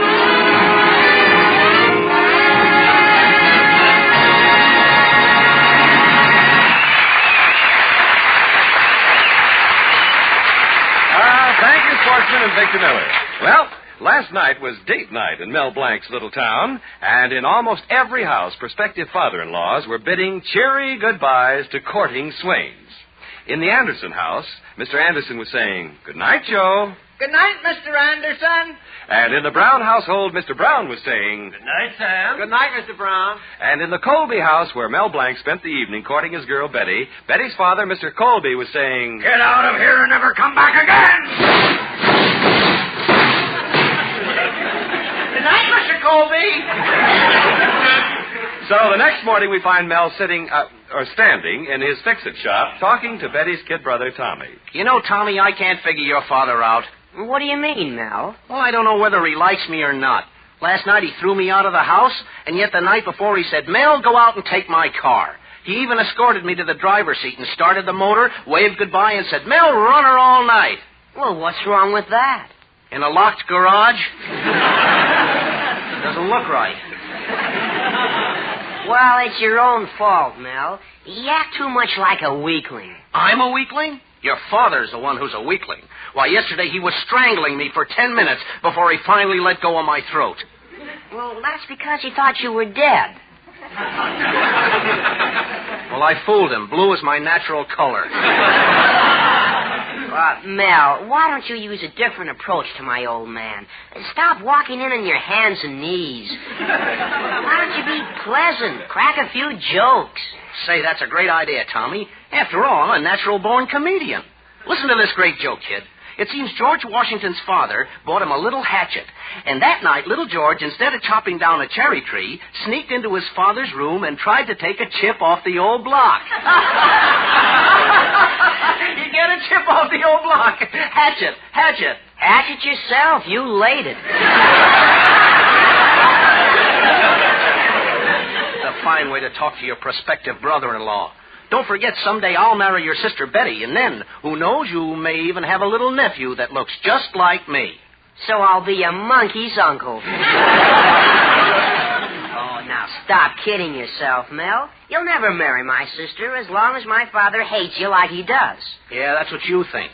Oh, you better go, Tommy. Here comes my lodge president, Mr. Cushing. He's a very important guy. Oh, is that the lodge Pop is trying to get into? The Loyal Order of Benevolent Zebras? Yeah. Well, greeting, Brother Zebra. Ugga-boo-boo-boo-ugga. Greetings, mighty potentate. Ugga-ugga-boo, ugga-boo-boo-ugga. So long, Tommy. This is all secret lodge business. Yeah, I get it. Ugga-ugga-boo. What's such a secret? I said that before I could talk. Well, I just came around to remind you about the important meeting tonight, Mel. Looks like we're about to get that priority to build a new large auditorium. Gee, I thought there were a lot of people ahead of us. Well, the top priority went to the pool hall. Then came the saloon and then the bowling alley. We're ahead of only one person. Who's that? A veteran who wants to build a house. And another another thing, Mel. We're voting on Colby's application for membership. I thought Betty's father was voted in last year. Well, he didn't get quite enough votes, so we declared him a zebra without stripes. Well, what's that? A jackass. Well, I sure would like to be there to vote for him, but I've got something more important. I got to go up to Mr. Colby's house and square myself with him. Well, are you in trouble with Colby again? What'd you do this time to make him mad? Well, last night Mr. Colby finally got delivery on his new 1946 console radio. You should have seen it. They delivered it in a beautiful plastic crate. In fact, it was so beautiful it got me all confused. Well, what did you do? I threw out the radio and plugged in the crate. So that's why he tossed you out of the house again, huh? Yeah. I've been tossed on the lawn so much I'm beginning to feel like the afternoon paper. Gee, if I only knew what to do to make Mr. Colby like me. I can't even get near him. Well, Mel, why don't you send your assistant, Zuki, over? You let him deliver a box of candy and attach a personal note. Nothing better. Hey, that's a good idea. Thank you, mighty potentate. Well, anything to help a brother zebra, you know. So long, Mel. Ugga-ugga-boo, ugga-boo-boo, ugga. Ugga-boo-boo, ugga-ugga-boo-boo. Oh, careful, Mel. You slipped up on that password. Well, what do you mean? You uggaed when you should have booed. Now to get a box of candy and write a little note. Boy, this is great. I can just see Zuki giving it to Mr. Colby now.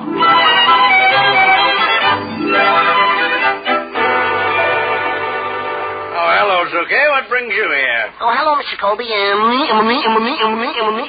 Mel sent me over with this box of candy. Oh, huh. That nincompoop Mel is trying to get in good with me. Whoa. 2 pounds of assorted fruits and nuts. And a note from him, too. Yeah, it's a poem. I'll read it to you. Roses are red. Violets are blue. That's why I send these fruits and nuts to you. Oh, Betty. Look what Mel sent over. Oh, gee. Oh, that's nice. Oh, hello, Zuki.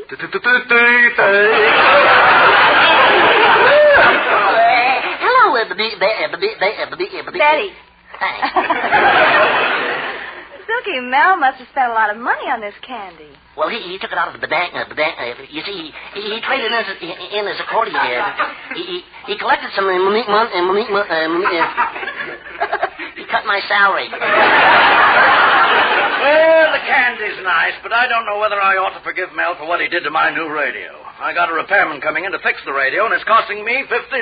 Daddy, why don't you give Mel another chance? No, I don't want him near that radio. Tonight my favorite program is on, and I want to hear it. Oh, but Mel can fix your radio. He fixed the Anderson radio, and now it brings in all the you can get Africa. You can get you can get Russia. It's dead as a doornail. However, I can't overlook the fact that Mel did make a peace offering. So, Zuki, you may tell Mel he can come over here tonight to see Betty. But he's got to keep his hands off the radio. Oh, I'll promise for Mel, Father. Zuki, now you run back to the fix-it shop and tell Mel. Oh, okay. Oh, this is swell. When I tell Mel, why, he'll be so happy he'll take me in his arms and he'll hug, he'll kiss. Hey, Betty, you better go.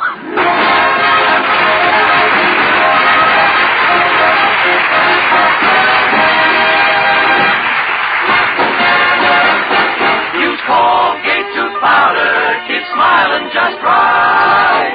Use it each morning and use it each night. Don't take a chance with your romance. Use Colgate tooth powder. A girl who has a breath of trouble is seldom asked to date up double. Don't let a breath of trouble, unpleasing breath, hurt your popularity. Thousands who don't even suspect it are victims of unpleasing breath. So be on your guard. Do this. Brush your teeth night and morning and before every date with Colgate tooth powder. For Colgate tooth powder cleans your breath as it cleans your teeth. Yes, scientific tests have definitely proved that in 7 cases out of 10, Colgate tooth powder instantly stops unpleasing breath that originates in the mouth. What's more, no dentifrice at any price cleans your teeth more quickly and thoroughly than Colgate tooth powder. Remember to buy it first thing, and remember the name, Colgate tooth powder, with the accent on powder. Don't take a chance with your romance. Use Colgate tooth powder. Now back to Victor Miller and the Sportsman doing 5 minutes more.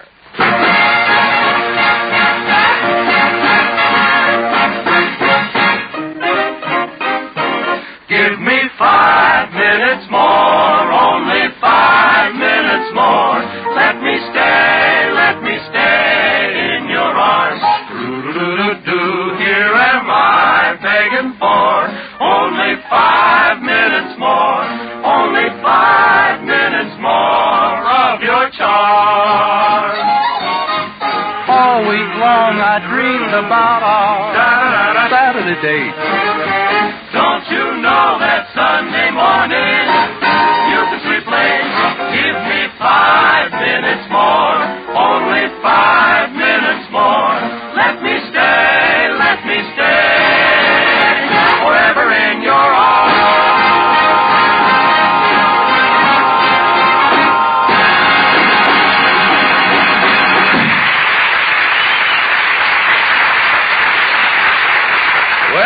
With a gift of a 2-pound box of nuts and fruits, Mel had made Mr. Colby forget the fact that he almost ruined Mr. Colby's brand new 1946 console radio. So what was a scene of terror last night has turned into a meeting of jolly fellowship tonight as we once again find Mel in the Colby home.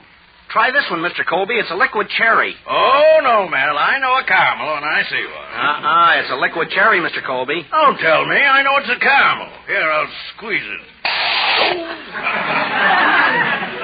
Well, with a little whipped cream on your head, you'd look just like a sundae.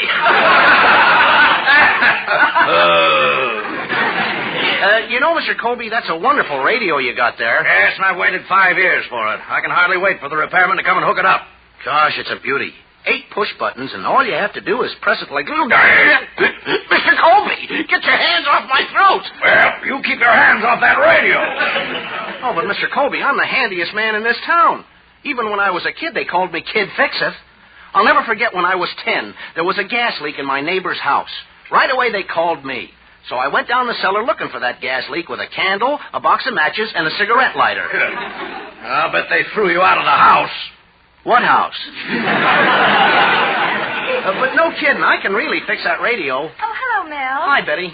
Daddy, are you getting angry again? No, but your boyfriend had better stop his stupid bragging. He's just proving what I've always said. His head is full of hot air. Father, that's not fair. Everyone in town is saying that his head is full of hot air. But believe me, there's nothing in it. Father, Mel is never going to get anywhere unless someone gives him a chance. And who else should give him a chance but those closest to him? That's right, Mr. Colby, and after all, I'm going to marry your daughter. You're going to marry my daughter? You ever thought about me? Yes, but Betty's much prettier. Oh. But Betty, Mel can't support you. You need the necessities of life. How will you get them? We'll charge them. All right, you'll charge them. 1 month, 2 months, 3 months. And then what will you do? We'll move to another neighborhood and start all over again. Doesn't everybody? Why? I'd have to be an idiot to let you marry my daughter. Thank you for your consent. Oh, I've had enough of this. I'm going to... Oh, look, Mr. Colby, I've taken all I can from you. Oh, really? What are you going to do about it? How would you like to step outside? That suits me fine. Come on. Okay. Well, Betty, now that we're alone, I think that I ought to... Mel Blanc. What'd you say, Mr. Colby? Father, control yourself. You can't strike Mel. After all, he soon may be your own lodge brother. Well, yes. I was supposed to run down to the meeting and see if they'd voted me in. Oh, I'm late already. All right, Betty, you stay here and watch Mel. Now, don't you let him touch that radio. The repairman ought to be here any minute. Now, don't you worry about it. Goodbye, Father. Oh, goodbye, Betty. Aren't you going to say goodbye to Mel? You know, there's one thing that worries me, Betty. With your father hating me so much, you're liable to begin to hate me, too. Oh, no, darling. I'll always love you. Even though I don't know exactly why. After all, you're not handsome. You're not intelligent. You're not successful. You're not... Please, Betty, this could go on all night. Well, let's forget about your father for a minute, darling. We're all alone now, and I have a much more important question to ask you. Oh, Mel. Oh, this is so sudden. Oh, Betty. Yes, Mel? Betty, Go on, Mel. Ask me that question. All right. Betty, can I fix your father's radio? Mel, you stay away from that radio. No, this is my big chance to show off to your father. But, Mel, are you sure you know what you're doing? Betty, how can I go wrong? Oh, here's the book of instructions. I'll start right from the beginning. It says, follow the instructions in this booklet very carefully, as this radio represents the result of 102 years of extensive electronic research and can be ruined in 5 minutes by a jerk like you.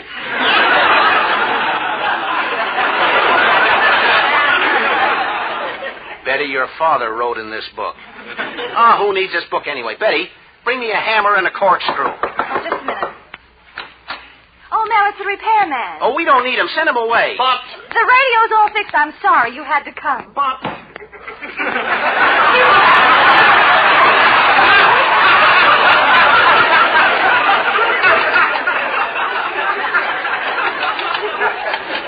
Is everything all right, Mel? Sure, Betty, we're all set. But, Mel, there's a tube left over. Well, let's not waste it. Screw it into the chandelier. Well, let's go. Turn the knob, Betty. Nothing's happening. Well, you got to give the set a chance to warm up. You see, the tubes are beginning to light up. See, it's getting nice and warm. Now the wires are beginning to light up.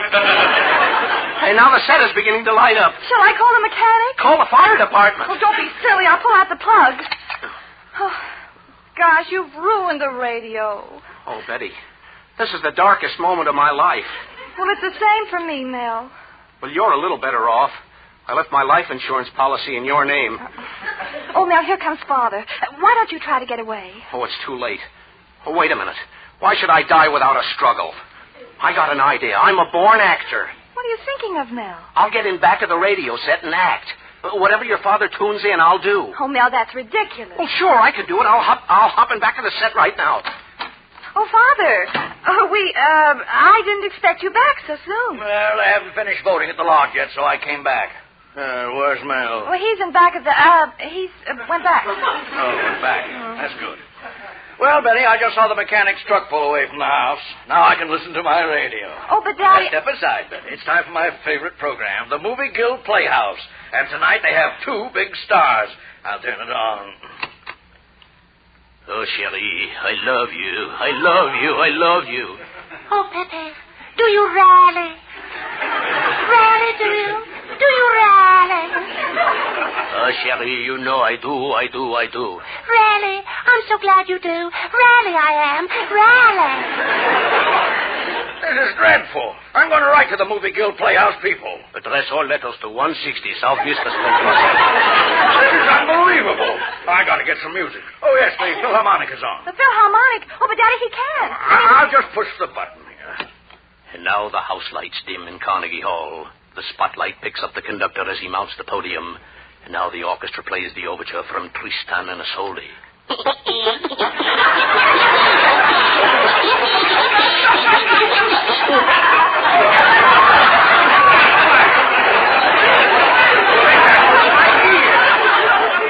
heavens. I've never heard the Philharmonic play like that. And now the Philharmonic continues with Beethoven's 5th Symphony. Oh, well, maybe this will be a little better. This is impossible. I'll switch back to the Movie Guild. Pepe, I do love you, really. I do, really. And I do too. Do too. Do too. Oh, it's getting worse all the time. I'll turn back to the Philharmonic. Oh, there's something wrong with this radio. Oh, maybe I'll have better luck on the shortwave. Ashlovich Matuka, Doronik, Giboye, Gifinia, leading by 50,000 votes. Kopniak, Bianite, Lubia, 16, UCLA, Nyati. Anya Bruka, Ichia, Doma, Pania, Lukia, Eastern Columbia, Broadway at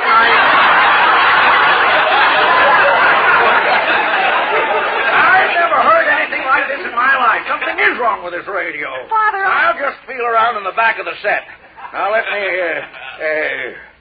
Betty. Yes, Father. One of these tubes has hair on it.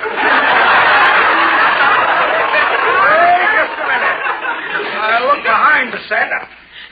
Mel Blanc, what have you got to say for yourself? Mel Blanc, I'm going to take you and break every bone. It's Mr. Cushing. Oh, come in, sit down. I'll be through in just a minute. Greetings, Mel. Ugh. Mr. Colby, why are you standing on Mel's head? I'm not standing on his head. I'm jumping up and down. Well, you'd better stop, because the lodge is deadlocked.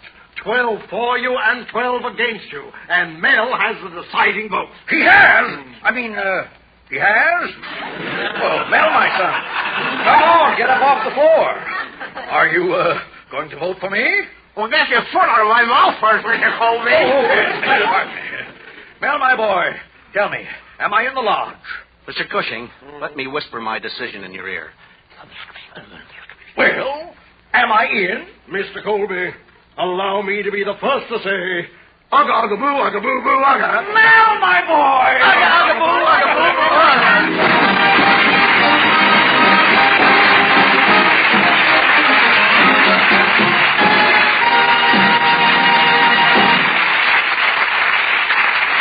Mel Blanc will be back in just a minute. Use Colgate tooth powder, keep smiling just right. Use it each morning and use it each night. Don't take a chance with your romance. Use Colgate tooth powder. A breath of trouble, unpleasing breath, can lose you friends and alienate people. So ask yourself if you could have this social handicap. Best thing to do is to guard against it. Brush your teeth night and morning and before every date with Colgate tooth powder. For Colgate tooth powder cleans your breath as it cleans your teeth. Yes, scientific tests have definitely proved that in 7 cases out of 10, Colgate tooth powder instantly stops unpleasing breath that originates in the mouth. What's more, no dentifrice at any price cleans your teeth more quickly and thoroughly than Colgate tooth powder. Remember to buy it first thing.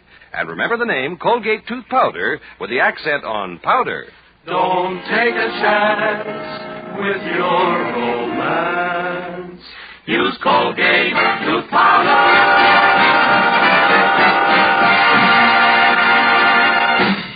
And this is Mel Blanc saying thanks for listening. Good night, and That's all, folks.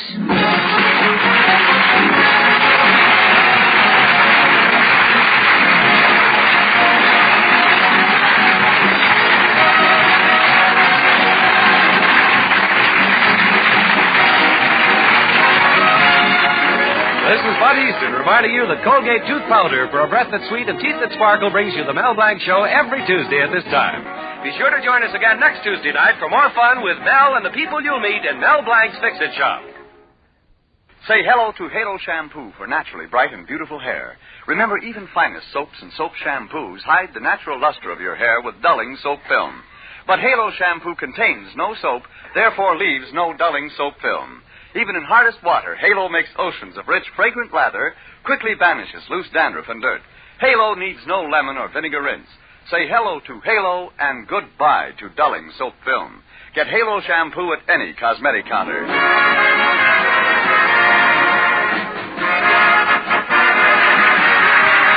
Mel Blanc every Tuesday night at this time.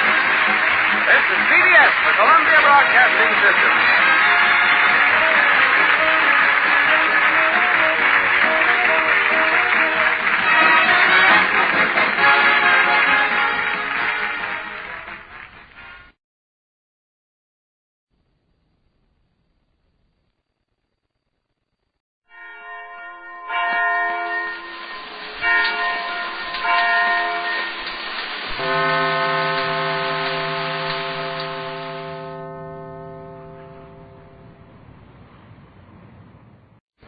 The Fred Allen Show, brought to you by Ipana Toothpaste for the smile of beauty, Sal Hepatica for the smile of health.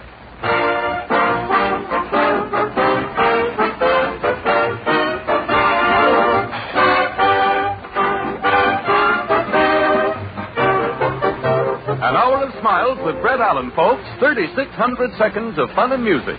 Fun with our star comedian, Fred Allen. Flashes of humor with our guest star, Ned Sparks.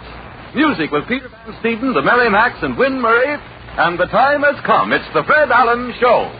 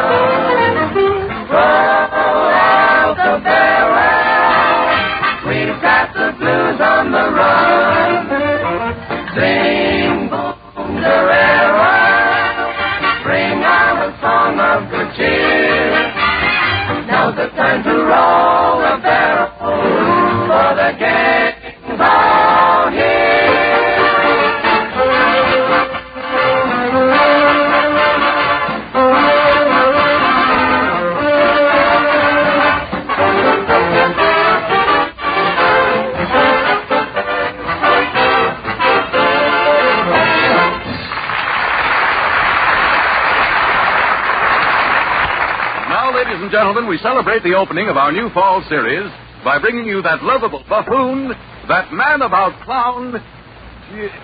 What is your name again, Bud? Well, you know me. I was on the program last year. I'm a friend of Uncle Jim's. You see me around, haven't you? No, I'm sorry, but I've been on that What's My Name program all summer, and I can't tell anyone's name these days unless I get a lot of clues or something. What am I supposed to do? Wait around here until you take 3 guesses? Suppose you give up, then I'm a nobody. Well, if I only had a clue. All right. Now look, this first clue pays $10. If you have a chisel and some time to spare to get it away from me. I was born in 1897. As a baby, I played with the rattle in my father's second-hand car. When I was 4 years old, my mother woke up one night and found me out in the backyard flying a kite. Now, what's my name? Flying a kite? Oh! Then too late. Did you ever see 7 seconds go so quickly? No. Now, this second clue pays $9. Yes. When I was 16 years old, I made a date with the Floridora Sextet. I had 5 girls left over that evening. I founded the YWCA. When I was 18, an apple fell on my head, and I discovered gravity. Now, what's my name? Oh, that's a cinch. Sir Isaac. Oh, isn't that? Isn't that interesting? You were on the right track, too. Now, this third clue pays $8. And speaking of $8, Von Zell, I am the man who loaned you $80 last spring and never got it back. Now, what's my name? Fred! Yes, Fred. And you can pay me that dough right this very minute. Well, here he is now, folks. Fred Allen in person.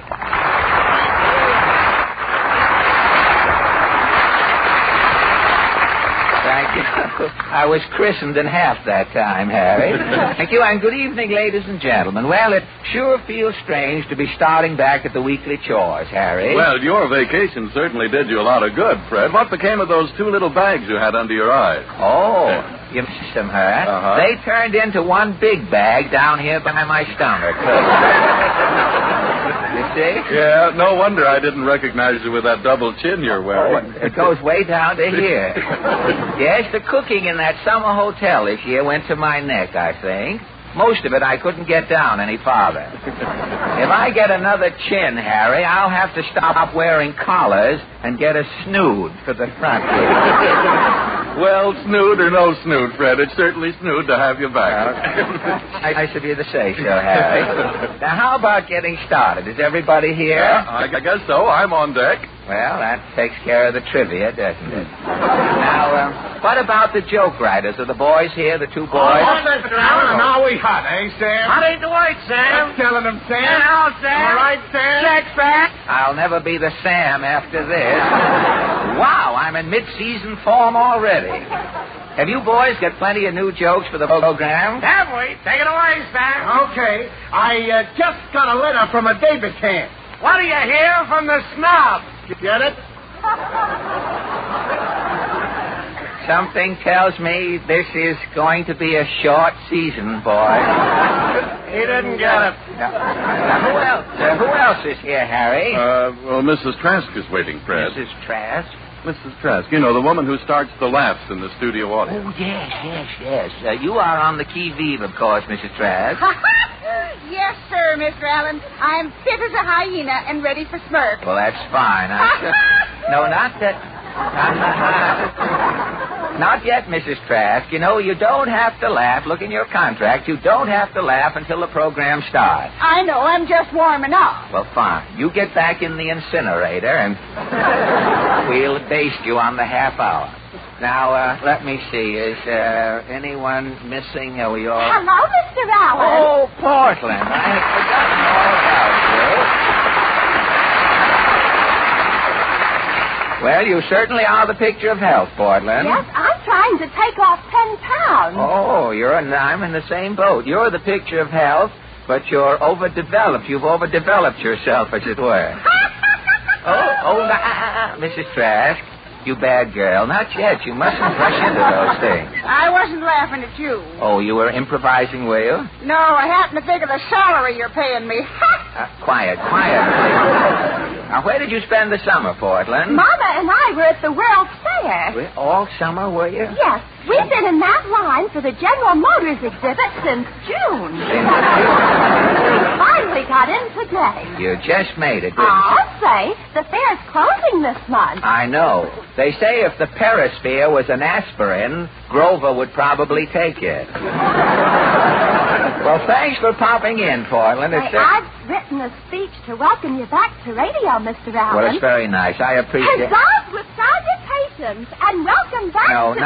Not now, Portland. Can't I speak my piece? A little later. I've got to get the program started. Yes? Mr. Allen? Yes? Are you starting back on the radio tonight? Yes. That's done it. Goodbye, all. Still killing them, eh, Allen? Oh, it's you, Van Steeden. It isn't Glenn Miller. You're telling me. The program can use Glenn Miller this year, if you want my opinion.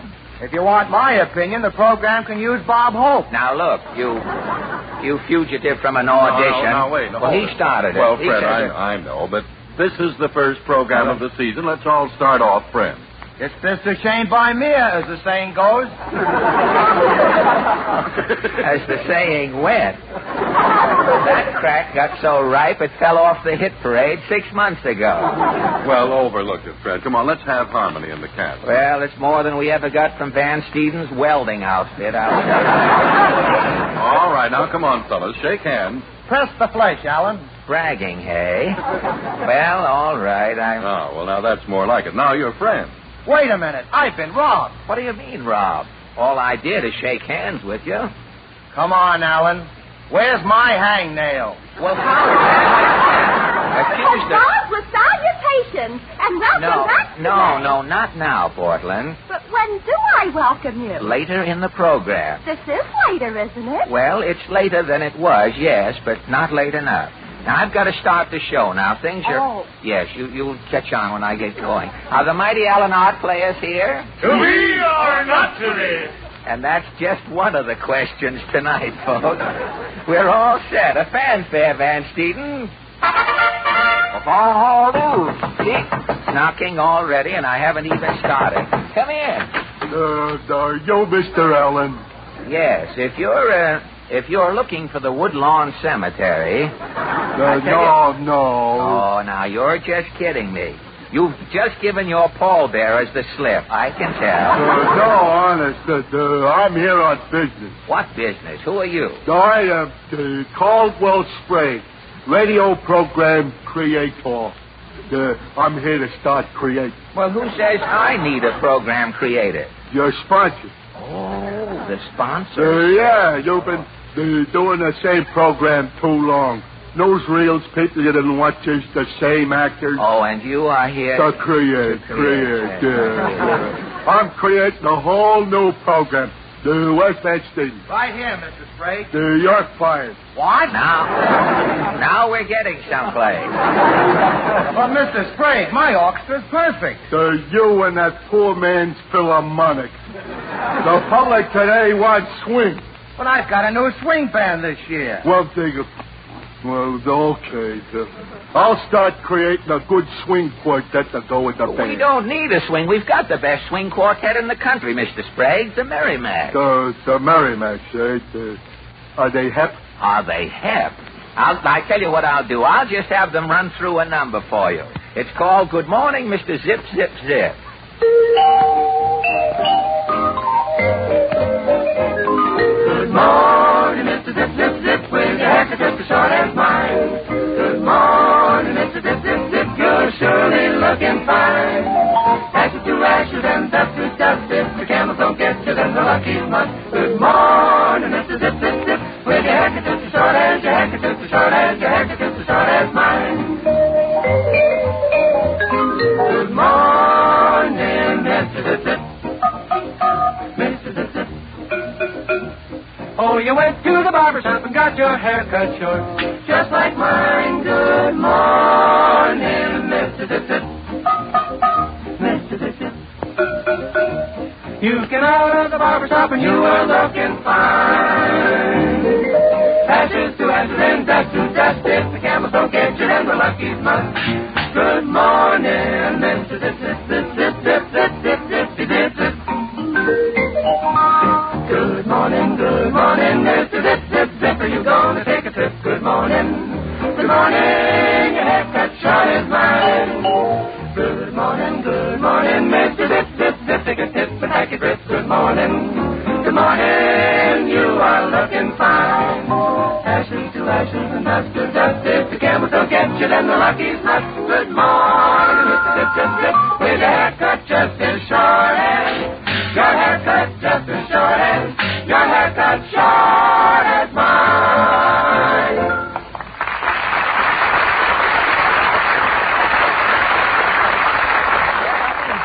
How was that, Mr. Sprague? Oh, boy, the Merrimacks is in.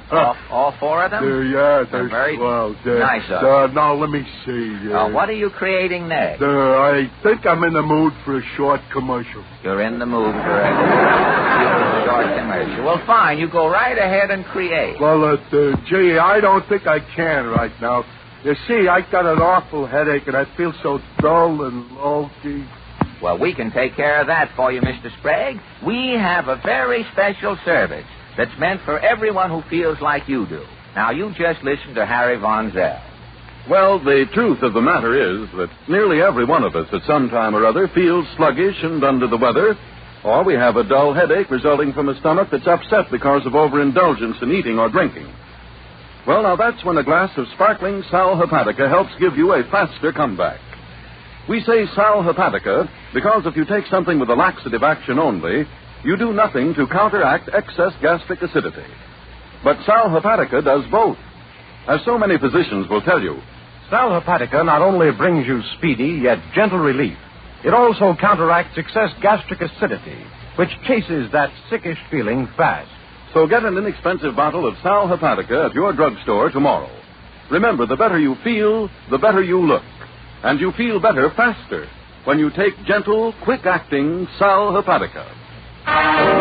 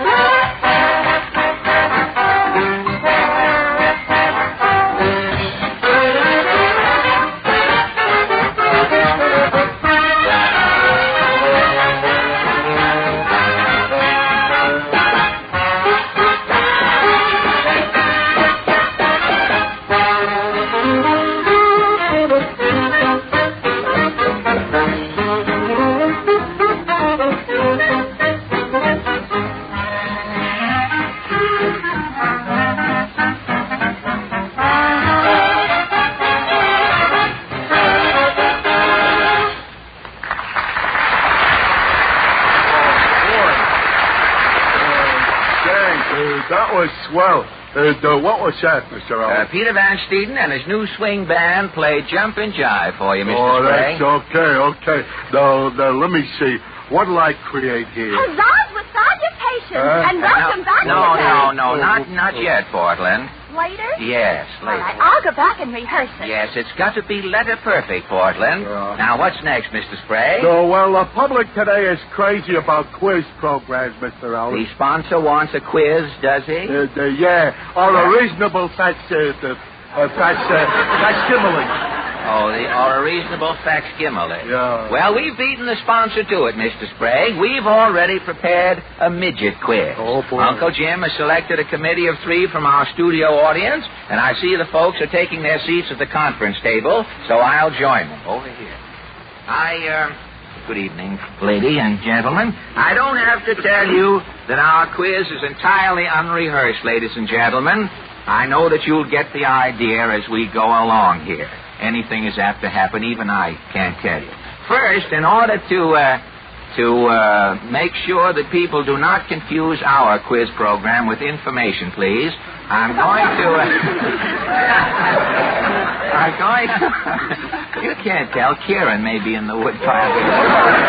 I'm going to ask the names of our contestants. May I ask your name, please? Frank Killian. Mr. Killian. Yes, sir. What is your occupation, Mr. Killian? Insurance. You're in the insurance business, are you? Yes, sir. You're not here on business. I mean, you're just here as on the committee. I see. And where is your home? Do you live in New York? No, Camden. You live in Camden, New Jersey? That's just a stone's throw from Philadelphia, isn't it? If you have the stone and you're in the mood. Yeah. And what is your name, miss? Helen McGuckin. Miss Helen McGuckin. What is your occupation, may I ask? Well, I'm a report censor. You're a report censor? That's right. You censor reports? I do. What sort of reports? Why, bank examiners reports. Oh, bank examiners reports. Do you get them when they're in the bank or after they're on the lam? When do you... You overtake them, do you? And where is your home, may I ask? Wilkes-Barre, Pennsylvania. Wilkes-Barre, Pennsylvania. You're not nervous tonight, are you? No. Say, you've got nothing to be nervous about. If anything happens, I'm the one who's going to get fired. So don't get nervous. And may I ask your name, sir? Cy Fraser. Cy Fraser. And what is your occupation, Mr. Fraser? I'm the manager of a men's clothing store in New York. Manager of a men's clothing store. It's too bad I got this suit yesterday. You could have probably gotten it for me wholesale if I'd only held off and not know it. But now, on most of the quiz programs, ladies and gentlemen, the contestants never meet. For instance, you might be on a Professor Quiz with a beautiful girl. Professor Quiz never introduces you. The program is over. You've helped make the professor a big hit. The program is over, and you both go your separate ways. Who knows that you met the beautiful girl? Romance might have ensued. Or if it had been you, Mr. Killian, in the insurance business, you might have sold her a 20-year endowment policy. But we're not going to have that. On our quiz, all of our contestants are going to be properly introduced. Now, Miss McGuckin, this is Mr. Fraser. May I present Mr. Fraser? Miss McGuckin, may I present Mr. Kilrain? Mr. Fraser, would you meet Mr. Kilrain? How do you do? Now, if we only had a deck of cards, we could turn this thing into a bridge game. Now, I guess we're all ready. Our quiz, ladies and gentlemen, is called Picking on Harry. Is Harry here? If Mr. Von Zell will turn around. On the back of Harry's coat, you will see 94 pockets. Each pocket contains a question. As the contestant calls his number, the question is removed. Each question pays $5. And the subjects tonight are history, right and wrong, and etiquette. All right, Mr. Killian, if you will call your first number. 52. Number 52 for Mr. Killian. If Portland, can you find it? Howard Pickens on Harry. Your question is a question in history, Mr. Killian. Who bought Manhattan Island for $24 and a bottle of whiskey? You remember the gentleman's name, do you? Was he a Dutchman? Yes, he was. I don't know his nationality. I've got the answer here, but don't kibitz on me.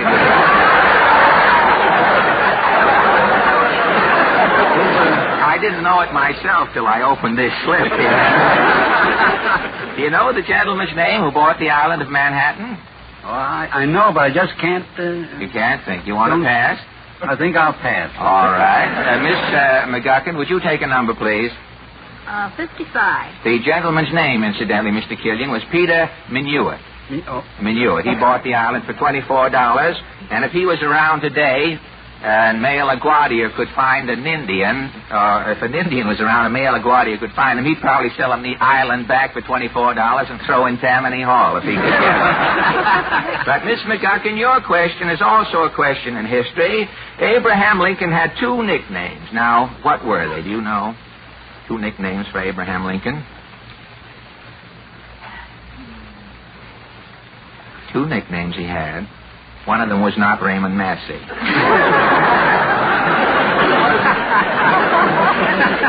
was Silent Abe, wasn't it? No, one was not Silent Abe. He was quite loquacious, I might say, with a man named Douglas. They toured the country as an act.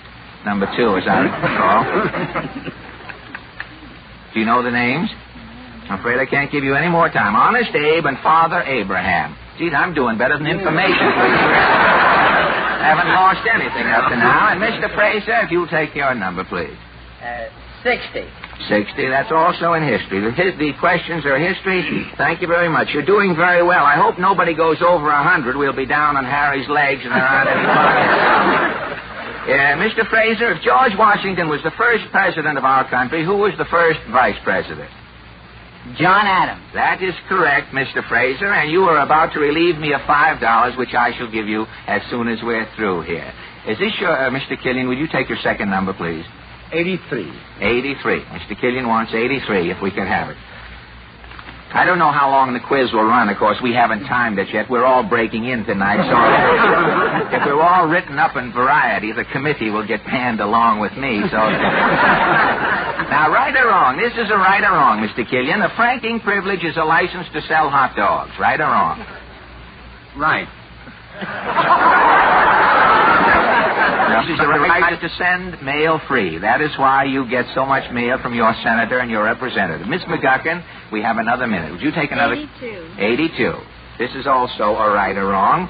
And we're closing in on our last minute. The beauty of this quiz is it ends when you least expect it. The man waves a finger at me. Right or wrong? If you were suffering from an acute coryza, all you have is a cold in the head, Miss McGuckin. Right or wrong?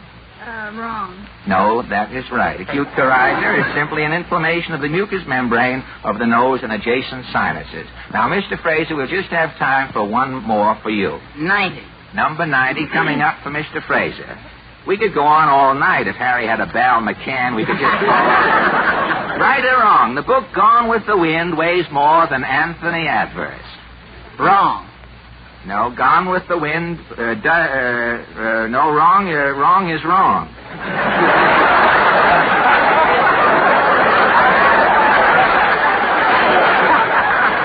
Gone with the Wind weighs more than Anthony Adverse. Gone with the Wind weighs 2 pounds and 5/8, and Anthony Adverse weighs 2.5 pounds. I know because I went into Brentano's the other day and had Gone with the Wind weighed and Anthony Adverse. I'm very sorry, but this is the first night of our quiz, and we haven't got it very well arranged yet. And I've just been told by the vice president in charge of waving fingers at the comedians that the quiz has suddenly ended. And I want to thank you a lot for helping us out, and you will receive your money award as soon as we're through, and also...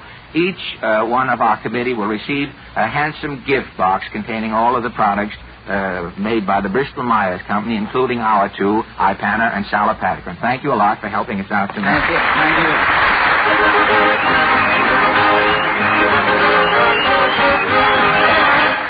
Thank you. And now, ladies and gentlemen, we're about to go and... With salutation. What were you trying to do? Steal a question there and make $5 on the side? Not yet, Portland. Later? No, I don't know. Who knows? Excuse me, Mr. Yes, Allen. what is it now, Mr. Sprague? Look, have you got the new girl singer for the program? Yes, we have a new girl singer. We have Win Murray with us Win now. Murray? Yes. Oh, boy. Have you got a guest star? Yes, we have Mr. Ned Sparks. Then you got a whole new show. What am I doing here? That's what I'd like to know. Well, I'm Regina. So long. It's certainly about time we got rid of one vice president. And now it is a real pleasure, ladies and gentlemen, to have you meet a new and permanent addition to our happy little family here, Miss Wynne Murray.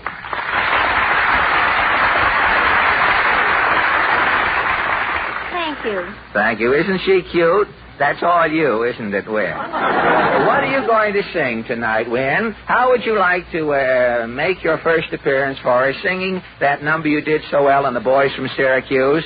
Sing for your supper? Yes. Is that the one? Sing for your supper and you... Take it up from there, will you, Wynne?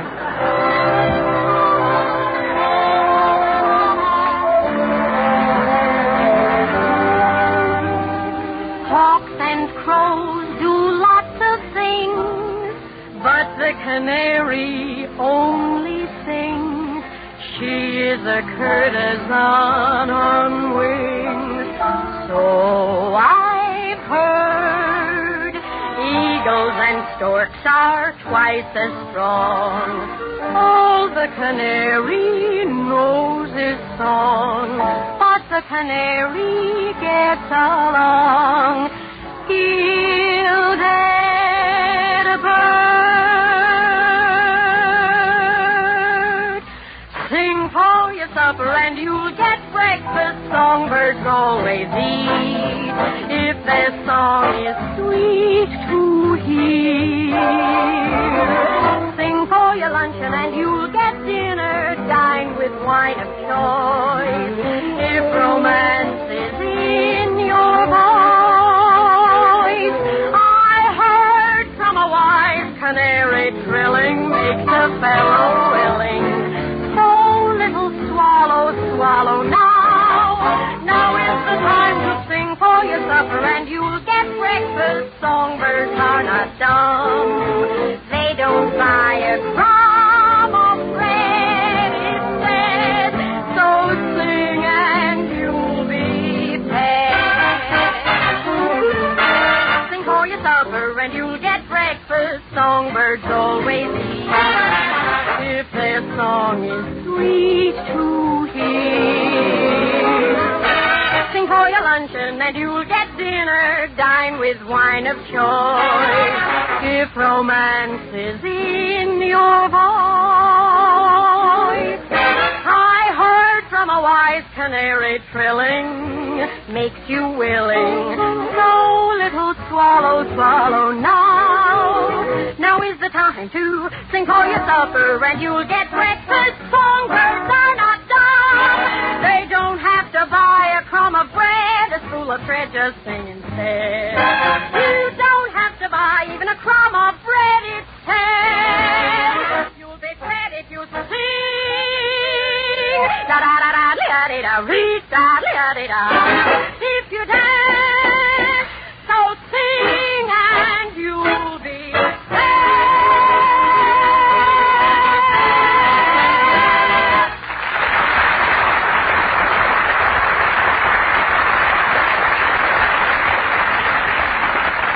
That was swell, Wynne. P.S. You get the job.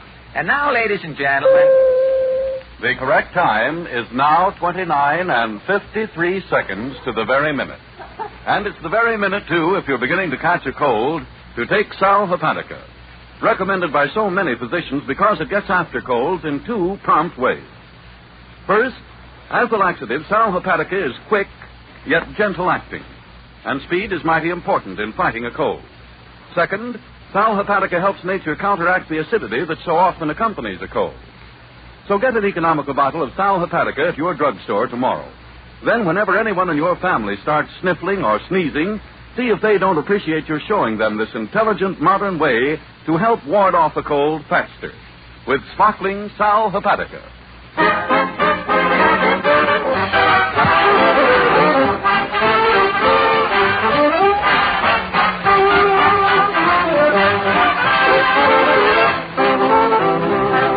Gentlemen, the Fred Allen Show continues immediately after a short pause for station identification.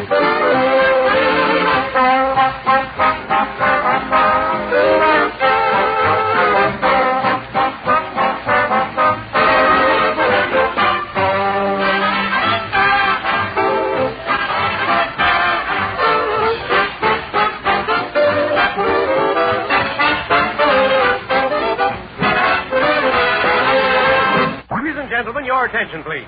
This is the Vitalis program, featuring George Jessel with his famous Vitalis guest stars. All brought to you by Vitalis and the speedy 60-second workout that helps to keep your hair healthy. Excuse me, pardon me. Was something wrong? Well, I'm afraid you're in the wrong studio, sir.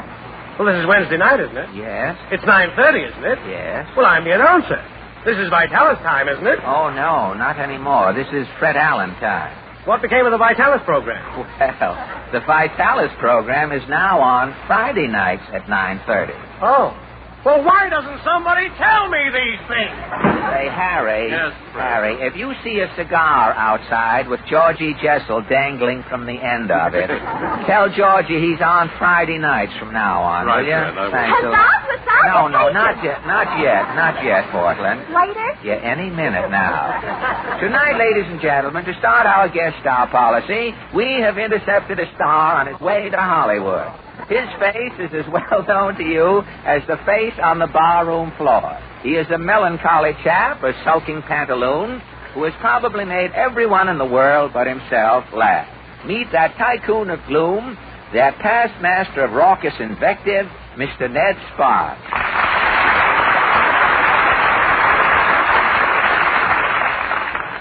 Thank you, friends, and thank you, Rudy. Wait. What's going on? Everybody's mixed up here tonight. I'm afraid you, too, are a little confused, Mr. Sparks.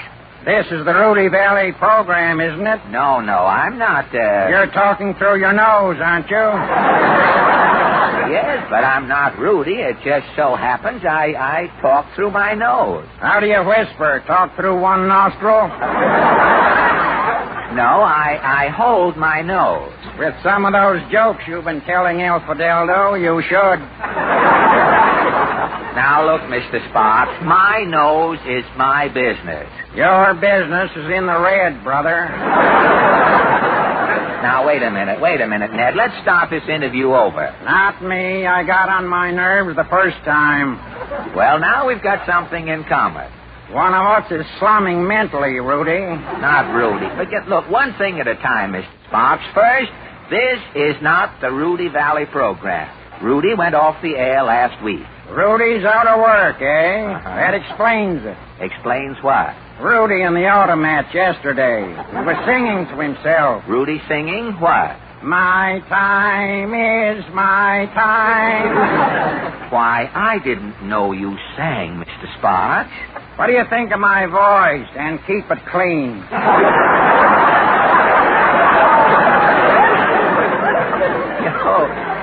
Your singing sounds like an axle calling its mate. And that's putting it mildly.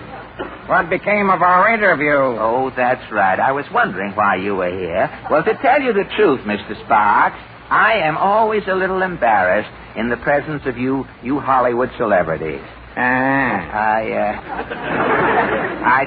just don't know how to begin. You're supposed to be the MC, aren't you? Well, I've been called an MC, yes. You've been called a lot of other things, too, haven't you? Well, not up to now, no. The night is young, brother. The night is young.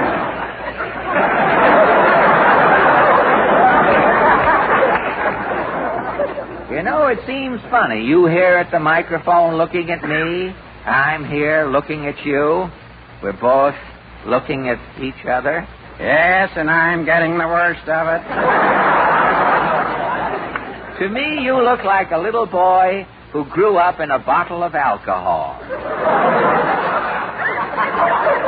me, you look like a hot foot with skin on it. You look like the oomph boy in an old lady's home. Looking at you leaves a bad taste in my eyes. Give up? Unless somebody writes me some more answers, yes. Well, I guess I should ask you a few polite questions now, but I really don't know where to start. Why don't you ask me if I was born? Oh, were you born? No, I'm a self-made man. I double-crossed myself. Now, let me see. What else could I possibly... Why don't you ask me how I got on the stage? A happy thought. How did you get on the stage, Mr. Sparks? When I was a kid, my father took me to see Mitch Hepburn play Uncle Tom's Cabin. Mitch Hepburn in the lead, was he? Yes. My old man didn't like the show, so he threw me at one of the actors. And that's how you got on the stage, huh? The actors were too weak to throw me back. I had to join the cast.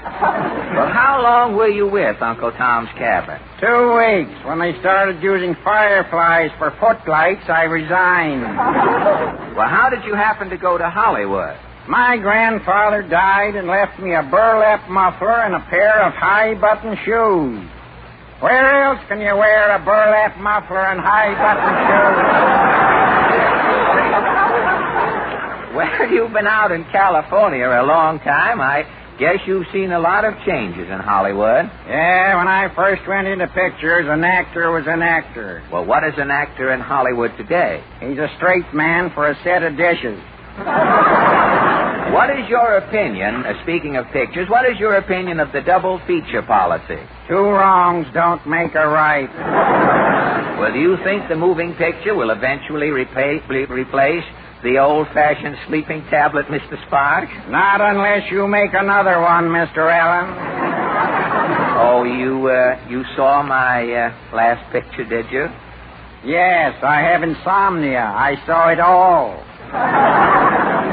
Well, enough about me. I know that everyone is interested in one thing, Mr. Sparks. How did you acquire your sunny disposition? You mean, how did I get this out-of-the-money look?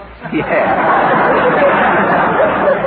As a baby, I was weaned on acidophilus and learned to take the bitter with the bitter. The bitter with the bitter. As you have grown up and copped your way through life, have you used any special diet to maintain your curdled outlook?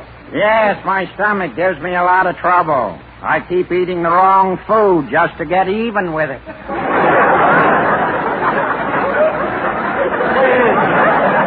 I notice every time I see you in a picture, you have a cigar in your mouth. Where else would I have a cigar? In my... Well, no, I just wondered if you smoke. Of course I smoke. You don't think I park a cigar in my mouth to hold up my upper plate, do you? Oh, the lower one. You hold it down.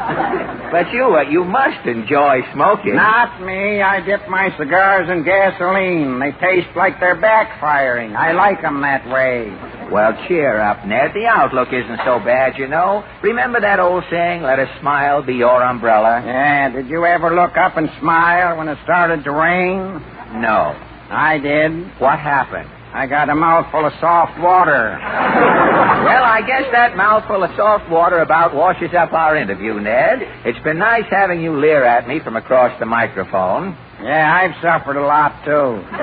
Say, before you go, Ned, how about doing me a great favor and giving your radio fans a rare treat at the same time?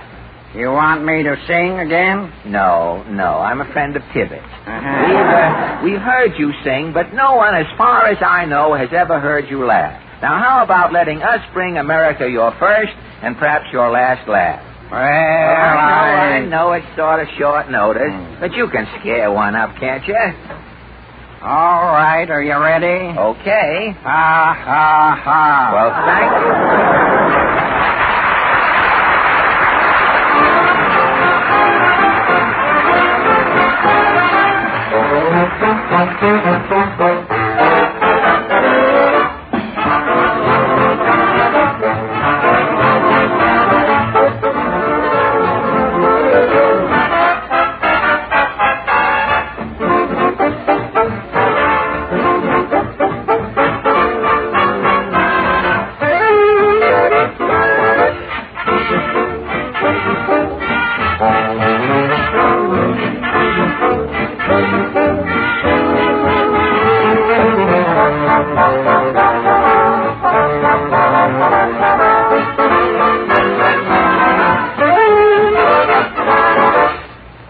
Van Steeden and the iPad. Pardon me, Fred, before you... This young lady wants to talk to you for just a moment. Oh, really? Mr. Allen? Yeah? It's a pleasure.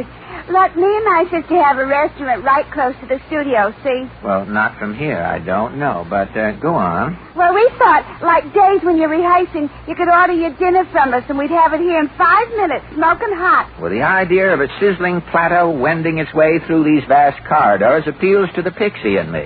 Go on. Well, you say we could bring you some nice hare, or rice and chicken livers, or creamed salmon, or patties a la boeuf. Patties a la what? Oh, it don't matter. It's just hamburgers anyway. Well, how about it? Well, your menu sounds swell. Don't you think so, Harry? Yes, sure it does, Fred. But like so many of the soft, creamy, well-cooked foods we eat nowadays, those dishes don't give gums the exercise they need to help guard against gum trouble. You don't expect people to go around eating nothing but hardtack just for the sake of their gums, do you? No, of course not. But people should use iPana toothpaste and gum massage to help supply that stimulation. You see, when gums are soft and tender, teeth are seldom bright and sparkling. And iPana toothpaste is especially designed not only to give your teeth a sparkling cleanliness, but when used with massage to help give gums the exercise they need for firmness and health. That's why so many dentists advise this easy modern routine. Brush your teeth with iPana toothpaste. And every time you do, put a little extra iPana on your brush or your fingertip and massage it on your gums. And, ladies and gentlemen, the very first time you use iPana this way, you actually notice a remarkable and unique difference. You really feel a stimulating effect upon your gum tissues as lazy gums start to waken and circulation speeds up. And that helps bring greater health to your gums and, consequently, more charm and radiance to your smile. Prove this to yourself. Get an economical tube of iPana toothpaste from your druggist tomorrow.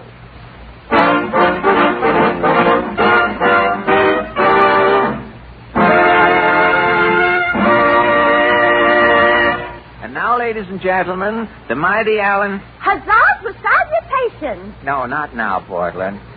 Yes, later on, if you don't mind. The mighty Allen Odd Players, ladies and gentlemen, returned from their season of summer stock at the Good Gulf Station on Route 1 north of Stamford. Tonight they present their version of that 20th Century Fox epic of exploration, Stanley and What's-His-Name. Tonight you will hear for the first time the real reason why Henry M. Stanley failed to bring Dr. Livingston back from Africa.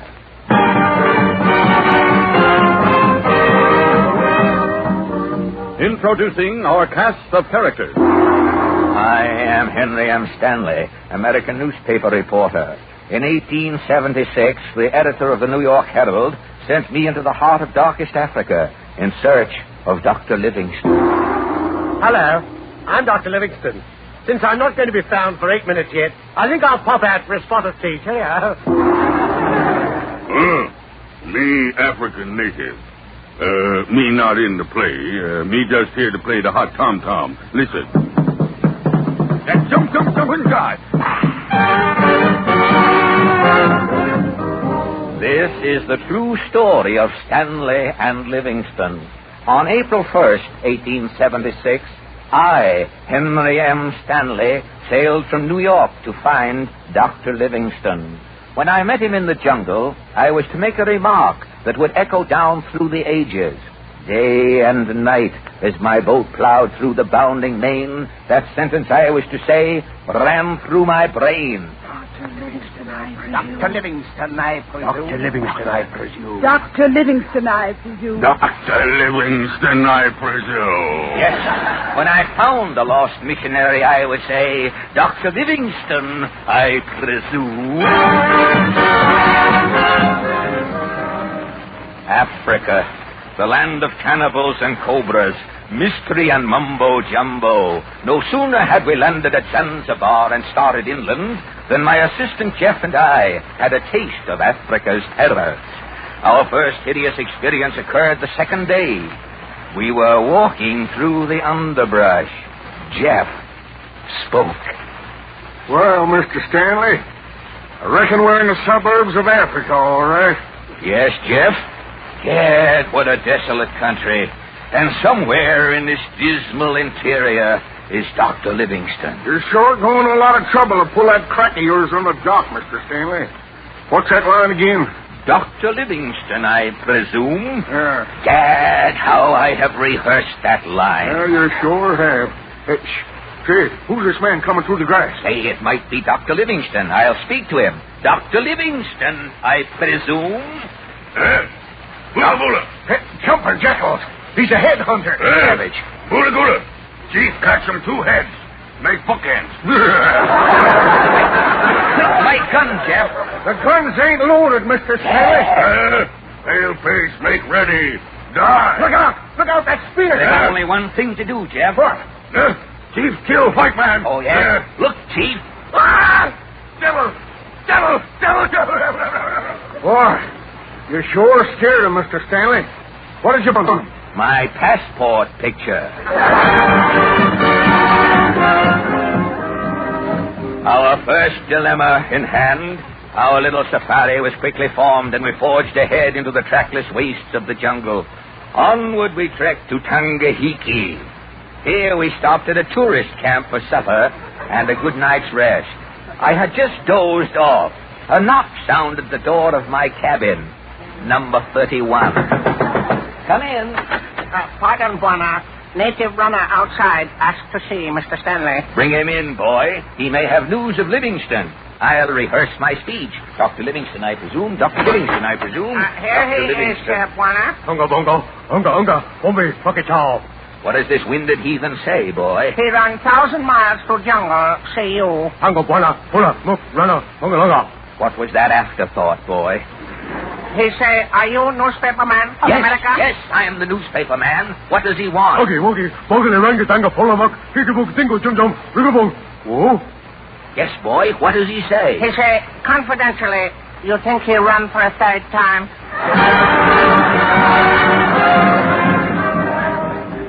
Bidding a hasty farewell to this Ubangi water lipman, the next morning we pressed through the tropical underbrush, still searching for the missing Dr. Livingston.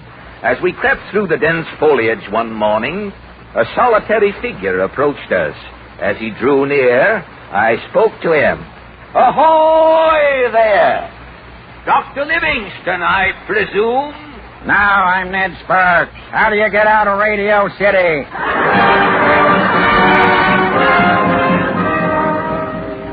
Turning our backs on this mirage, we trekked ever onward.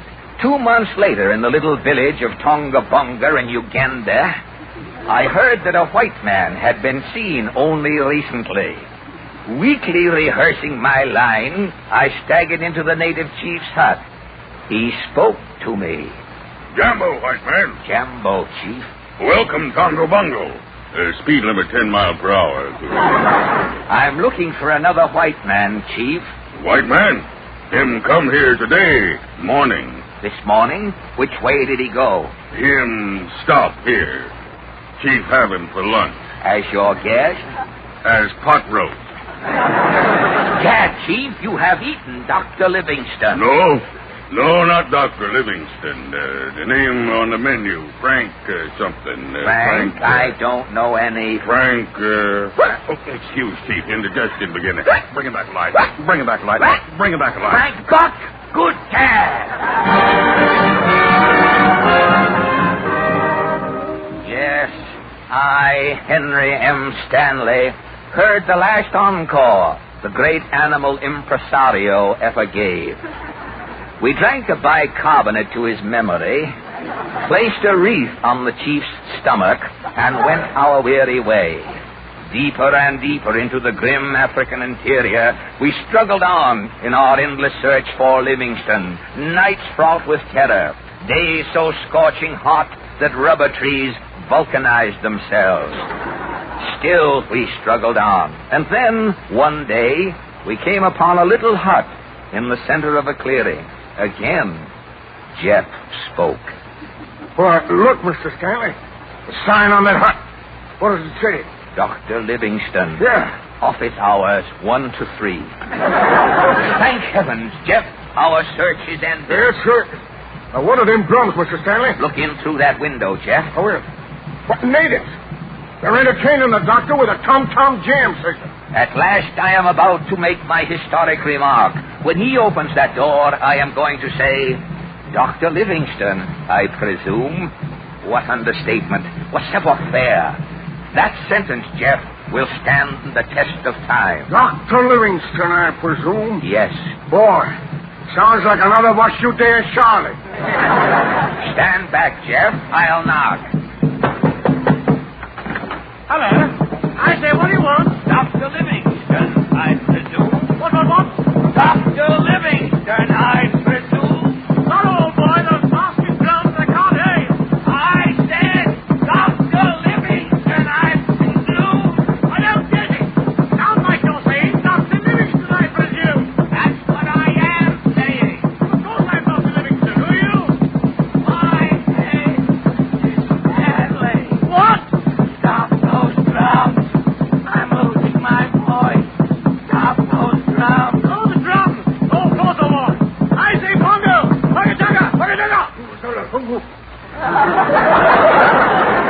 Now, Mr. Stanley, just what was it you were trying to say to me?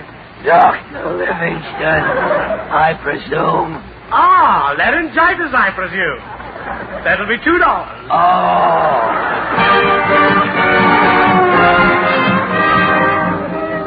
For 2 days and 2 nights, Jeff and the doctor fed me herbs and bark to bring my voice back. Finally, I was well enough to discuss the question of bringing Dr. Livingston back to civilization.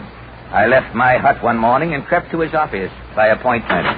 Well, I say, Stanley, old Boy Scout, how's the patient today? Fine, Doctor. I'm ready to start the trek with you back to civilization. Oh, ripping. I shall call my daughter and wish for proud. Your daughter, Doctor? You have your little girl with you here in Africa? Why not? She's right at home in the jungle. She even has an orangutan playmate. She's teaching him how to talk, you know. A talking orangutan? Dad, what a story for the New York Herald. Where is this simian? My daughter's feeding him in the next room. Talk, little boy. Fine, I'll do that. I'll be right back. Drink to me only with thine eyes, and you will be mighty thirsty. Drink to... Well, I see, Mr. Stanley. Have you seen my daughter and her baboon so quickly? Yes, Doctor. Well, then are you ready to take us back to civilization, Stanley? No, Dr. Livingston. I have changed my mind. You what? You are not going back, Dr. Livingston. Stanley, put down that gun! I am sorry, Doctor. I do this in the interests of humanity. Oh, I'm dying. I presume. Mr. Stanley, what have you done? I've killed him, Jeff. What? You traveled 5,000 miles to find this lost missionary. You had the greatest scoop in history. Why did you kill Dr. Livingston? To keep him from bringing his daughter back to America, Jeff. Her name is Mary. Mary Livingston. Yes.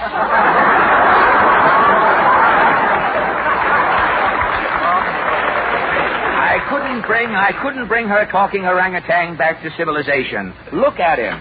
Come in here, you. Well, does he talk? Does he? Say something, Chim. Jello again.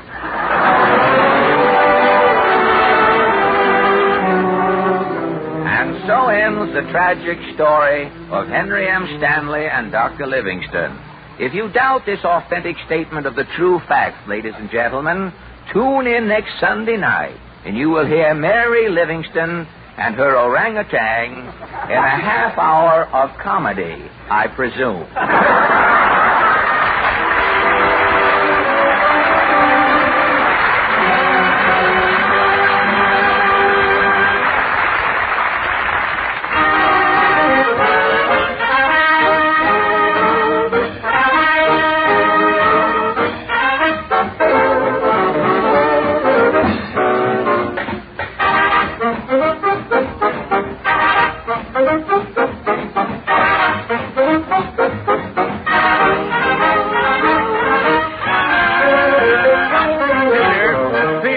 Just a minute, will you, please? Fred. Yes, Fred, I know that you must be exhausted after that dramatic effort. But before the Merrimacs come back to sing again, won't you say just a few words to your public? Oogaboola dogadoo banga wanga.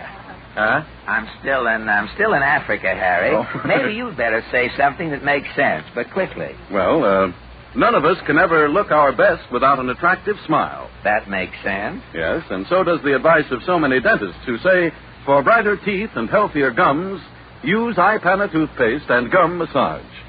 For iPana is especially made not only to give teeth a sparkling cleanliness, but when used with massage, to help give gums the stimulation they need for firmness and health. The exercise they do not get from our modern well-cooked foods. And when gums are soft and tender, they are not only more susceptible to trouble, but teeth seldom have the sparkle necessary for a really attractive smile. So begin tomorrow to brush your teeth and massage your gums with iPana toothpaste. It's the modern, easy way to help bring new firmness to your gums, a brighter luster to your teeth, and naturally more charm to your smile. Ask your druggist for iPana toothpaste.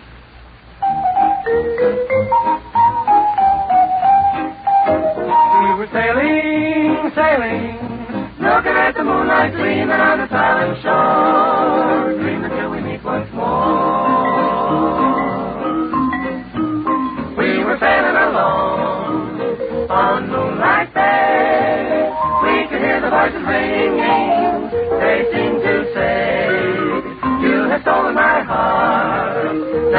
don't go away. As we sang the so sweet song on Moonlight Bay, we were sailing along on Moonlight Bay. We could hear their voices ring and they seemed to say, you have stolen my heart. You have stolen my heart. Now don't go away. As we sang the so sweet song on Moonlight Bay, we were sailing along on Moonlight Bay. We could hear the voices ring and they seemed to say that you have stolen my heart. Now don't go away. As we sang the so sweet song on Moonlight Bay, we were sailing, sailing, looking at the moonlight gleaming on the silent shore, gleaming till we meet once more. We were sailing along, singing a song, sailing along, singing a song on Moonlight Bay, on Moonlight Bay.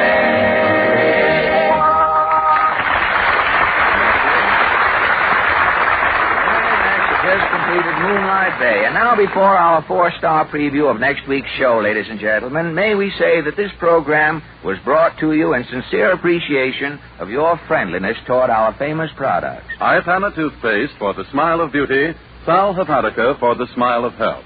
Ipana and Sal Hepatica. Thank you, Harry. And don't forget, ladies and gentlemen, next Wednesday evening we bring you... Huzzahs with salutations. And welcome back today. Yes, Mrs. Stanley. We'll see you next week. That's a frame-up, huh? Your song of the week. A roll out of the barrel. Oh, we'll have a... There's no O in roll out the barrel, is there? Oh, yeah, it's the bunghole. Oh. And our guest star will be... Bert Lahr, the cowardly lion of The Wizard of Oz. And music. Good night.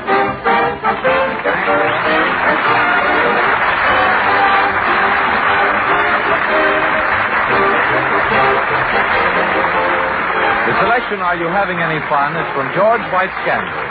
This is the National Broadcasting Company.